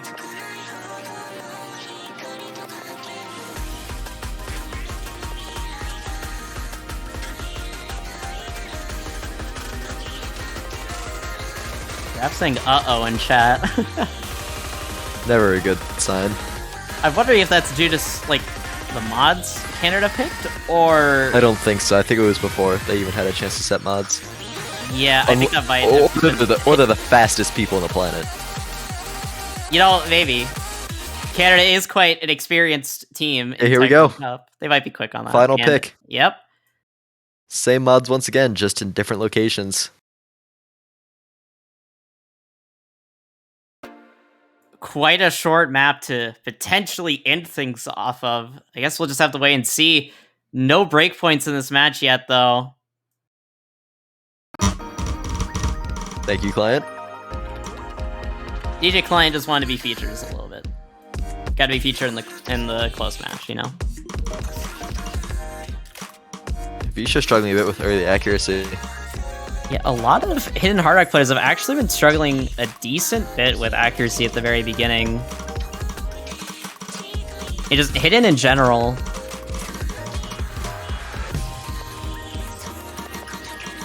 Ref also struggling a little bit with accuracy, but Visha is... Oh my god, they spam their keyboard in frustration.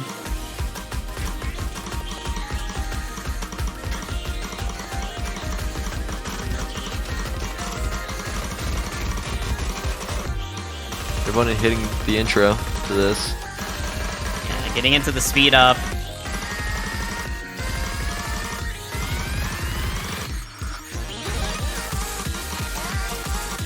Fast Ki now. Just coming down to that accuracy difference from Bisha versus Raph. Fudgy and Nurend holding nearly the same accuracy, but Nurend's holding to the SS.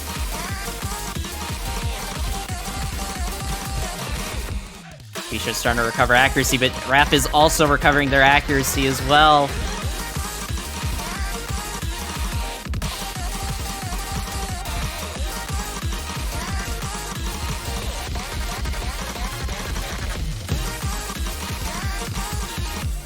Fudgy drops some 100s, I think. We're getting close to the end of the map. Sweden might just take the... Never mind though! Raph with a huge drop! Oh my gosh! And that's towards the end of the Final map. One's extreme. There's still a little bit more so battle much left. accuracy. That was a huge drop from Raph there at the very end of the map. That could have been the breakpoint Sweden needed. They were this close to not having to go to tiebreaker. Sweden But- almost... You hate to see it if you're Sweden. Sweden... We end up with a 0 breakpoint match. An SS from Nurend, no less. But the misses from Raph at the very end, swinging the lead back over in favor of Canada and taking us to tiebreaker. 2 tiebreakers on stream in a row. No breakpoints in this match. It's just gonna come down to tiebreaker once again. Oh my gosh. What a match. And I can't believe... Oh, did Raph's gonna watch the VOD and just... Oh man, it's gonna be a feels bad. Because it looked like Sweden was gonna take that. Just... Oh man, that was such an unfortunate drop.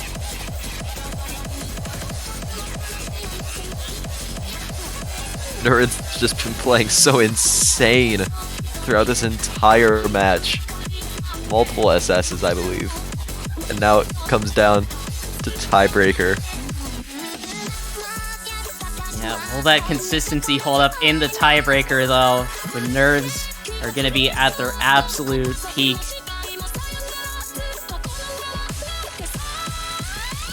If Raph HDHRs this tiebreaker, it's gonna be nuts. Dude, I swear, Raph, if you hit it hard rock the tiebreaker, that's illegal. Two modding a tiebreaker is impossible. Then The that's pure illegal. nerves are just death.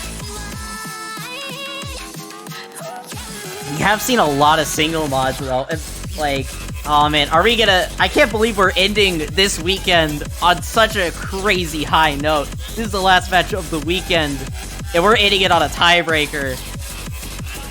And if we can end on a tiebreaker with someone going hit hard, I can't. That would be just an insane way to end things. I cannot believe this match. Now, this is a really close seeding match. Sweden 9th seed, Canada 8th seed.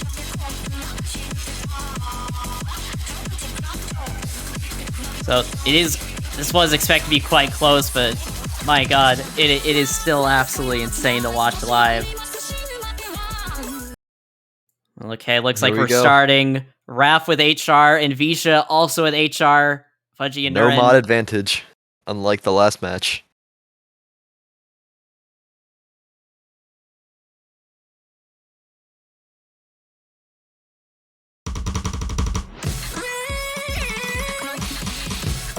This tiebreaker isn't the longest in the world, so misses are gonna matter a lot more than the usual tiebreaker. For sure. Visha first to act drop, but everyone else is definitely getting an act drop soon enough. Unless, I mean, you know, I never know, I guess. Everyone could just go Japan mode. Everyone could just go Japan mode. But it's not Japan mode because they're playing tiebreaker. True. Raph being next to drop a 100. Yeah, both the Nomad players still holding on to the SS for now. But this is one of the more calm sections of the map. We're about to get into a little more technical parts of the map. That's probably where we're gonna see a lot of accuracy drops. High to accuracy now for the Hard Rock players. But I think Fudgy has slightly more points than Nuren somehow. Oh wait, maybe. Oh, Visha! That's gonna be pretty huge from Sweden.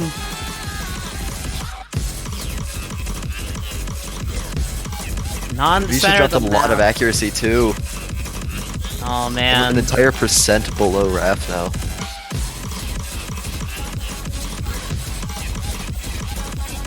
We still have some pretty difficult sections of the map to go through as well. Yep. Fudgy dropping SS now.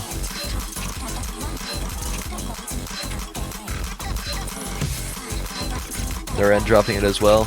Another miss. No SS is remaining in the lobby. Another miss from Visha. Oh no. Sweden starting to run away with the score.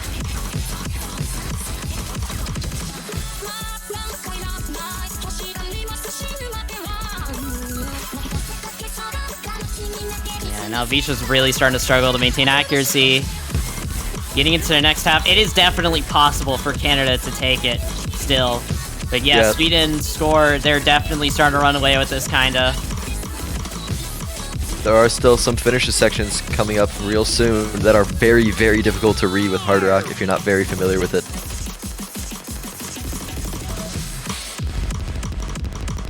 Dream section now.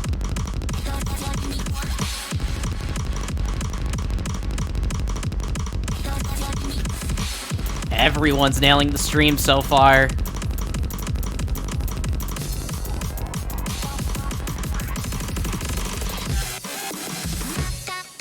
They're dropping a few more 100s. Still under 99%, but they're kind of climbing up slowly. 35,000 point difference. Quarter of the map left. Definitely possible for Canada to still take it, but yeah, we're getting closer to the end of the map, and the score lead is not changing at all. This might be the end of Canada's winners bracket run.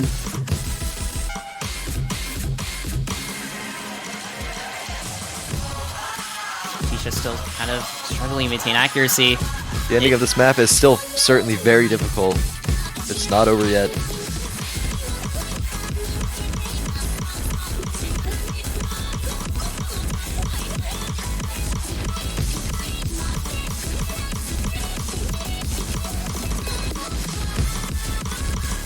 Getting closer to the end of the map, the score lead's not changing at all. Raph is going insane on these patterns. Visha with a miss at the end. I think that might be it for Canada's winners bracket run.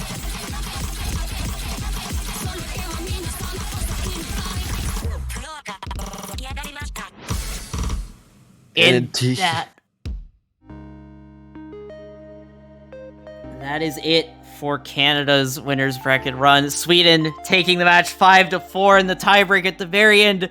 Ref with an FC with HR. And Nurid with a 2-100 FC. Fudgy right behind a 5-100s. Absolutely insane score. These are some phenomenal scores. Visha as well with a pretty solid performance, just under the 1 mil barrier. It just came down to the fact that Raph just went absolutely nuts on that pick, unfortunately for Canada. And yeah, that's going to be it for Canada in the winners bracket. They are still in the tournament, but able to fight their way through the losers bracket. GG, well played to both Sweden and Canada.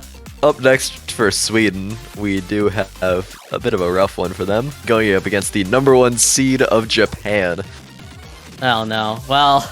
Not the easiest matchup for them. Yeah, but I guess we'll just have to see how they play in that match. That is very unfortunate that they go against the #1 seed.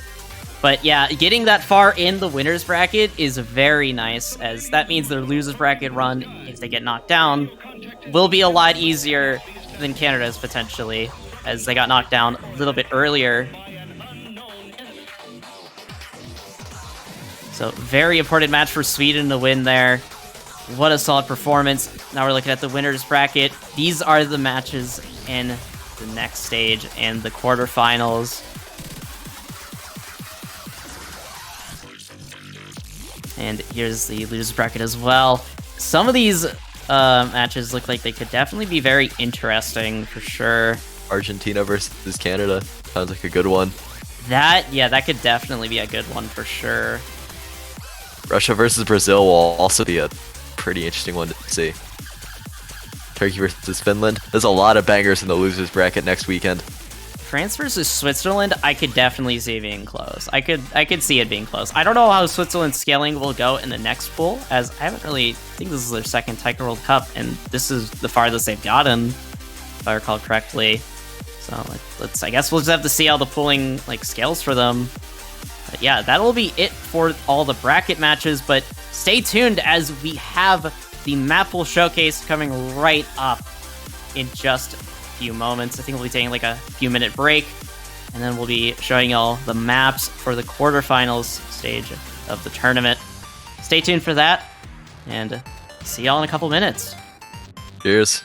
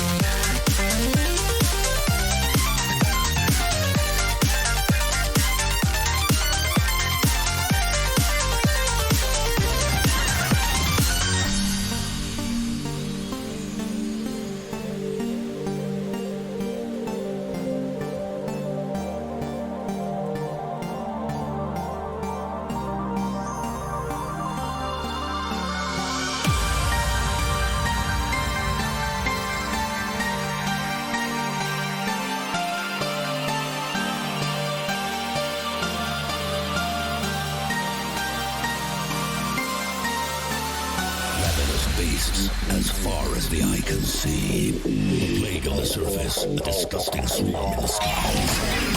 With a crash of thunder, a new demon appears. Unfurling its rotten wings, it lets out a petrifying scream.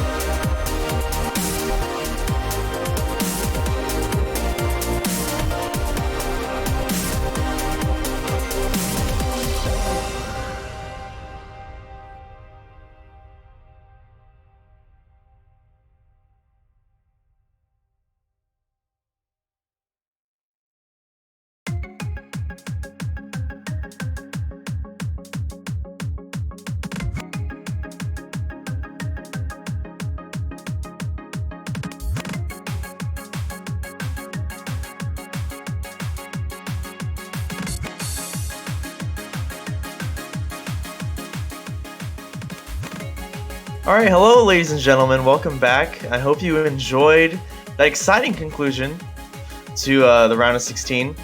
And we're going to see what these players are going to be playing in the quarterfinals. My name is Incandescent. I'm back, and I'm once again being joined by former TWC Pooler and Wolf. Hello. So we're gonna go ahead and I'm excited about this pool. I think there's gonna be a lot of I don't know what to say. I don't want to say complaints. I don't think there's gonna be a lot of interesting reactions. I think there's a few interesting picks here. Definitely, I agree. But some of these picks are really bangers. Some maps might be something players are familiar with, but we'll get to that at some point when it's ready. Yeah, we'll cross that bridge when we get there. We'll start with No Mod 1 as soon as we can let me get things ready. Perfect. Alright. Very well known, very popular artist, starting off with one of my maps. Yes, I can Rahat Gas Gas, the 210 BPM version. There are two versions of this song. What a banger. It is a really good song. So this is a typical normal one. 210 BPM, 2 minutes and 46 seconds long, OD7 and 6.8 stars. But it has a lot of things going on in the map. You have bursts, you have these doublets, you have finishers. Normal 1-4. A lot of the 1-6 patterns in this map are really weird, along with some of the random 1/8 doublets that are thrown in every now and again.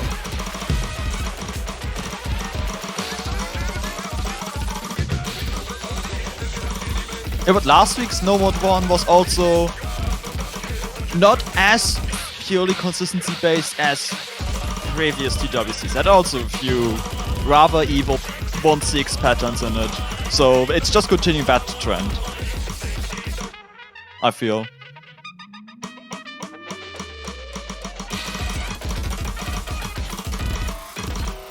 I love listening to this song each and every time. Rahat is such a good artist. I definitely agree. I'm not the biggest fan of breakcore in general, but Rahat is another level. Ever since, what was the song called 2 years ago? The first time we had Rahat TWC. What Almond Punk is impressed. Yes. That started getting me to love Rahat a lot. The difficulty name is C8H18 for those who are confused by that. That is the chemical composition of octane, one of the main components of gasoline. So, I did my research on that one. This is an educational stream. Yes, we also educate everyone on chemistry as well as taiko.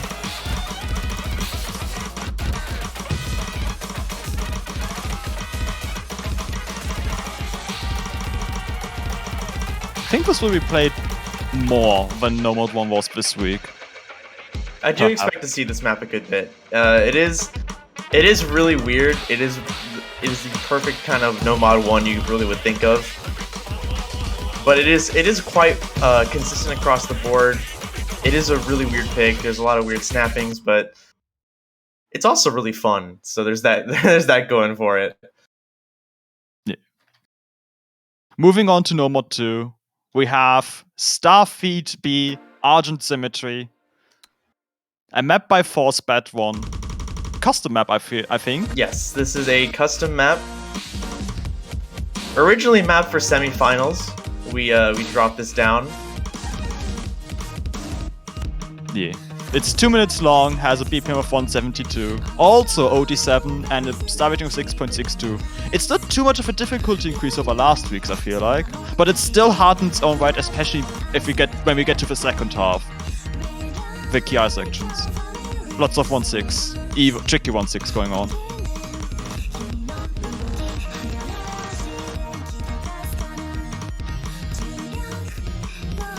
Also very different kind of song.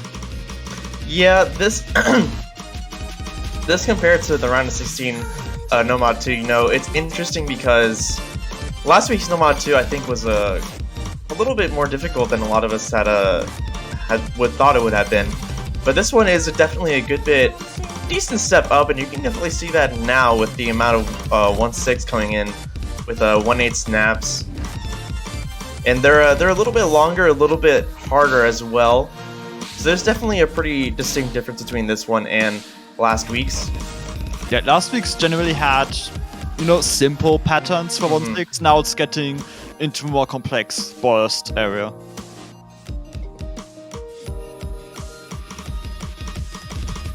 Also less mono streams that are going to... Well, less mono streams, period. We've seen those trip up quite a few players this week. That's true, we have.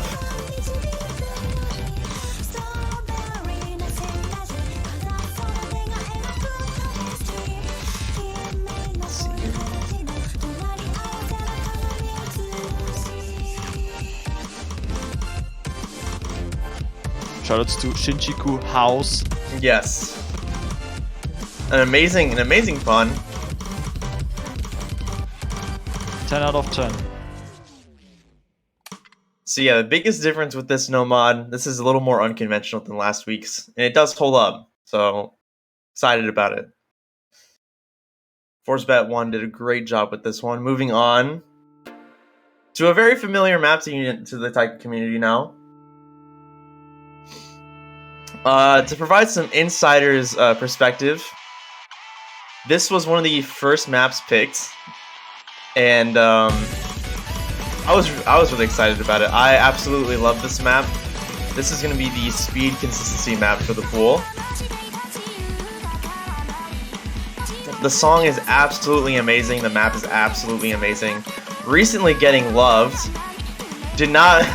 As a pooler having this already, I was a little sad that it got loved because I would bring more attention to it.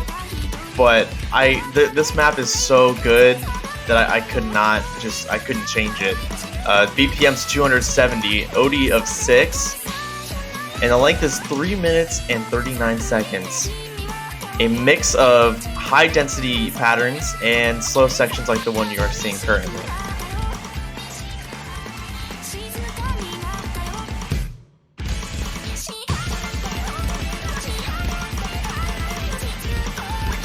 I'm sure no one's going to make a pun about a team losing on this map being rest in peace. No one. Haha. Haha. Comedy. Achieve.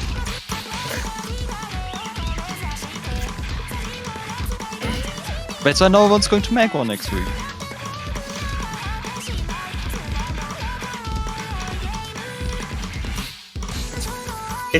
It's hard for me to commentate over this. I just love listening to this song. It's so good.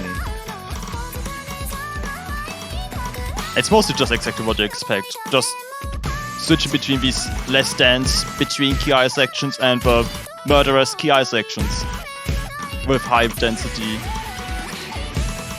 The KIs get a little bit more murderous as the song progresses as well. You'll definitely see that when we get to the key change later on. I feel like that's a classic structure for a lot of purely consistency 1-4 maps.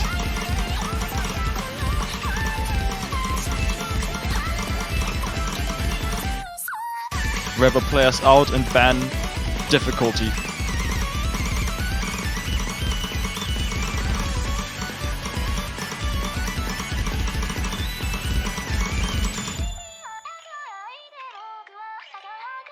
And just because a break, so the players are forced to see the other team's score. Oh, I gotta increase the nerves, and there's 2 of them.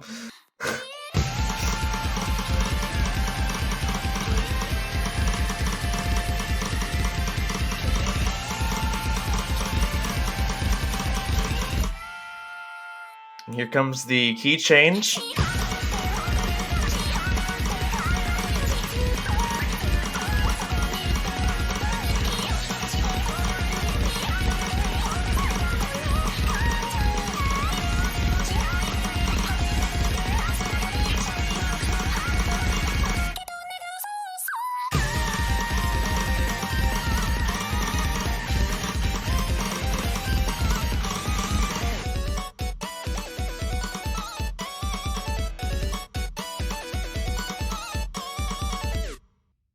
What a great song. Never get tired of hearing it. Next up, we have another great song, I think. If you like jazz, I you like jazz? You like jazz, and I like jazz, and I also like the original song this is based on. Elemental Creation, the Kamo Misano remix. This is a very mixed map, skill-wise. It starts off with a lot of swing, like we've seen in last week's No Mod 4, but then it turns into what I consider a speed map for the end. Like, it's speed tech. Don't know if you agree, but I think it's speed tech. I would agree with that. This is the majority of this map is going to be an interesting accuracy battle, and at the end, it's really going to come down to that speed. Yeah. And we've got an OD of 7. It's not too long, 1 minute and 47 seconds, like the original Elemental Creation, not too long. And it's 256 BPM, or 128 if you prefer. Star rating of 6.92. Highest SR in the pool, technically. Nice.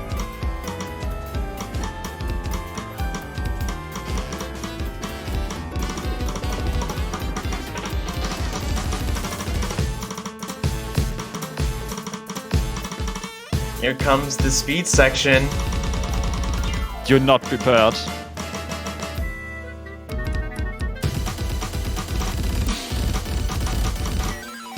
Seeing a little bit of 1-6 there.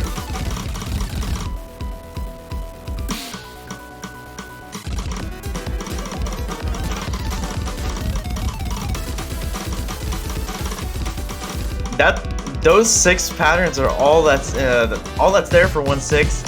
They're all pretty conventional, all pretty simple. But they're fast.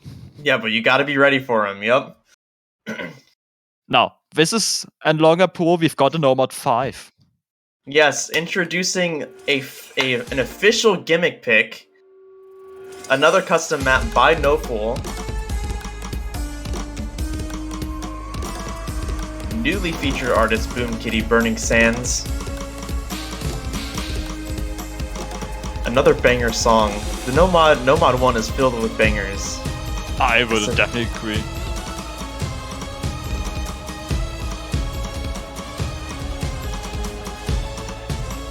This is the easy part. Yup.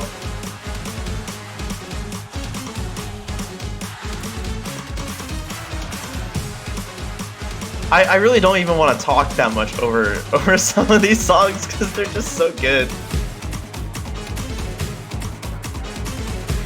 I'm like jamming back here.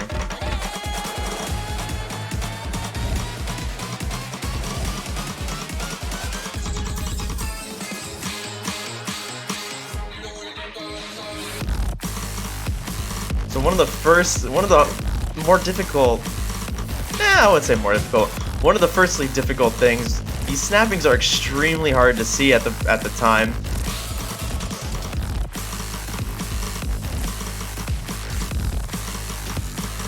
It doesn't get easier with the highest V. And this is not the highest SV in the map. It gets faster. And now the obligatory slow section.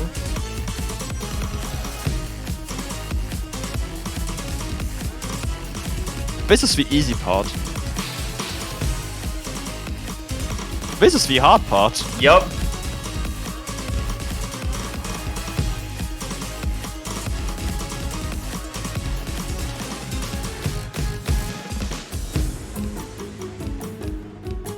Then we're gonna they're gonna give you a little break to reset. You know, it's just a little bit of doublets, some light reading, and then things are gonna get crazy again. Hope you practice hitting too. Last week, because this is the same but harder.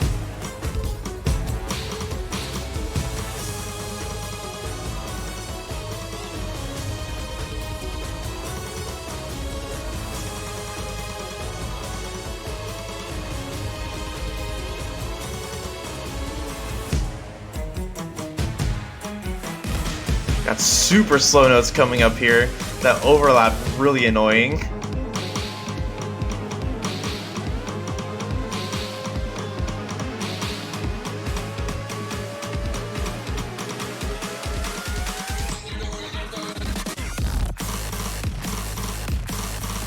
This is the highest V.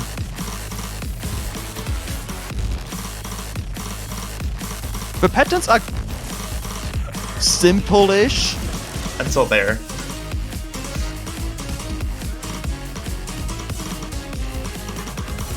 A repeat of the slow section, we're gonna get it again. I think it does the same easy then more difficult format as it did before.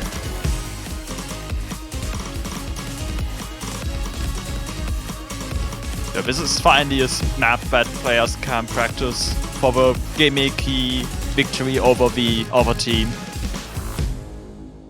Or ban. Yeah. Whatever you prefer. Alright, that wraps up our no mods. I hope everyone is excited for Hidden 1. I know I'm excited. We have a 7-7 song. Someone that should be a featured artist. This is going to be our speed hidden pick. Many of these songs should sound familiar to the typical Osu player. 2.5 minutes long, 255 BPM, OD 6.8.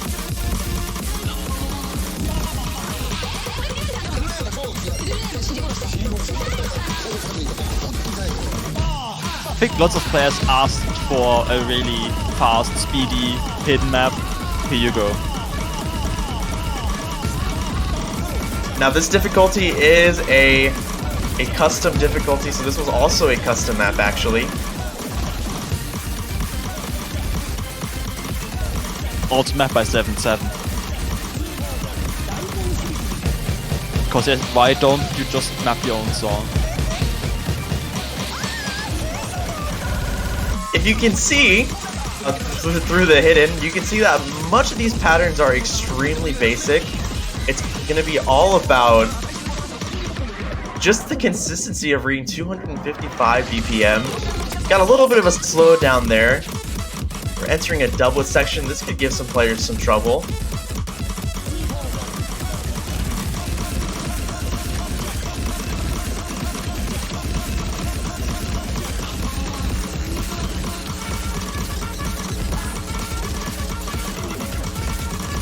The tricky part is, because it's not just one song, it's a bunch of different ones we mixed into 2.5 minutes, the style of patterns changes constantly. I feel like that's an additional challenge to this. Although that is true, you know, one of the good things about this map is that the patterning is overall very simple. Yeah.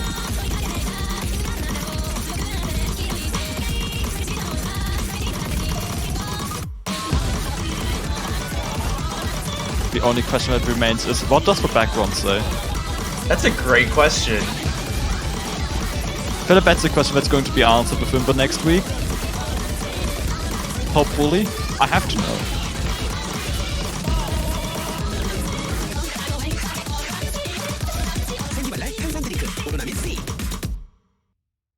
Nice. That's got to be one of my favorite picks of this pool. I absolutely love this pick. It's definitely interesting and great, yeah. I'm excited to see Hidden. Hidden 2, also a very nice song. I'll let you introduce this one, Enwolf. Are you afraid of pronouncing it? This is Zauberkugel, a song by Xai. I think a lot of players at least know the song, not specifically the map. This is a map by Sendor, the Ura-only TWC version difficulty. 1 minute and 50 seconds long, 150 BPM, OD 6.6, and it's, as you can see, slow and rhythmically very difficult, as you would kind of expect from a slow Xai song. Also got a jazzy feel to it as well.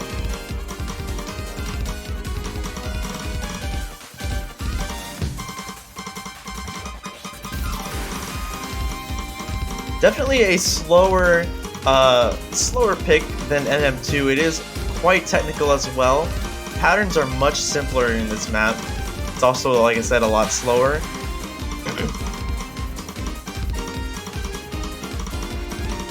Very short though, only 1 minute and 50 seconds. Yeah, but that doesn't make it any easier. The patterns with Hidden are rude. Similar situation to the Xai song Parousia from the qualifiers.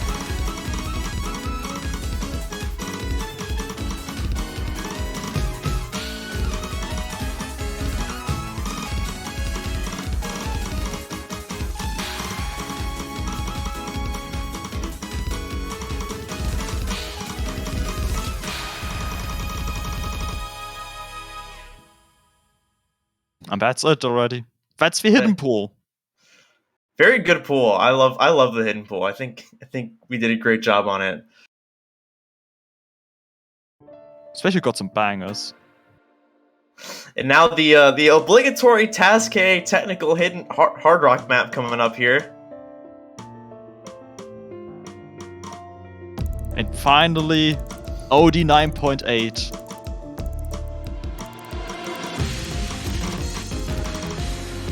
This is Kanagawa Cyber Covert. 2 minutes, 23 seconds long, so not overly long. 180 BPM, 6.4 stars, as mentioned before, OD 9.8. Another edited difficulty. This is the very tacky map. Good luck with accuracy.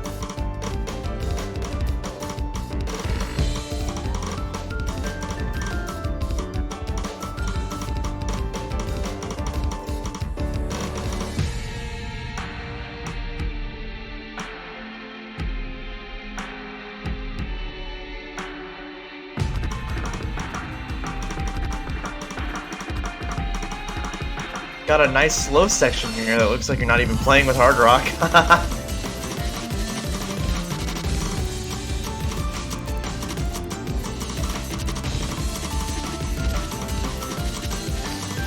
Got some minor slider velocity changes going on in the second half of the map.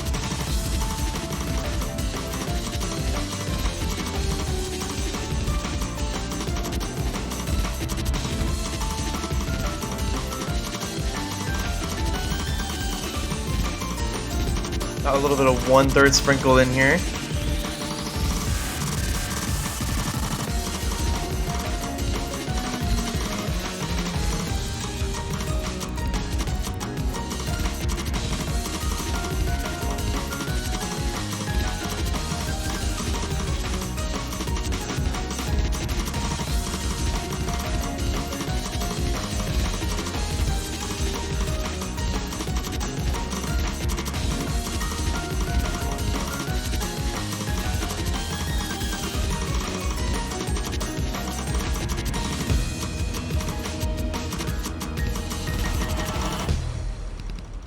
And it's on.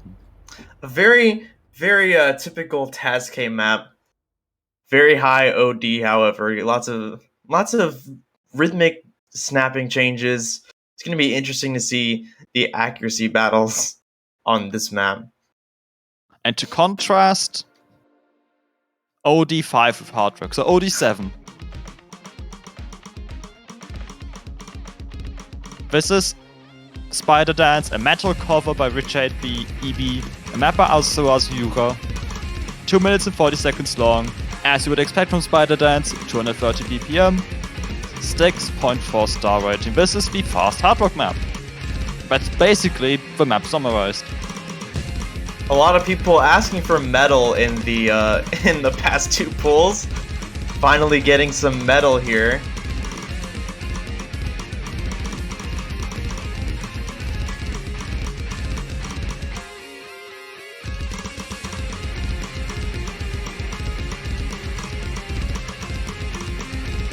This will give some players a 100,000% skill boost going into next week. We know who I mean. Coming up on this evil stream as... Yup. The Spider Dance obligatory stream. Yup. Obligatory Spider Dance extremely hard stream. This is a little bit longer than the original Spider Dance, about 2 minutes and 40 seconds.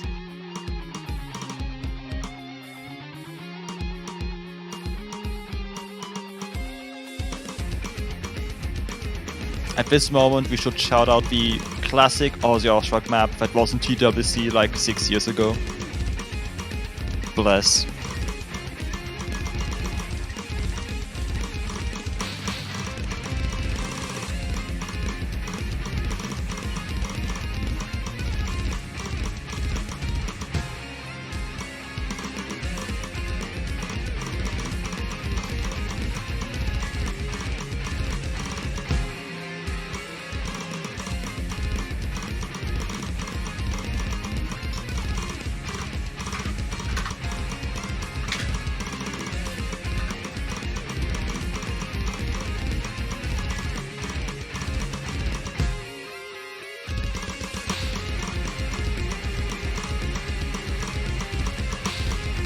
The final KI. The last 100 nodes before the end. In typical Spider Dance fashion, the difficulty spikes in the middle. But that doesn't mean anything for the map in a match. And that wraps up our Hard Rock picks.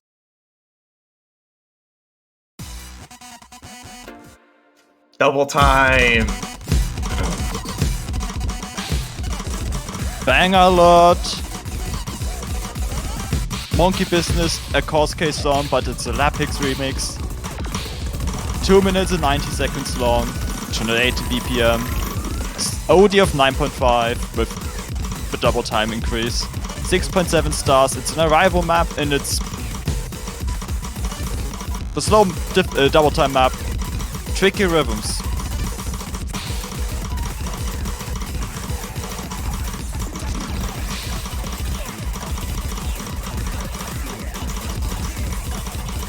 Shoutouts to 1-8 triplet bursts, by the way.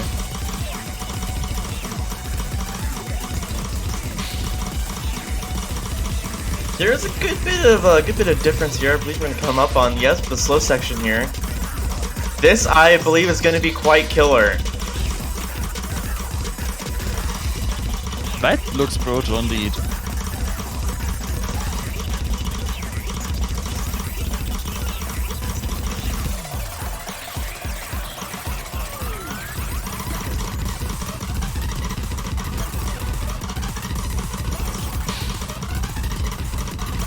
We're having some doublets here.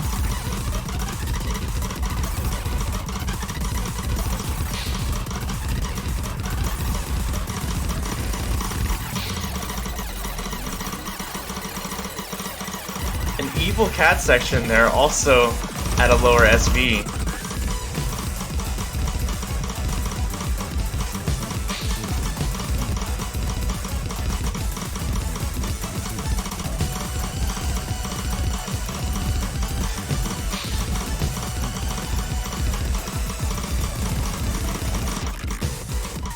Why is the song so good though? Bangers should be forbidden because how can you even play?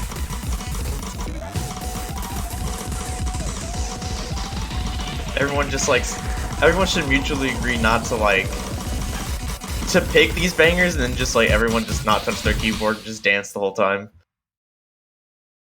Sounds like a good plan.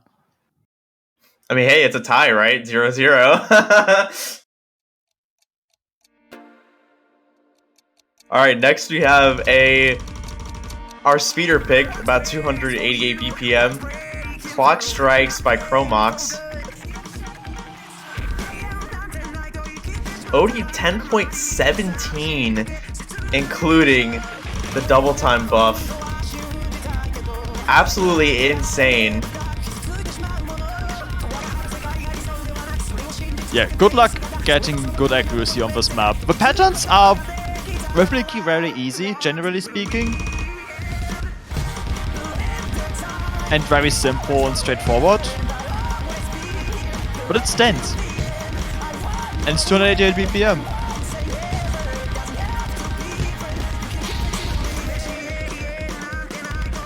Funnily enough as well, Monkey Business and Clock Strikes are the same length. Both DT picks are 2 minutes and 19 seconds long. Reminds me of the run of 32 normal pool where everything was 3 minutes and 7 seconds long.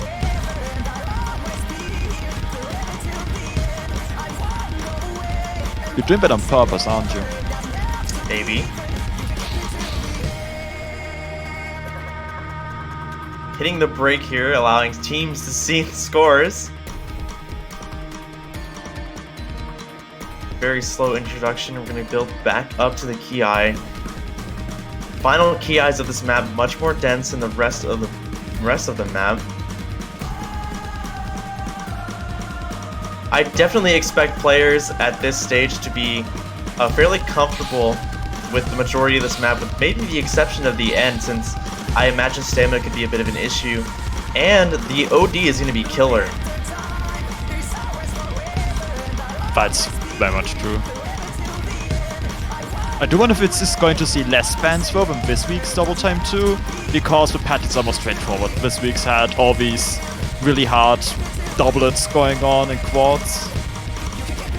This has high OD for finishers, but it's more straightforward.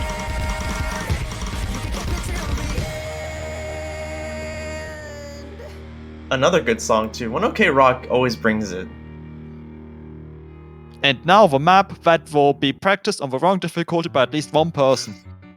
Another custom map, featured artist Plum.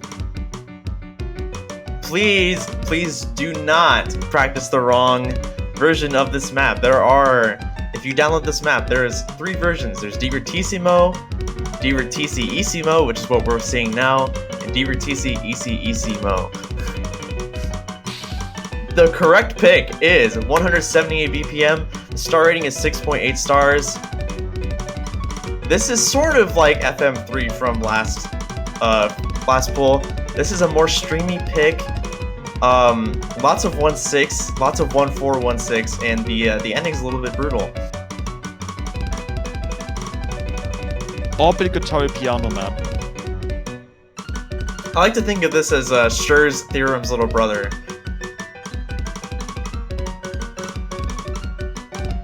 Yeah, I can see that.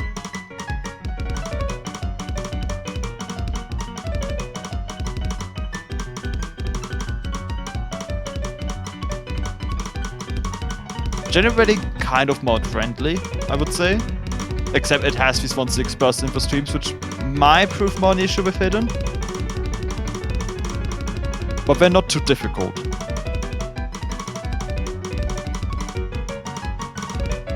Playing this map with Hard Rock, at a glance it might look easy, but the base SV of the map is 1.54, and the ending goes up to 1.1x.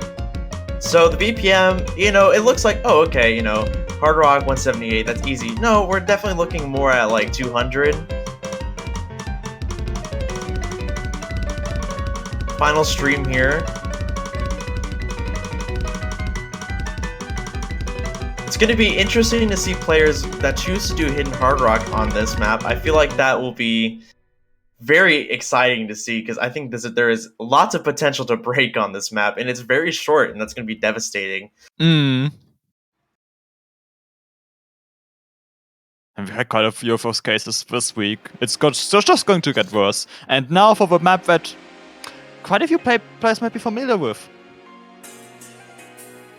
If you've been playing, if you are a TWC player and you've been a TWC player since 2015, you may be entitled to financial compensation.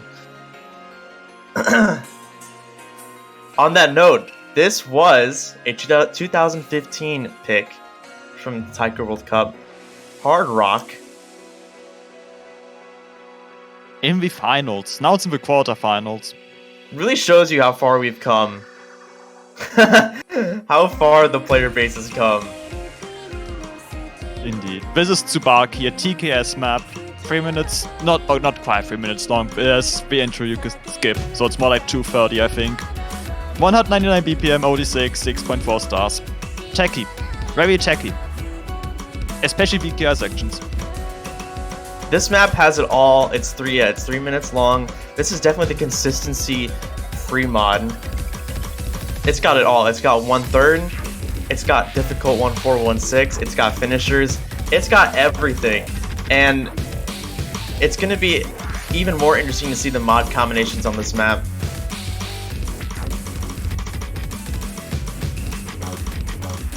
I think picking Hidden Hard Rock on this would prove a tall order. After what I've seen this week, I'm expecting anything.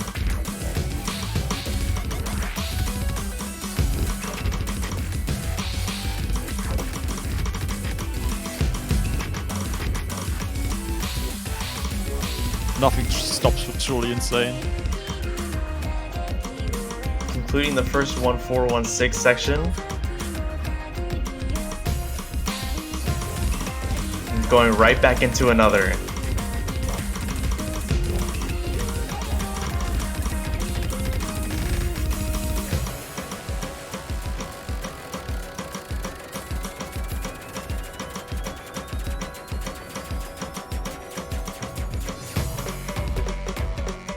Here comes that 1/3 section.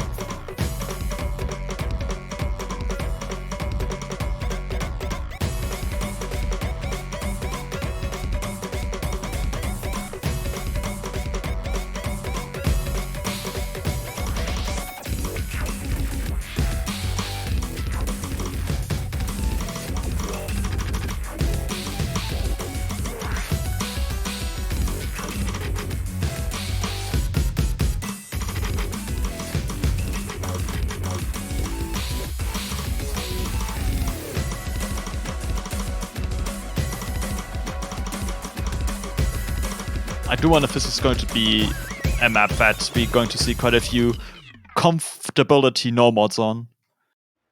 That's actually that's a really interesting thought. I never, when it comes to free mod, you never think of people picking no mod that much. Yeah, and it has proven to be an effective strategy this week. And it might also be on this map. Astronomia. Now, I'm sure that this is another map that people are familiar with, but have you played it with the mod? Countdown. 10. Oh man, 7. 6. this map is absolutely evil. This is gonna be our anti-mod pick. If you've played an Eleanor map before, you kind of can already expect what this map will feature. You can already get a gist of it just by looking at what we're having here. Lots of slide velocity. I highly recommend using a transparent skin for this map.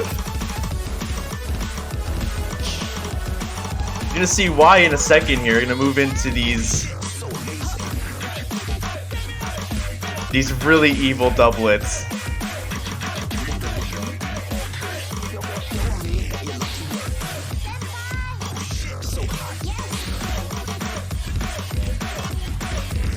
I've tried playing Hidden. Hidden is my mod of choice. I've tried playing Hidden on this map without a transparent node skin. I could not tell the difference between the doublets and the not doublets. In a desperate conflict with a ruthless and let's go back. It will be a tough competition in ban rate between this map and No Mod 5. Oh, hopefully no, everyone practices them, we're getting to see them a lot. Also can happen.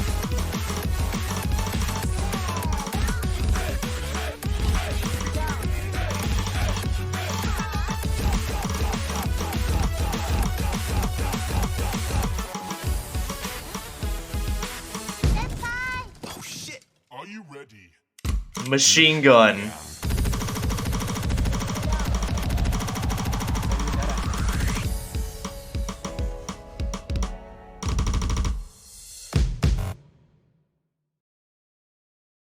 And that's free mod, and that's all the maps other than the tiebreaker.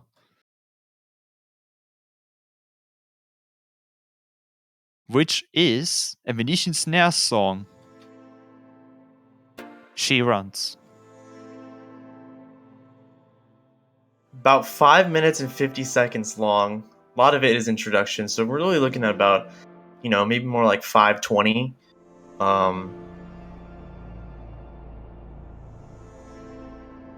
This is a pretty decent bit harder than the rest of the pool. Venetian Snares, another featured artist. Quarterfinals did a pretty good job of using featured artist picks, along with 7-7, who should be a featured artist. And I don't think I'll ever stop saying that. This map really takes everything that you've seen from the quarterfinals pool, and it puts it up on. It takes it up a level, up to the semifinals level, which is the point of a tiebreaker. After all, you want to see who moves on to the next stage. Yeah, this is quite a step up from the last tiebreaker, the pool. Would you say this is more semi-finals difficulty, just as a barrier? Yeah, for sure. Yeah. Also, I checked. The drain time is 4 minutes and 50 seconds. Now we know. Oh, wow. This is not the ranked version, by the way. This is by... I don't even know how to pronounce the name. I've seen it plenty of times. I think it's Karth. I think that's how a lot of people say it. That makes sense.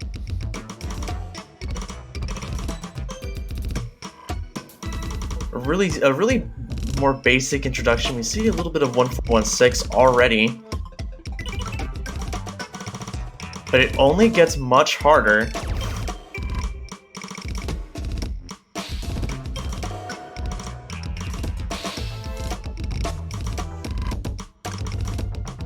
As is sort of typical for Venetian snare songs, as soon as it hits the first intense section, it doesn't stop from then on out.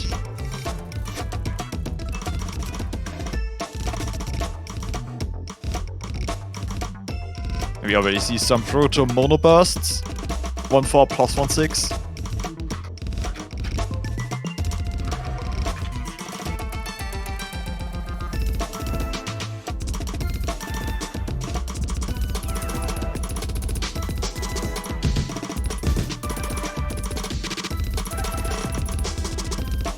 And we see the intensity going up.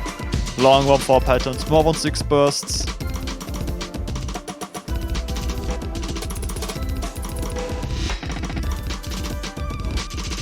Rather difficult 1-4 patterns too.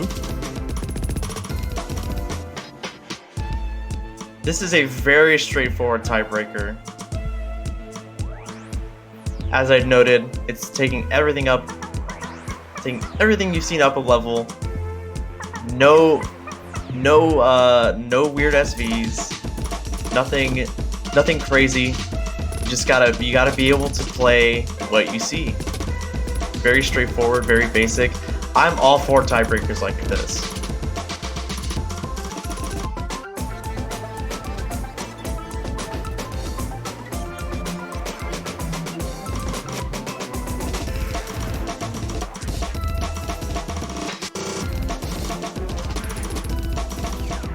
Shoutouts to Cut Mono. Everyone's friend.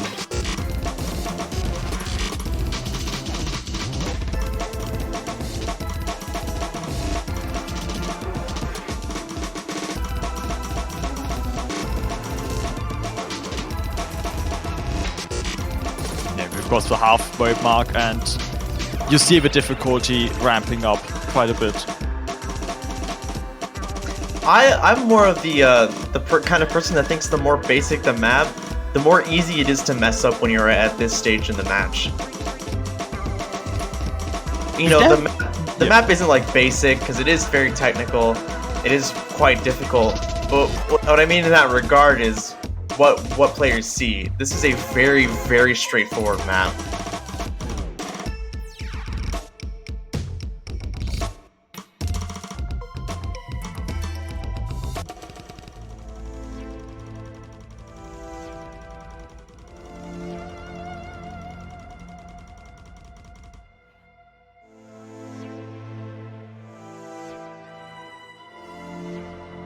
Does this have a proper break, or does it not? It doesn't. Very unfortunate.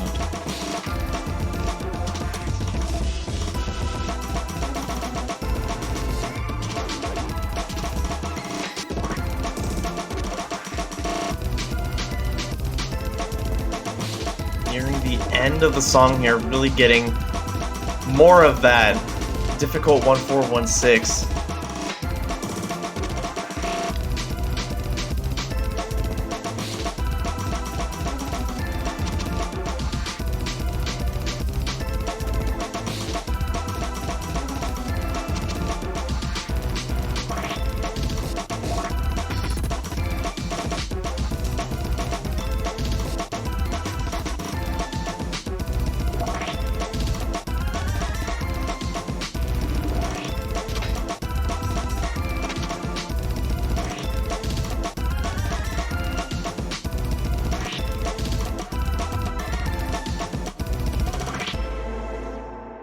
And that's it. That's the quarterfinals pool. Not as much of a step up from round of 16 as round of 16 was to 32, as I think was mentioned last week in the show, in the feedback channel. But definitely still harder, especially for tiebreaker, and filled with bangers. I'm excited for the matches next week. Yes, I absolutely love this pool. You know, and as I do every time I'm in the commentating booth for a showcase, please, even if you are not a player anymore because you have been eliminated, if you see this map pool and you have any feedback, please head over to the hashtag map pool feedback channel in the Discord and let us know your thoughts. I'm always happy to hear thoughts. I love hearing people's opinions. It helps us make pools better. I couldn't get the words together. So please head over there, give us your feedback, and we're all excited to hear your feedback. That concludes this weekend. No more matches, no more showcases to do. Now the players can go practice the next pool for quarterfinals. The lower bracket teams will have to play 2 matches if they win their first one. So that's the first time we're going to see that. And that should spice some things up as well. Until then, hope you have a good week. Yes, please, I hope everyone enjoyed. We will see you next week. And please, S77FA, please, and I hope everyone picks that map. Thank you.